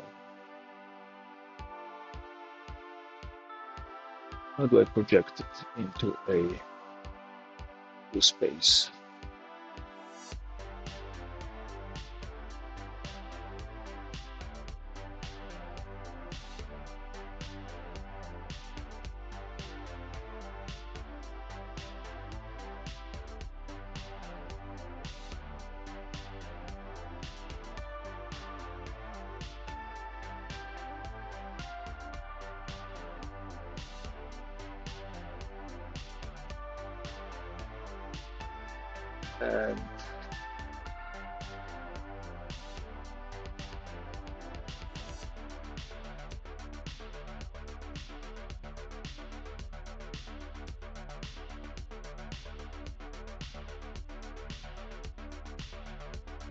And now it's getting angry with me.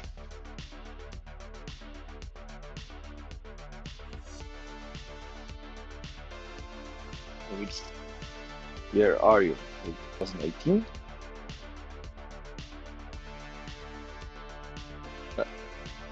You got angry at me.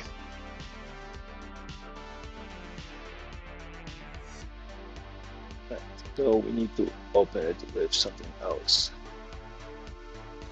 Put it up here.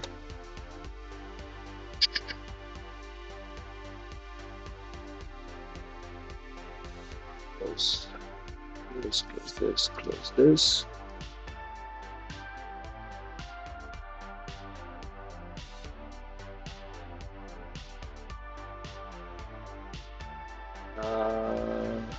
I don't have an Inkscape on this. Inkscape. There's a good program. Have download now.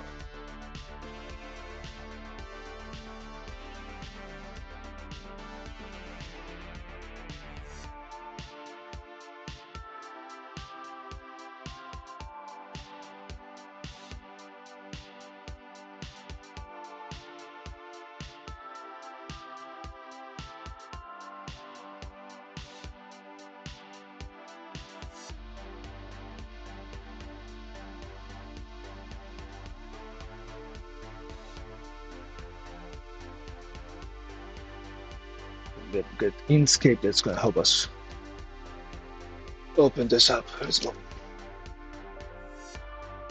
Yes, install. Yes.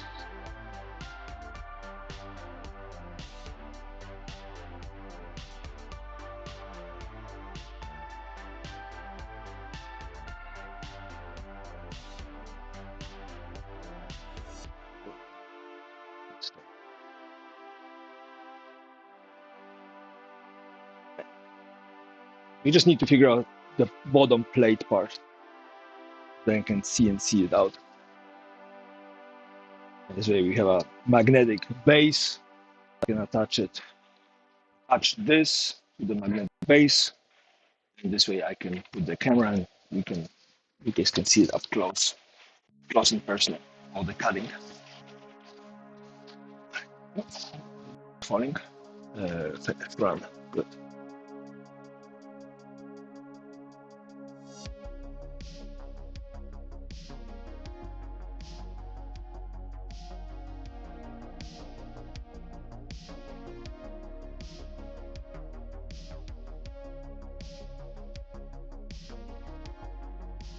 Okay, this one is 270 or is 150? I think it's 150, right?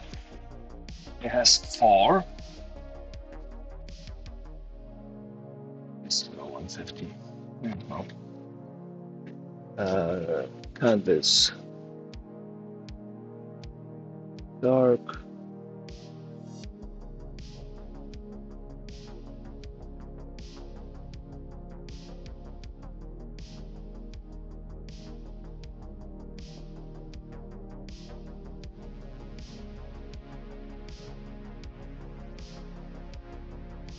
Document.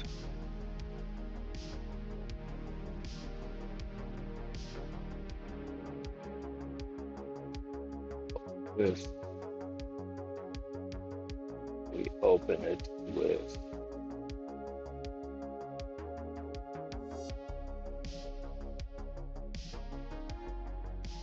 SKP SketchUp file. Okay. There are other options here for download. Step spec sheet maybe.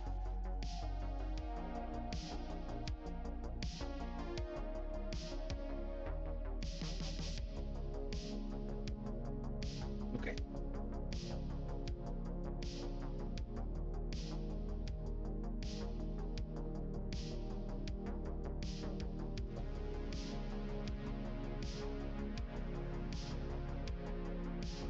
I have to design it from scratch.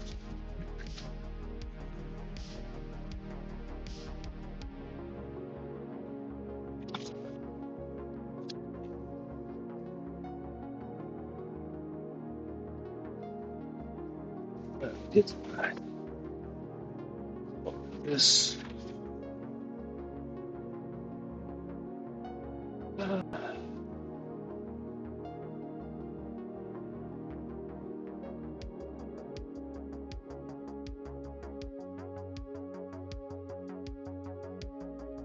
Back in.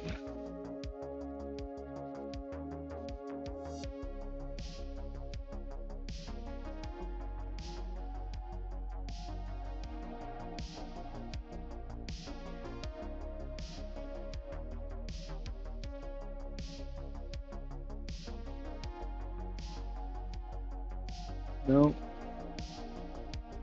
Spec sheet images.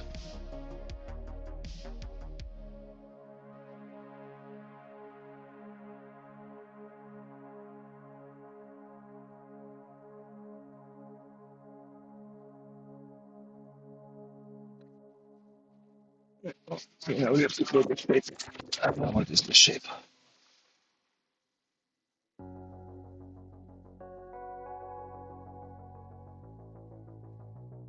Okay.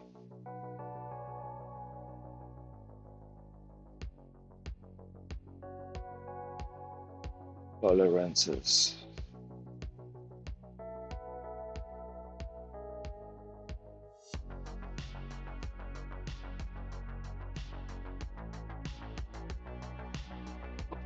So let's start with the middle. It's a circle, and the circle has a radius of 0.787, so 0.79. It's going to be the circle. Boom. And then the circle has a rectangle around it. That the circle has a rectangle around it that is square and has a height of 1.22. Let's call it 1.23 with some wiggle room.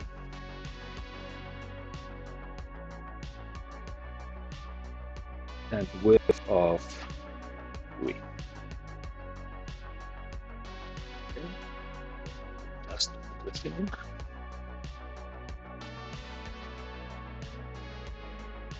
Good. So that's the bottom.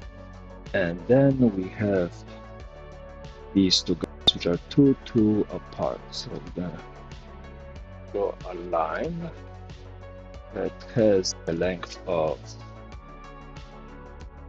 2.205 at angle 0. Boom. That. Grab that. Just that.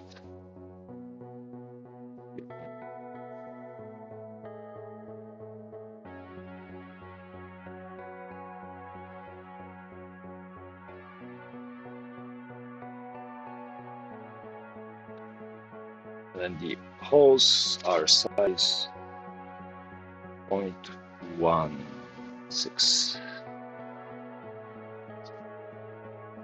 Circles which have diameter of 0.16.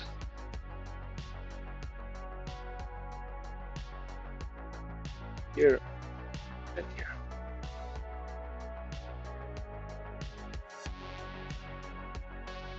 Okay. Let's remove the excess. This, don't need that, don't need this, don't need this, that. And then the big picture, what? They don't tell you what the big picture is.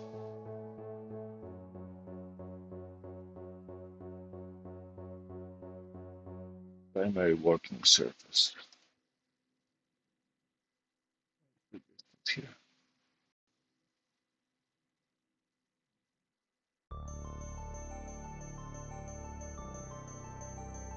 I'm going to 3, okay. And then the distance. 7.9 versus close enough. Actually, make it bigger. I can't. So Z. We need to expand this. The center, and we want to expand it to 7.9, right? 7.9. It's 7.9. 7.9. 7.9. It's gonna be snug. 7.95, maybe.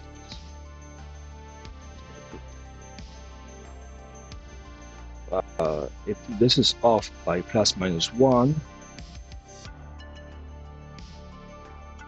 make it 6.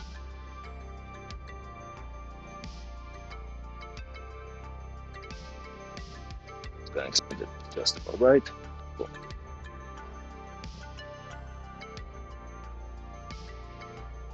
And now we can put the excess.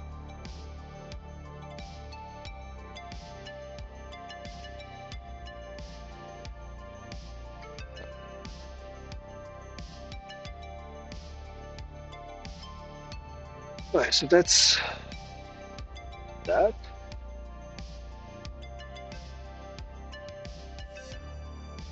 Files straight as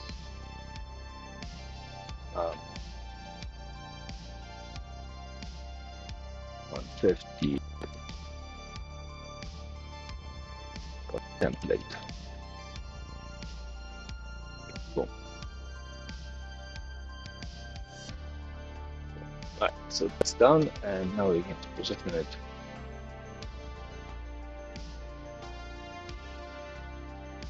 We group this.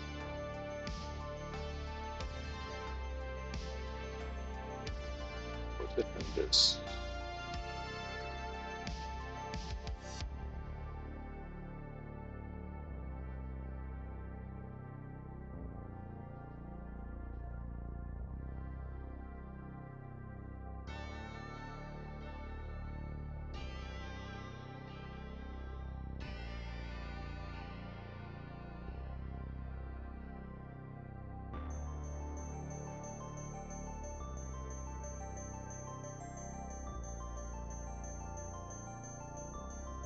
How big is the piece we're going to work with?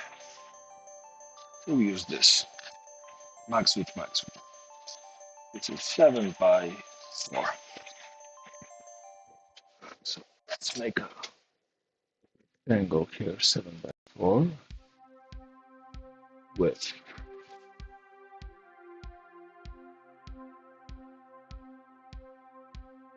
Height. Oh, 7 by 4.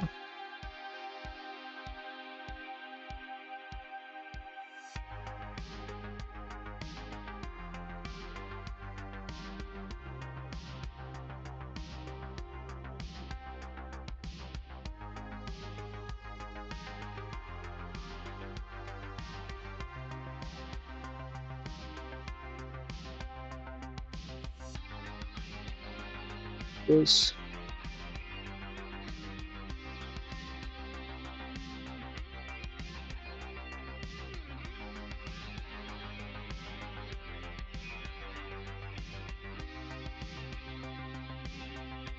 So Control V and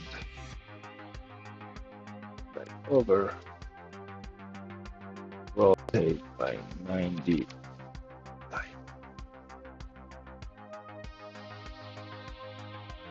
Right, and then this one goes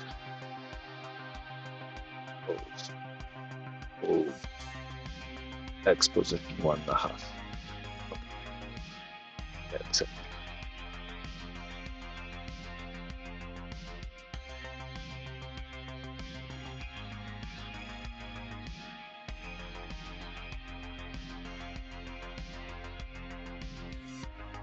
One and a half. So the middle of this has to be 5.5. Five. Apply. And then we need a way to grab it in the middle, and for that we're just gonna put an insert of some sort, right? What can you put in? One of those inserts. Push this in out of the drawers.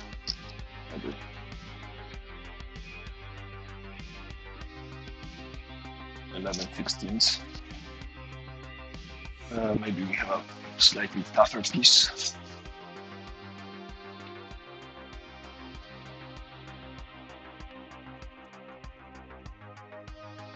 Oh, perfect.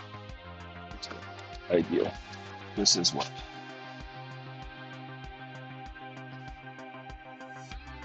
Oh, damn.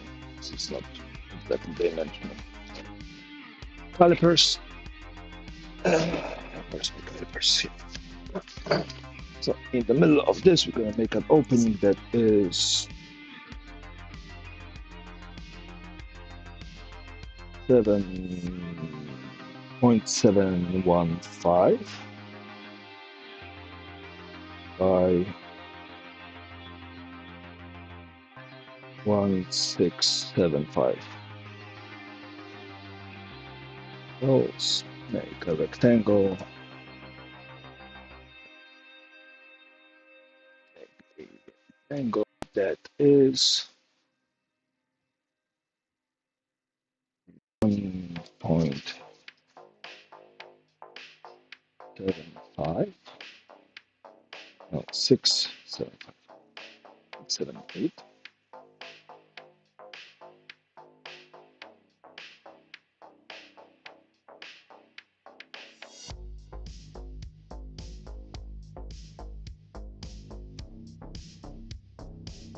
Seven. Make it 6/7. I'm gonna force it.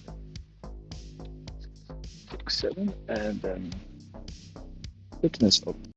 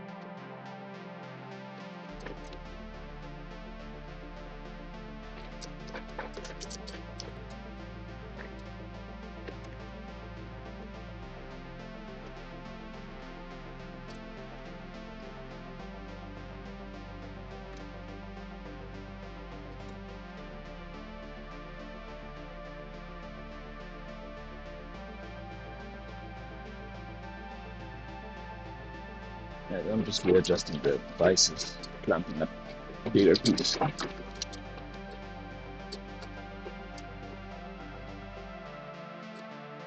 And to make it automatic, I need to put in.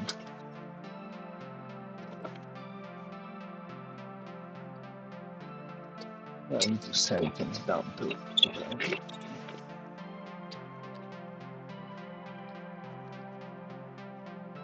I need to put in an automatic kind of motorized device system here. Let's look at the picture. Yes. Moving. Load new tool. Is big enough for us to go all the way.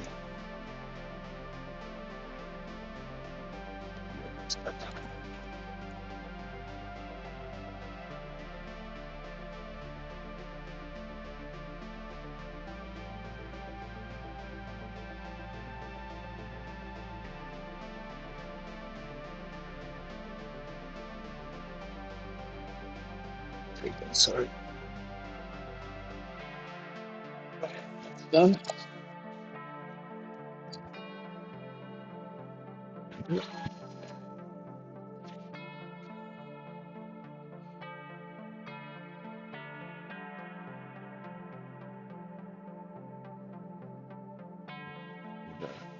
Double check the height. That's usually a common problem. Rapid positioning and Z minus.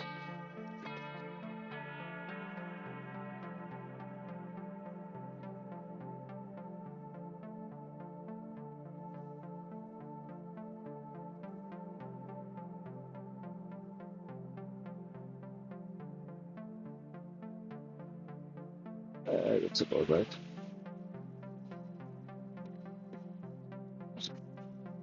Run.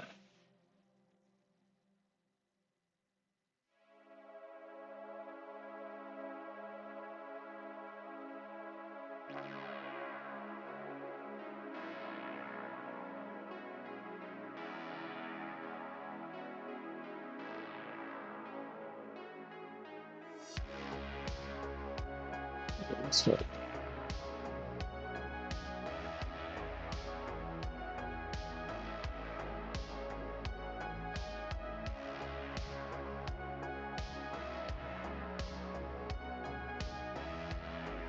1 inch above 0.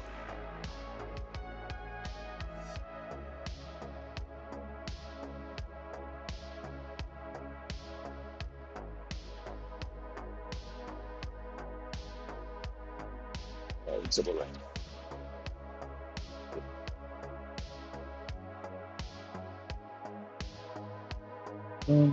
Load new file.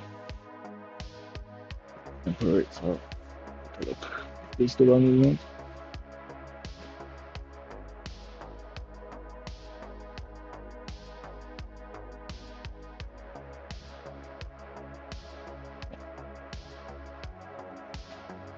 You guys have perspective on this.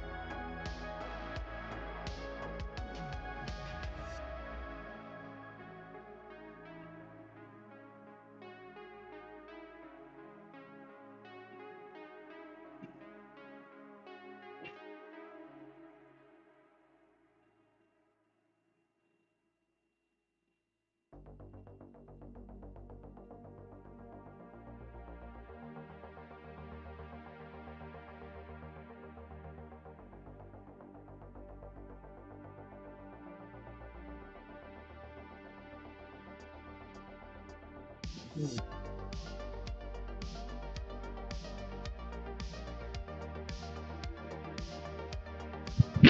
I think it got low to low and good on our freckles a little bit. Let's this up. There's our stand. You see food? No. We have gone a little deeper. We have this. And then eventually we are going to put this in here.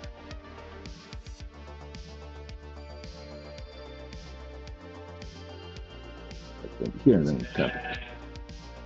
Okay, so I'm going to do this now. Big screen.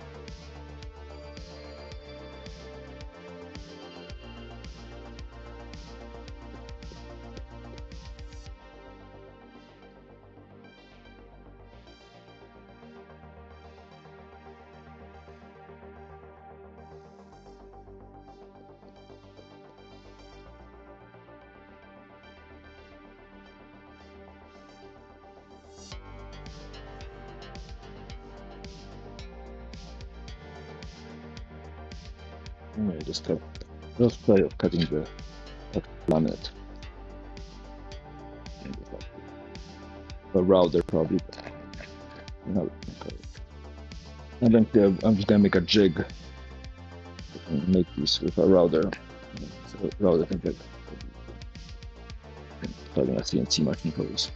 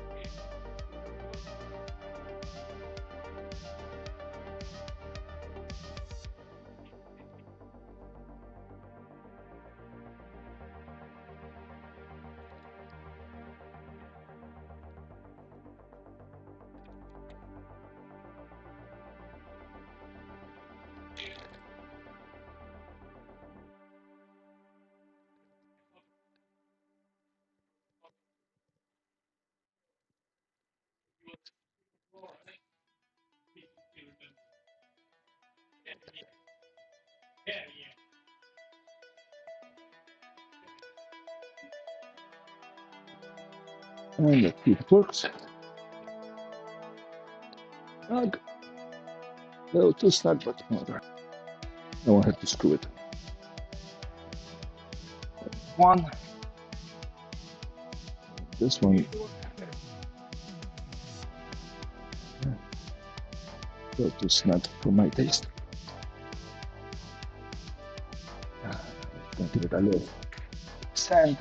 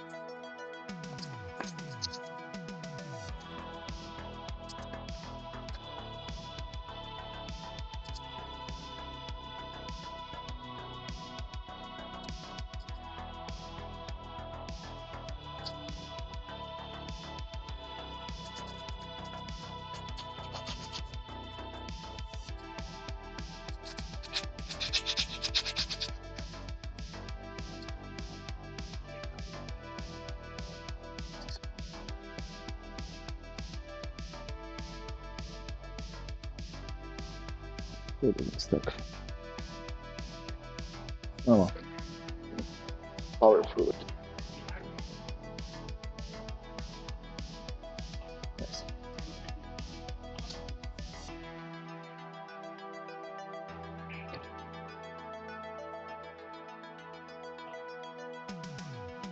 Yes, I have to make it a lot easier for my sake.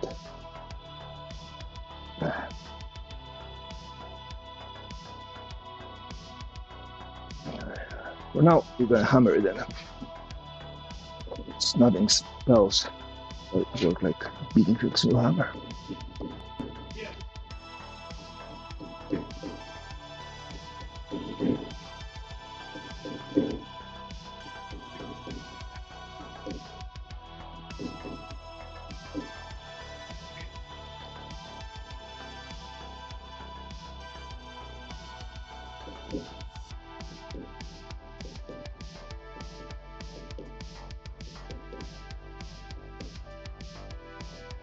Okay.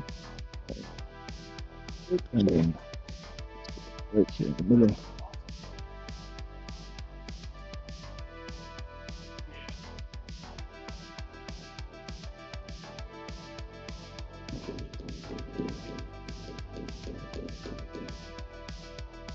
Nice.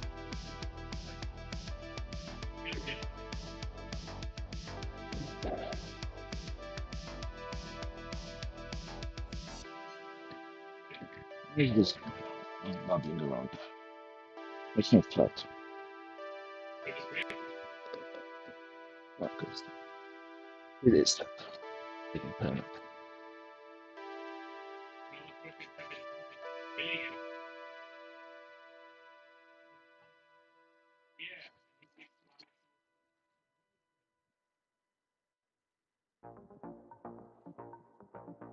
Yeah. We are going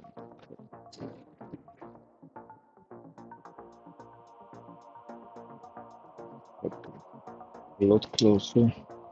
Let's get a closer.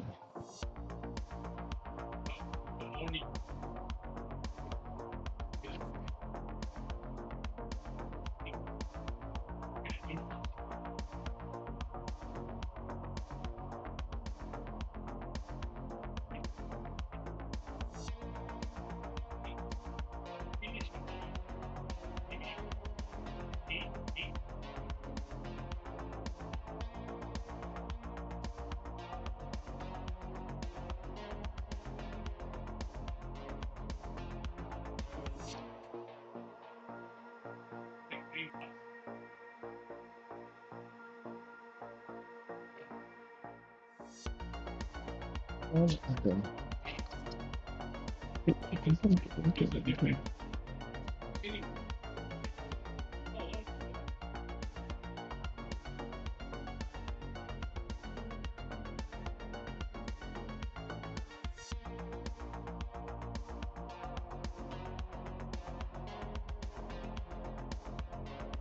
straightest line ever, but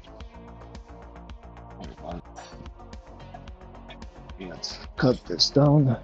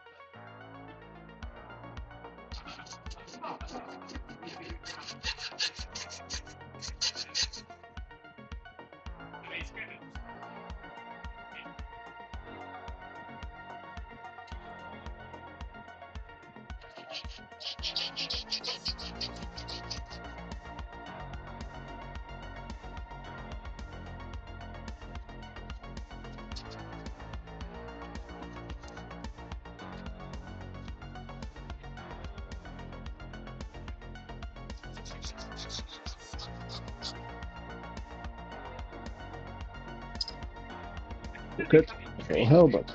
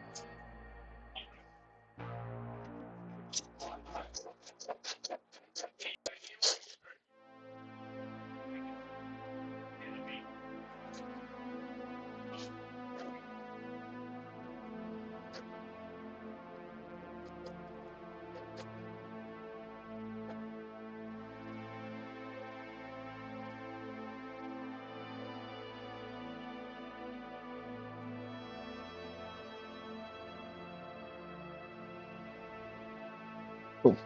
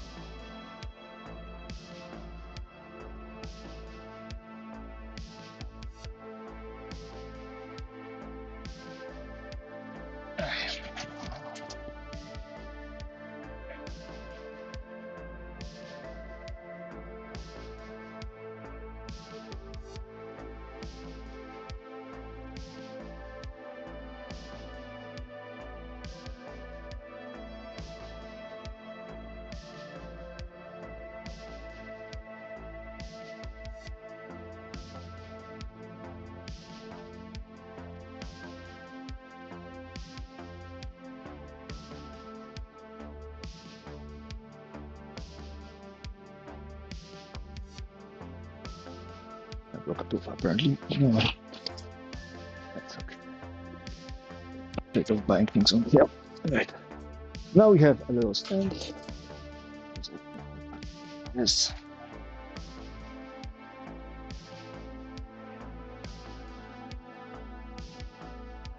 Replace what piece. See the pieces out of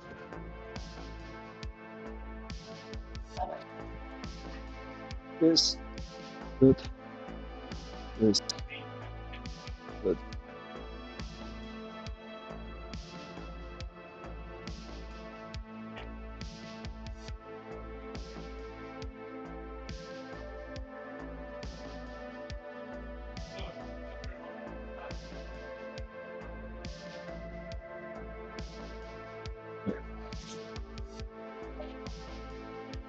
Put it down. And foam hot water.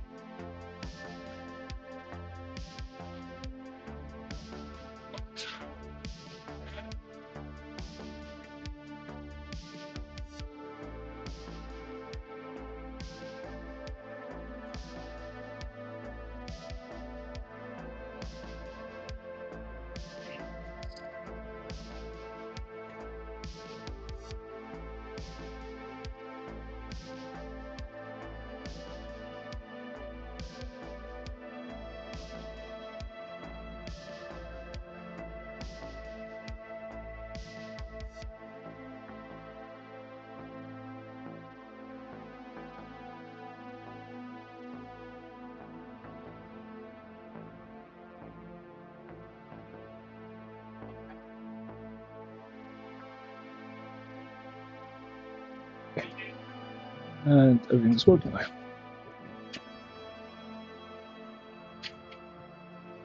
We just to remove the lamp.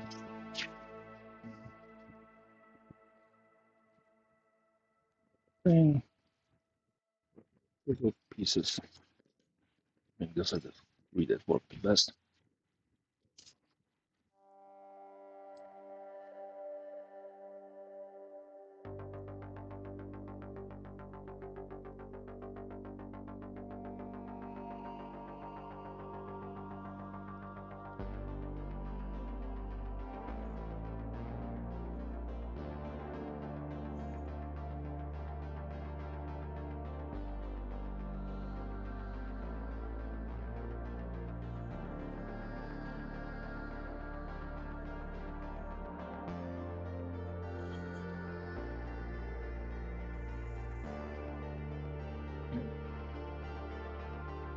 这两个举动很本人的。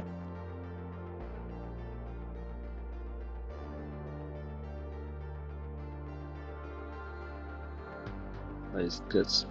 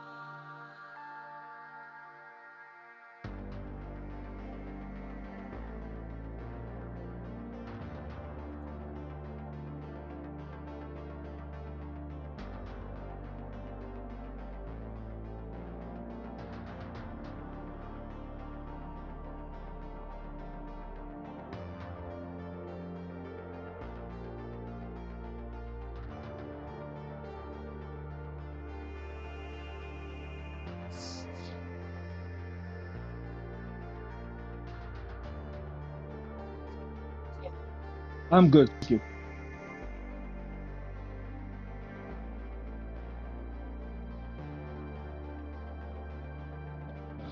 One.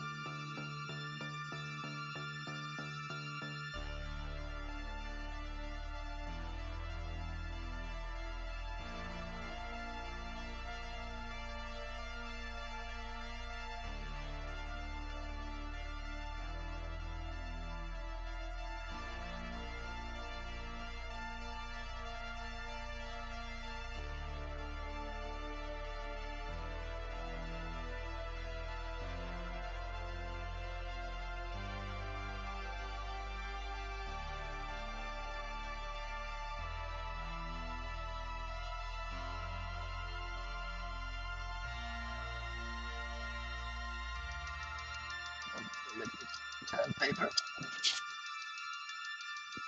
Let's get a foam pad and let's put like an 800 on it. 400.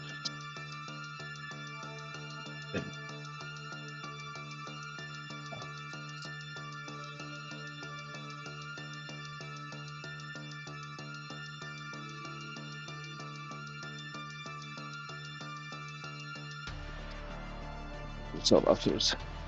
Right, done.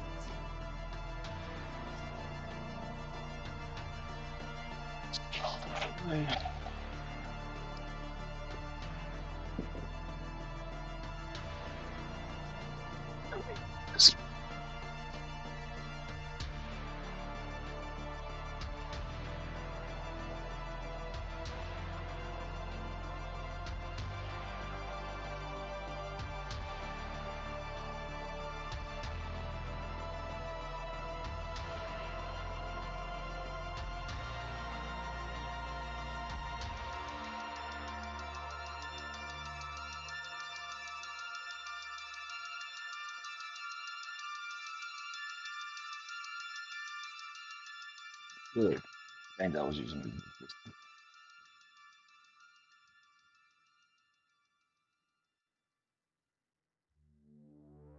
This one, I'm not, don't see what I'm doing. Hope I feel.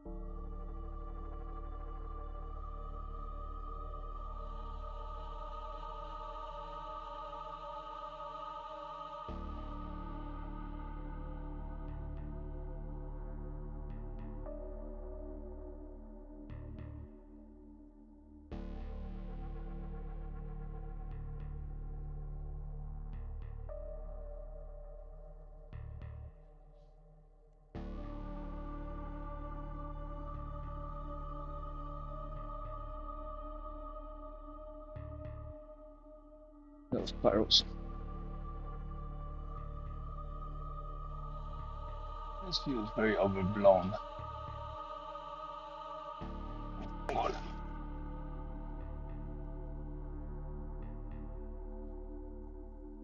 Good. That's still very bright. Over. Better.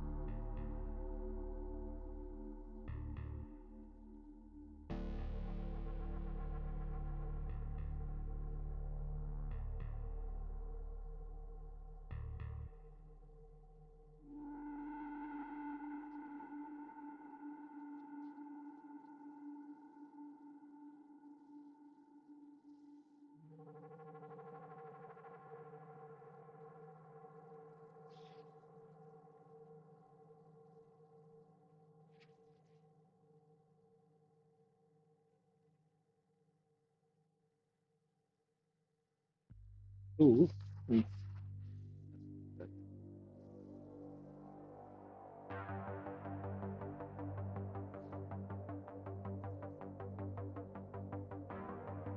good.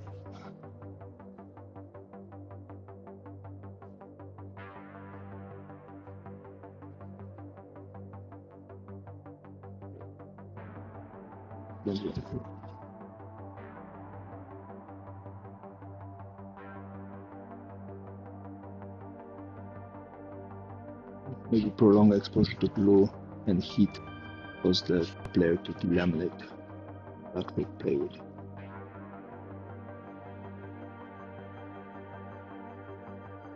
This is the side, right? Yeah, this is the side. Oh, oh, fine.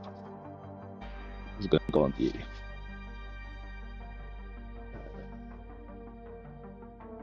Uh, we'll be able to hide it or not. Here, if I'm gonna be able to hide it. This is what X1. That's the main thing. I'm gonna be able to hide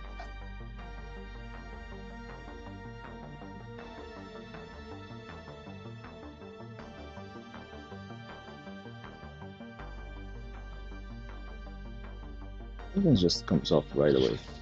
Okay. Be my technique, be my tools, the plywood.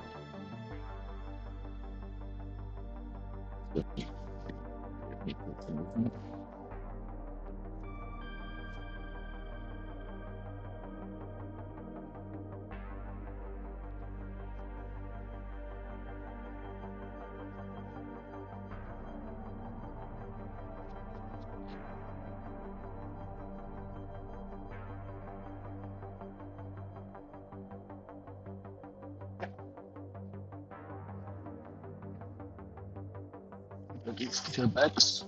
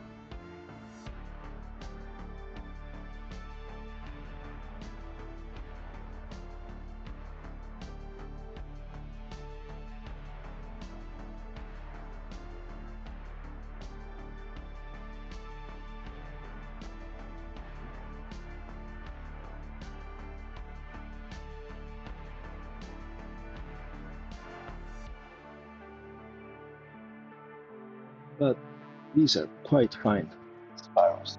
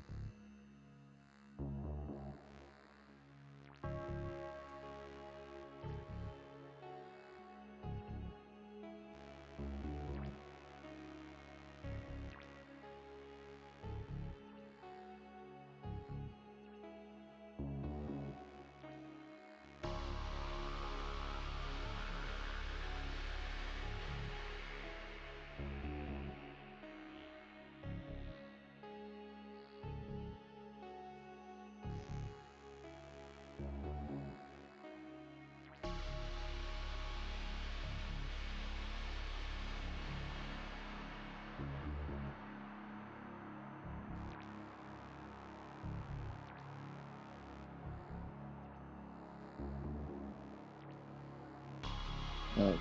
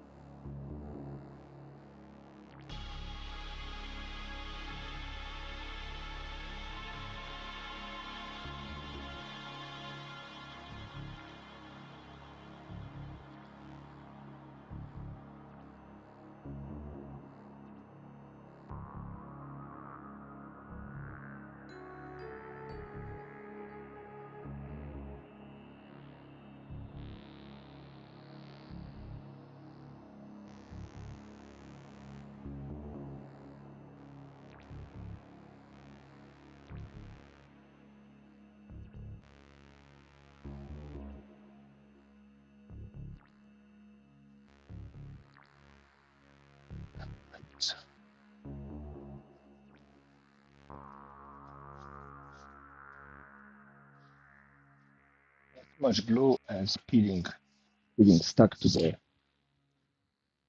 the veneer, dirt veneer. Thank you.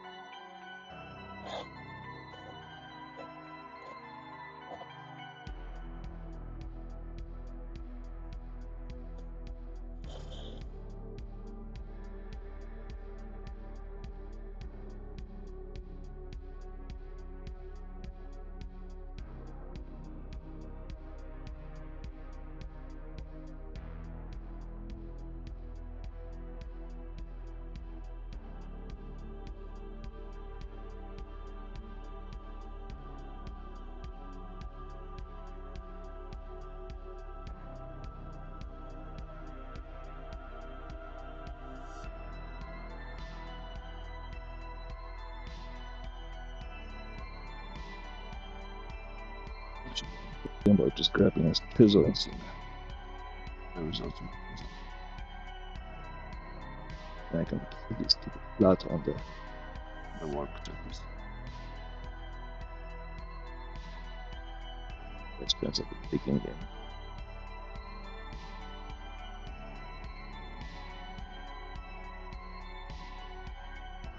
Do that.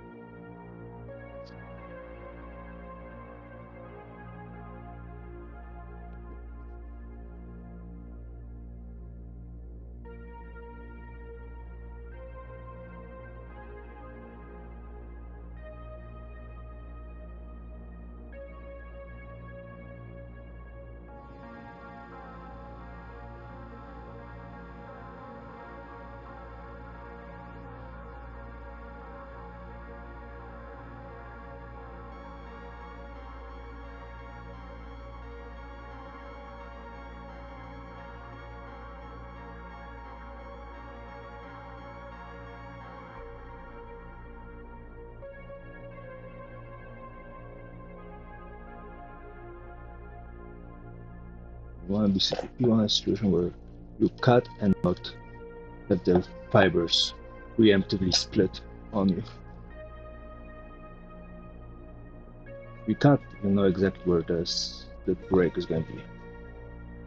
Splitting ahead of you, no control or very limited control where the thing is going to go.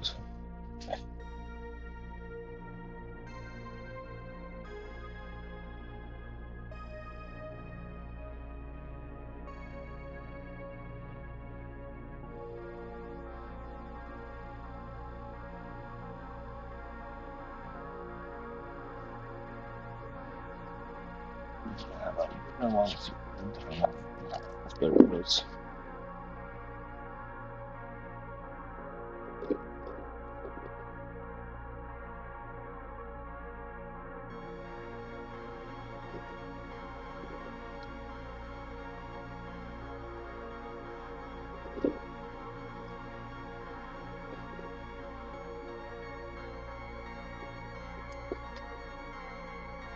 I still have to do so many experimenting till I find the right combination of chisel and angle and pressure.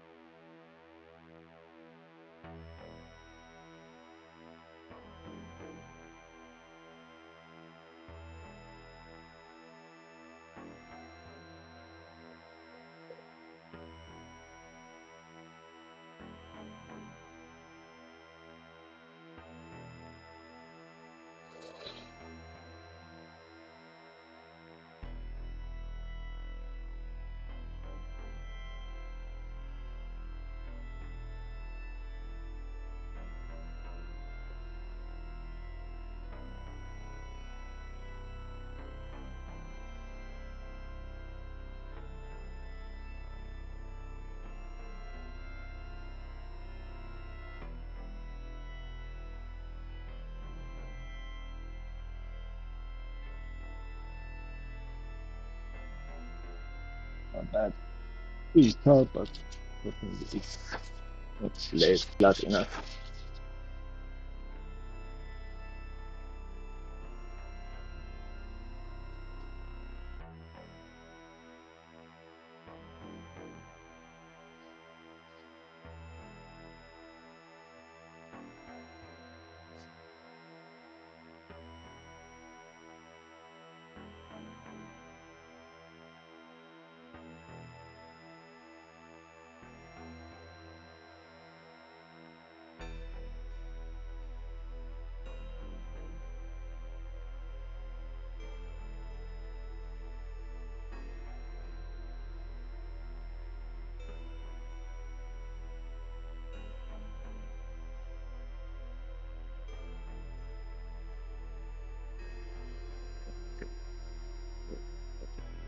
Cool.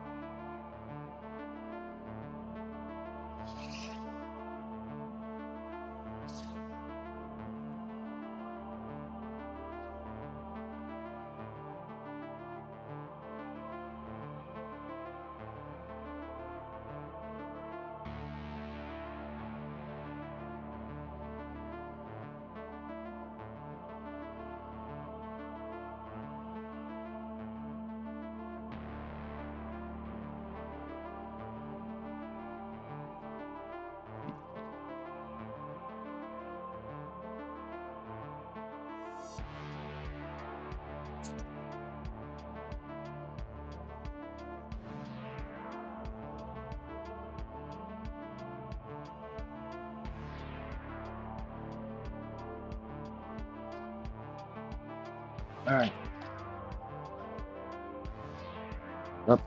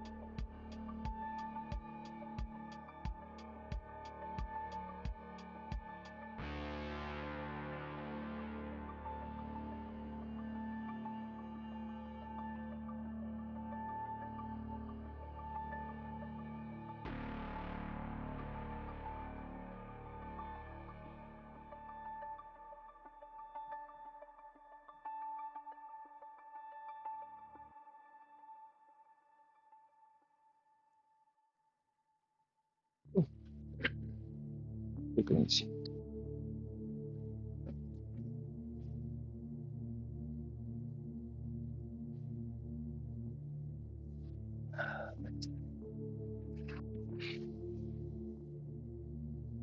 Maybe the plain method works the best for.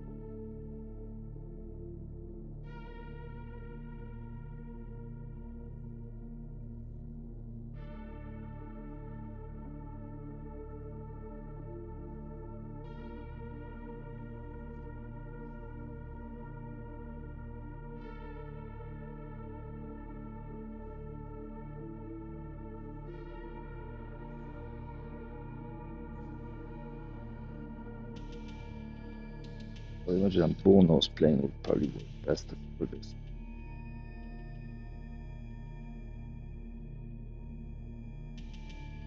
In the front, holding the thing back from bending out and breaking with the blade coming in and cutting through the fibers.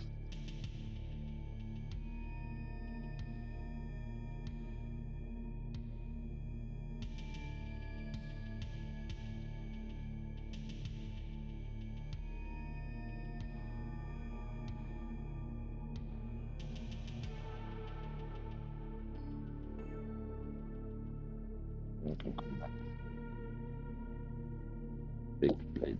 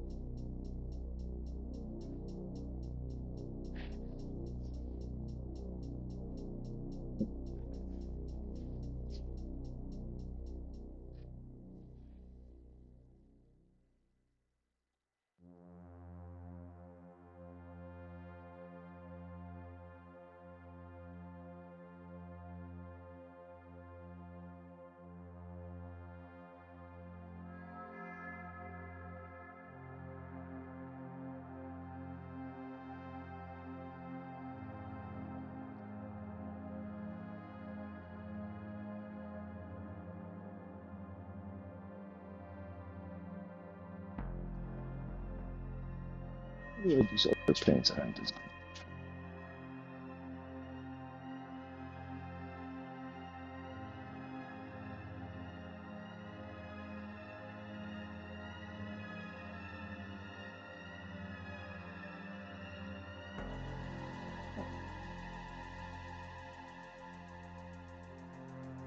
Hang on, is the opening or something?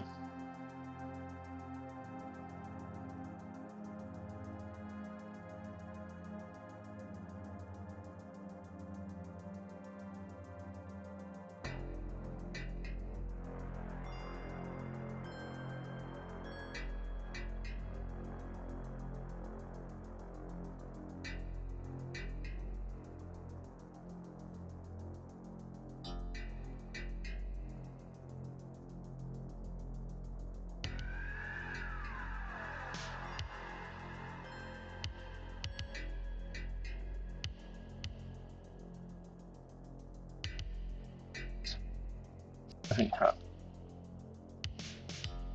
might be different angle or something.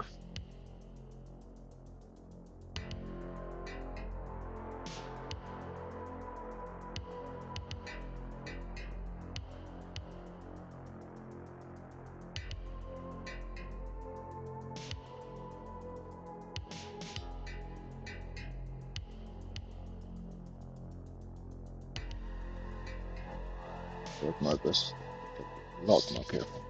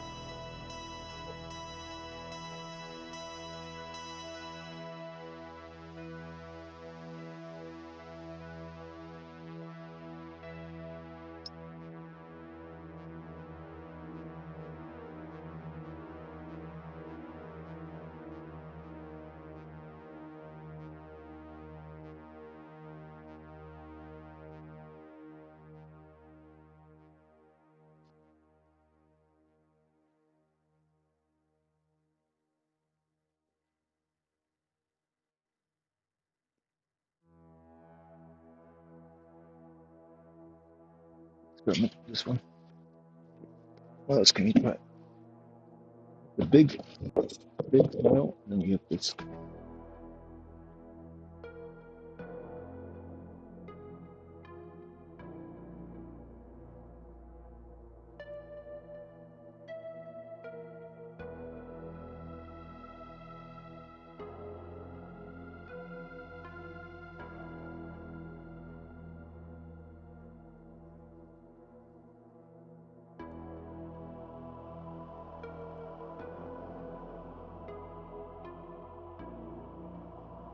Go a little bit more aggressive.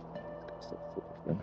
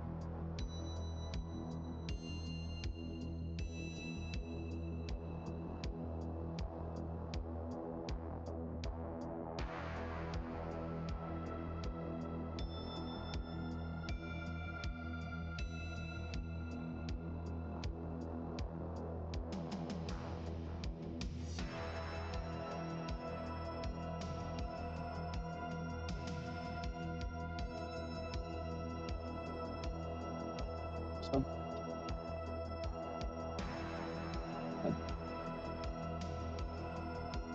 you won't have to do single blade afterwards. Single blade. Get all smooth with this without scoring the underlying thing.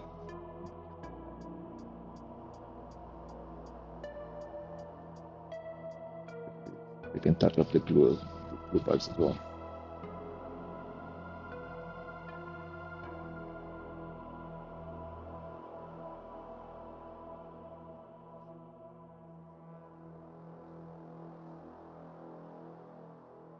Well,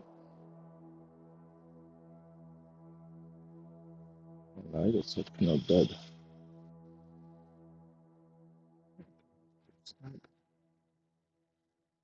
Otherwise, you get buying this one.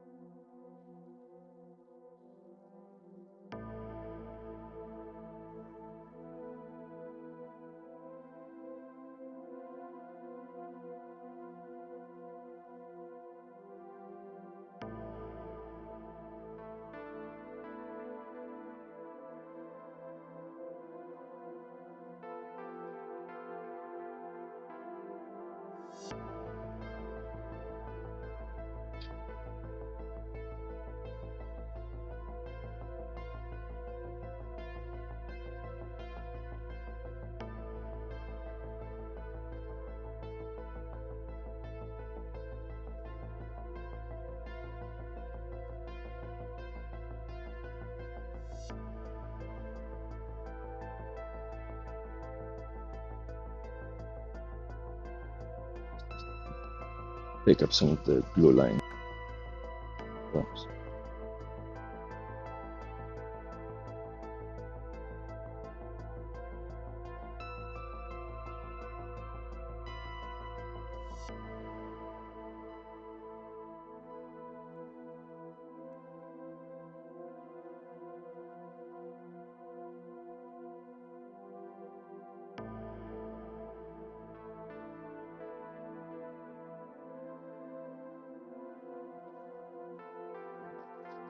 out in.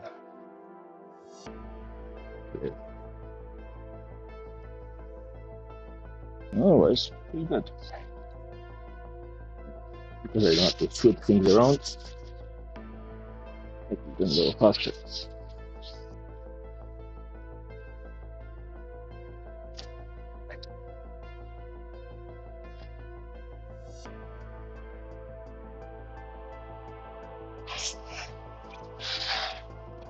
Big one.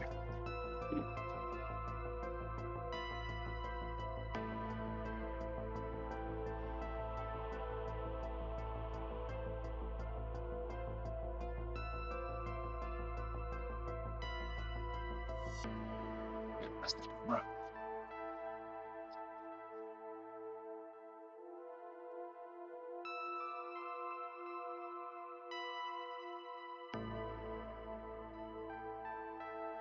We're going through the pile.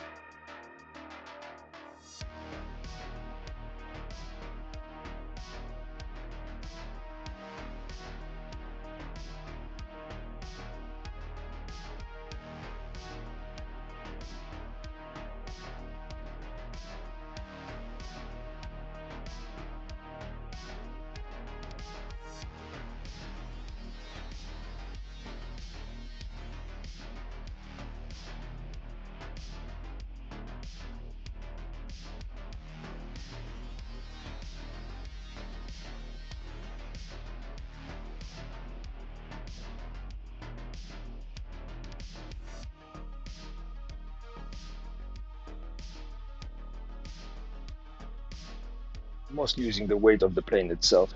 Not the lightest plane ever. My metal on it, so using that to push down.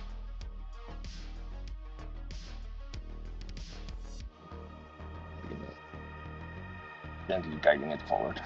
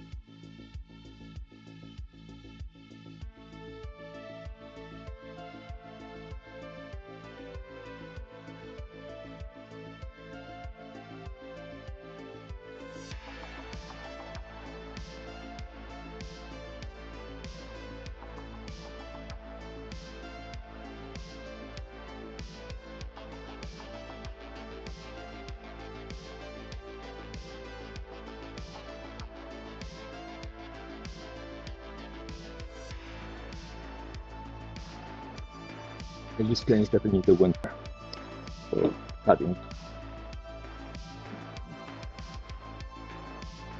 Not the fastest, soft part in the least troublesome, even though this isn't always perfect.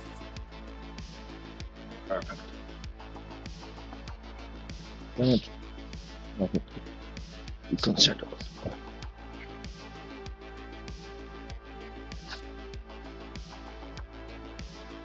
Pay attention to one thing.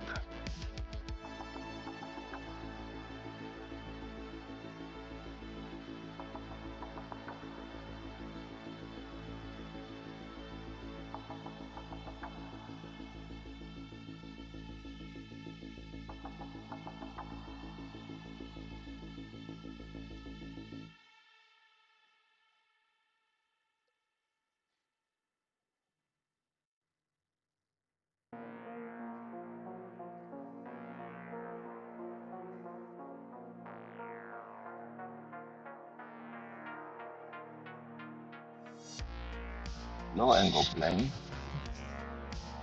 Wait for this. Won't work very well for Koa. Let's call it. My experience doesn't like low angle planes. What was this?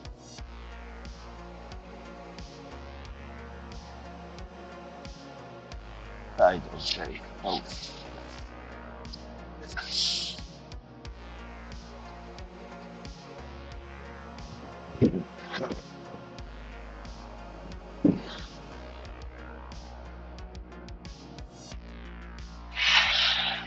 Place the laser system areas.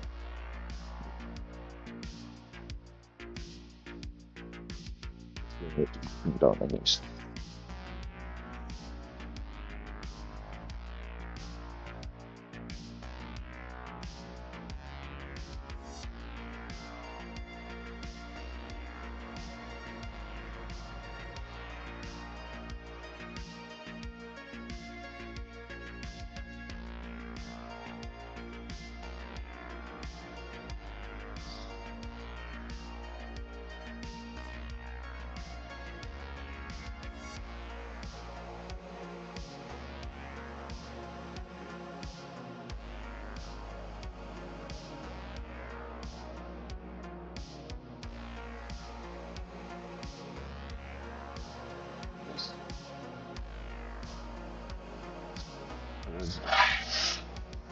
That's the same side.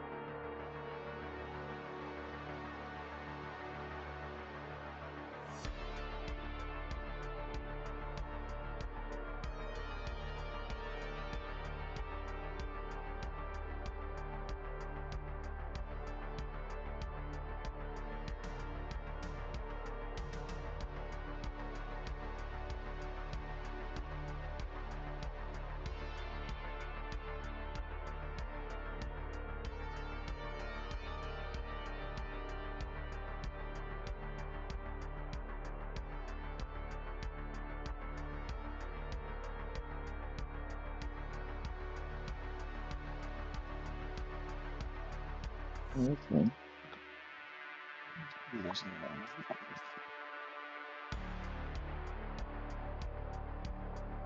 Yeah.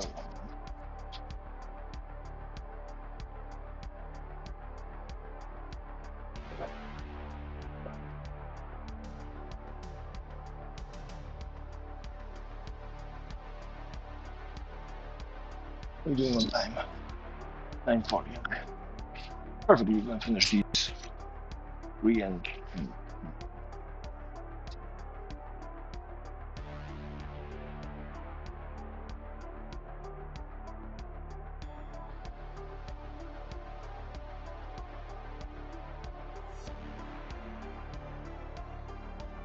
press it down to get this.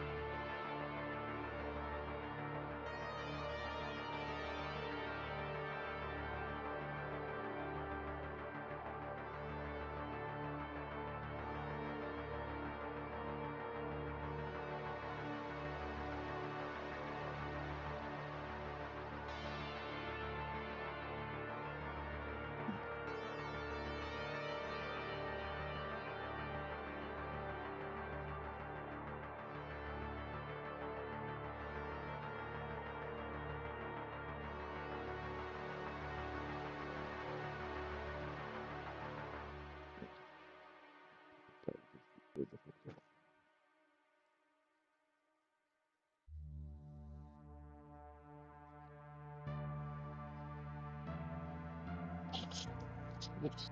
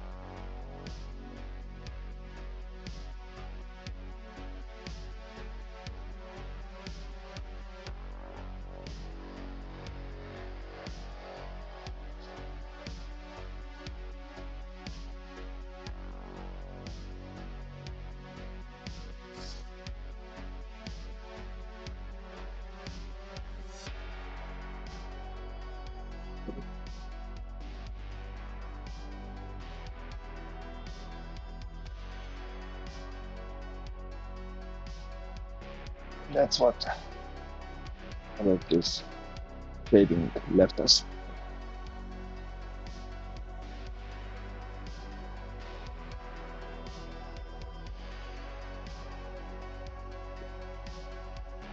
Baker when we were capable of making a single cut in bunch of thinner ones for all the artists.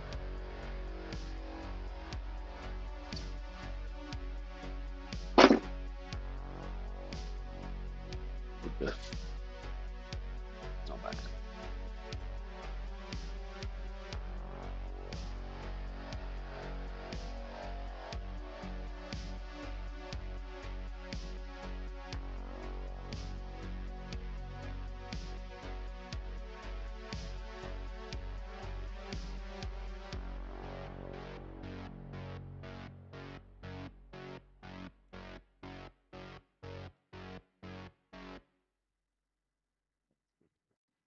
That's the small one.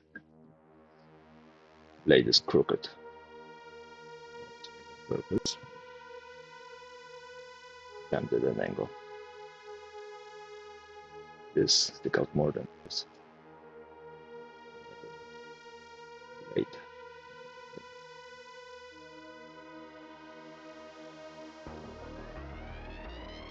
So use another one of the this guy. A little round over chisel.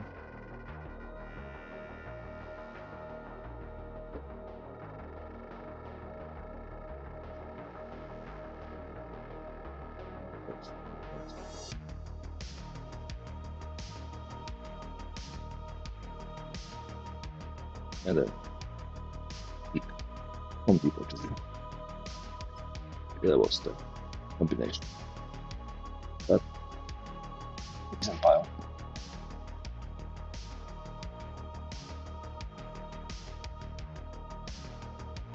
Okay, and that's then. This one is the one that is record. I think it's British, but there's two features that I like. It has a low-lying blade that we can genuinely enjoy, and it has this adjustment of how big the gap is going to be.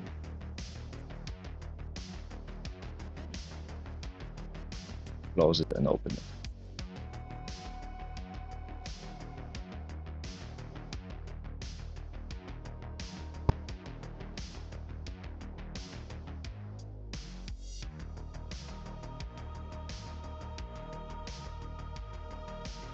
About $10. English brand freaking new, but a little patina here and there. The blade is a little crooked. It would work for us. Straighten it out. Yeah, that's the okay.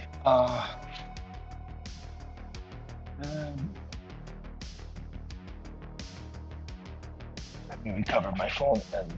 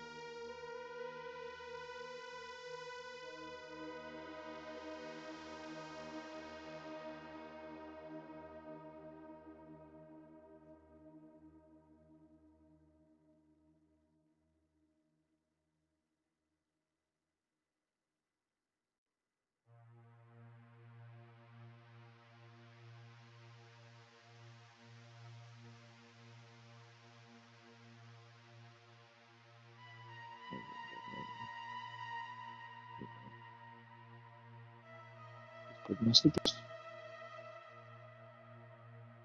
Nope. Weird.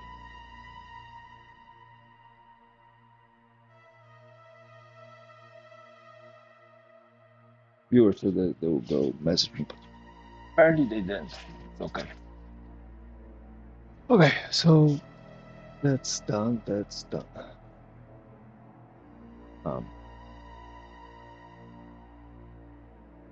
We want to adjust this.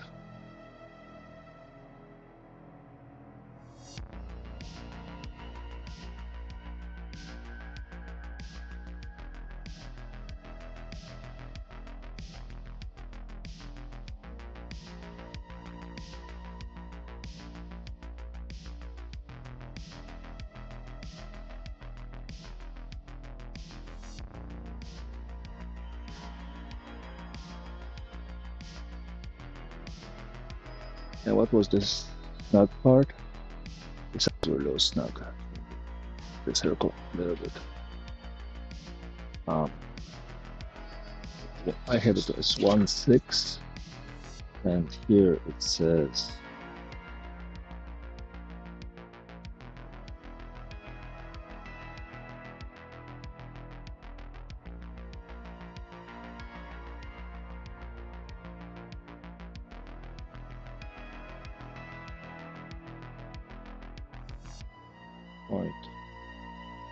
0.78.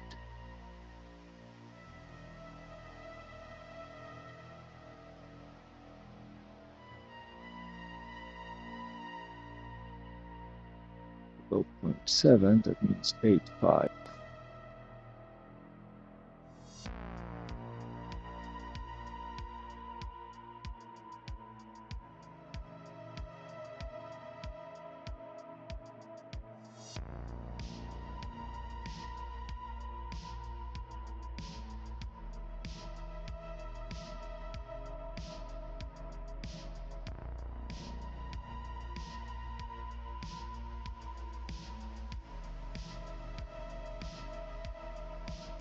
More. So that goes away. More. 8.5 hour stream. I'm doing good. Do I need to laminate it? Because I think this is the shelves, the tops. This is the backs. Oh, that's the bottom. I need to do that. That's the back. There's the sides. Okay, that can. All of this can wait, I think. Oh, we have done laminating this. What's next?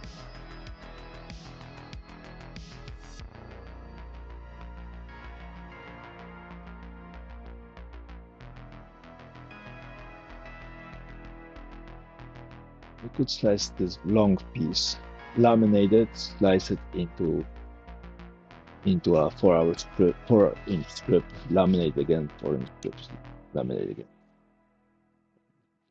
All the strips you need. But we have a whole pile here, so it's maybe better. I think we need to start putting them together. That's one thing. And then we have to figure out how to move this so I can get to the cabinet hardware and where to move it. I'm good on slicing things for now.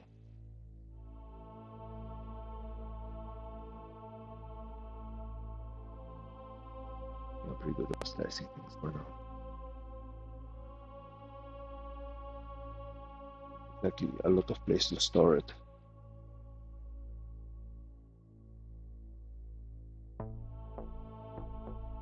So if there's not a lot of place to store it, then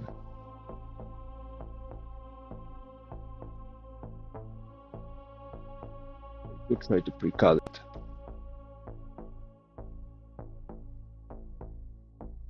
Then we run into a different problem.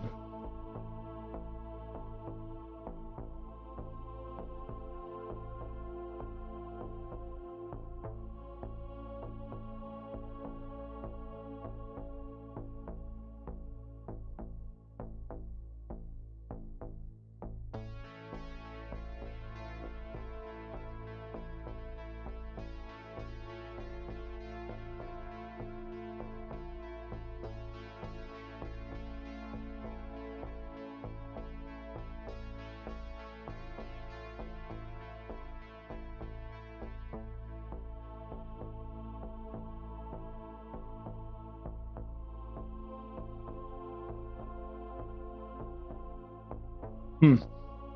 Well, I think we need to figure out the drilling situation. The pocket holes. Gonna be a lot of pocket holes. Yeah, it's gonna be a lot of pocket holes.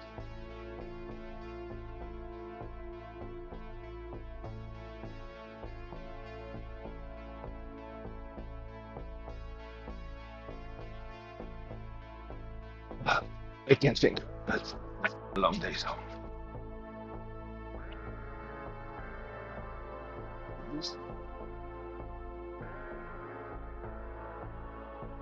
And a picture of this.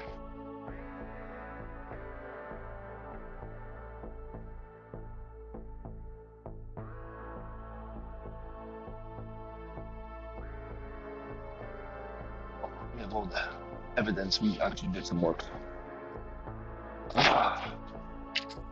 Oh, okay. So tomorrow, I'm either building a jig or I'm.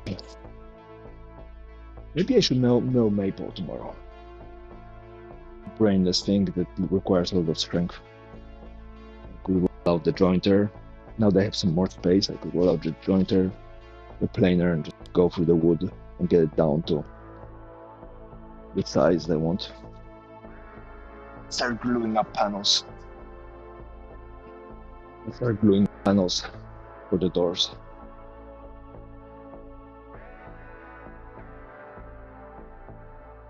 That's the way to go.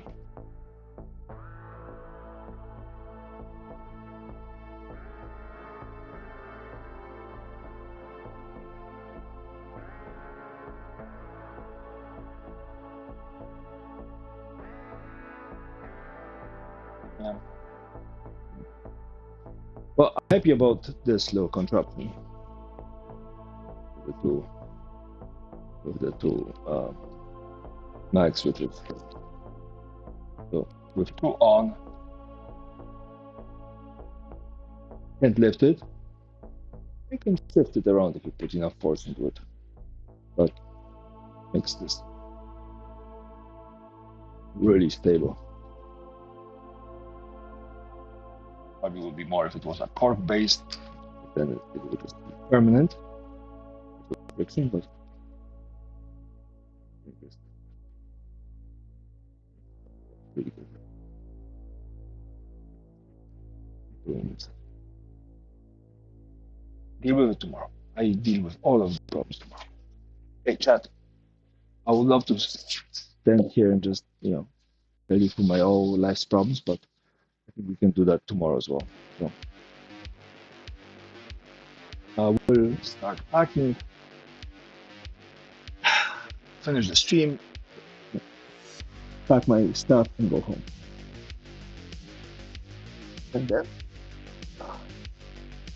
then tomorrow, start bright and early and keep going.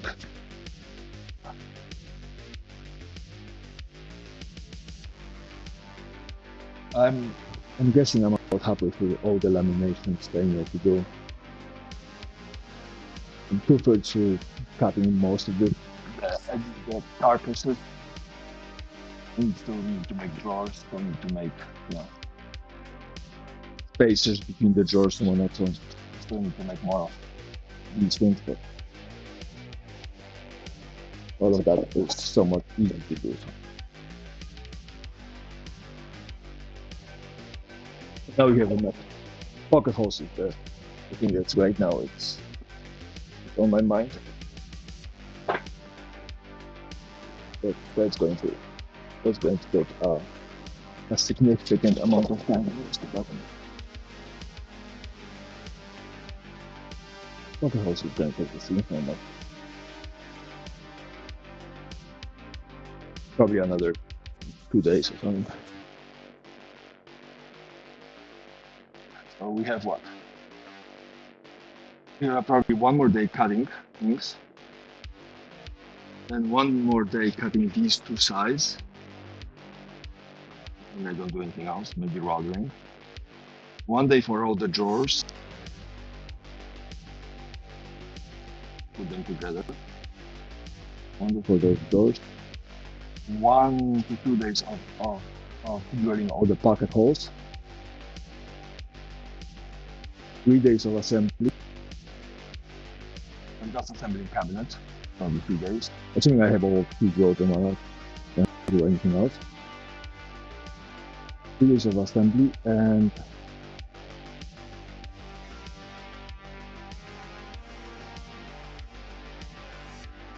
I have day to 2 days of milling the maple. Probably 2 days if we are cutting it. 3 days of gluing. 2 days of making the doors. Cutting and making those. Maybe 3 days to make the doors. So we have what? 3 weeks. 3 weeks of solid labor. We put in another 7 hours a day, so we're in a good state.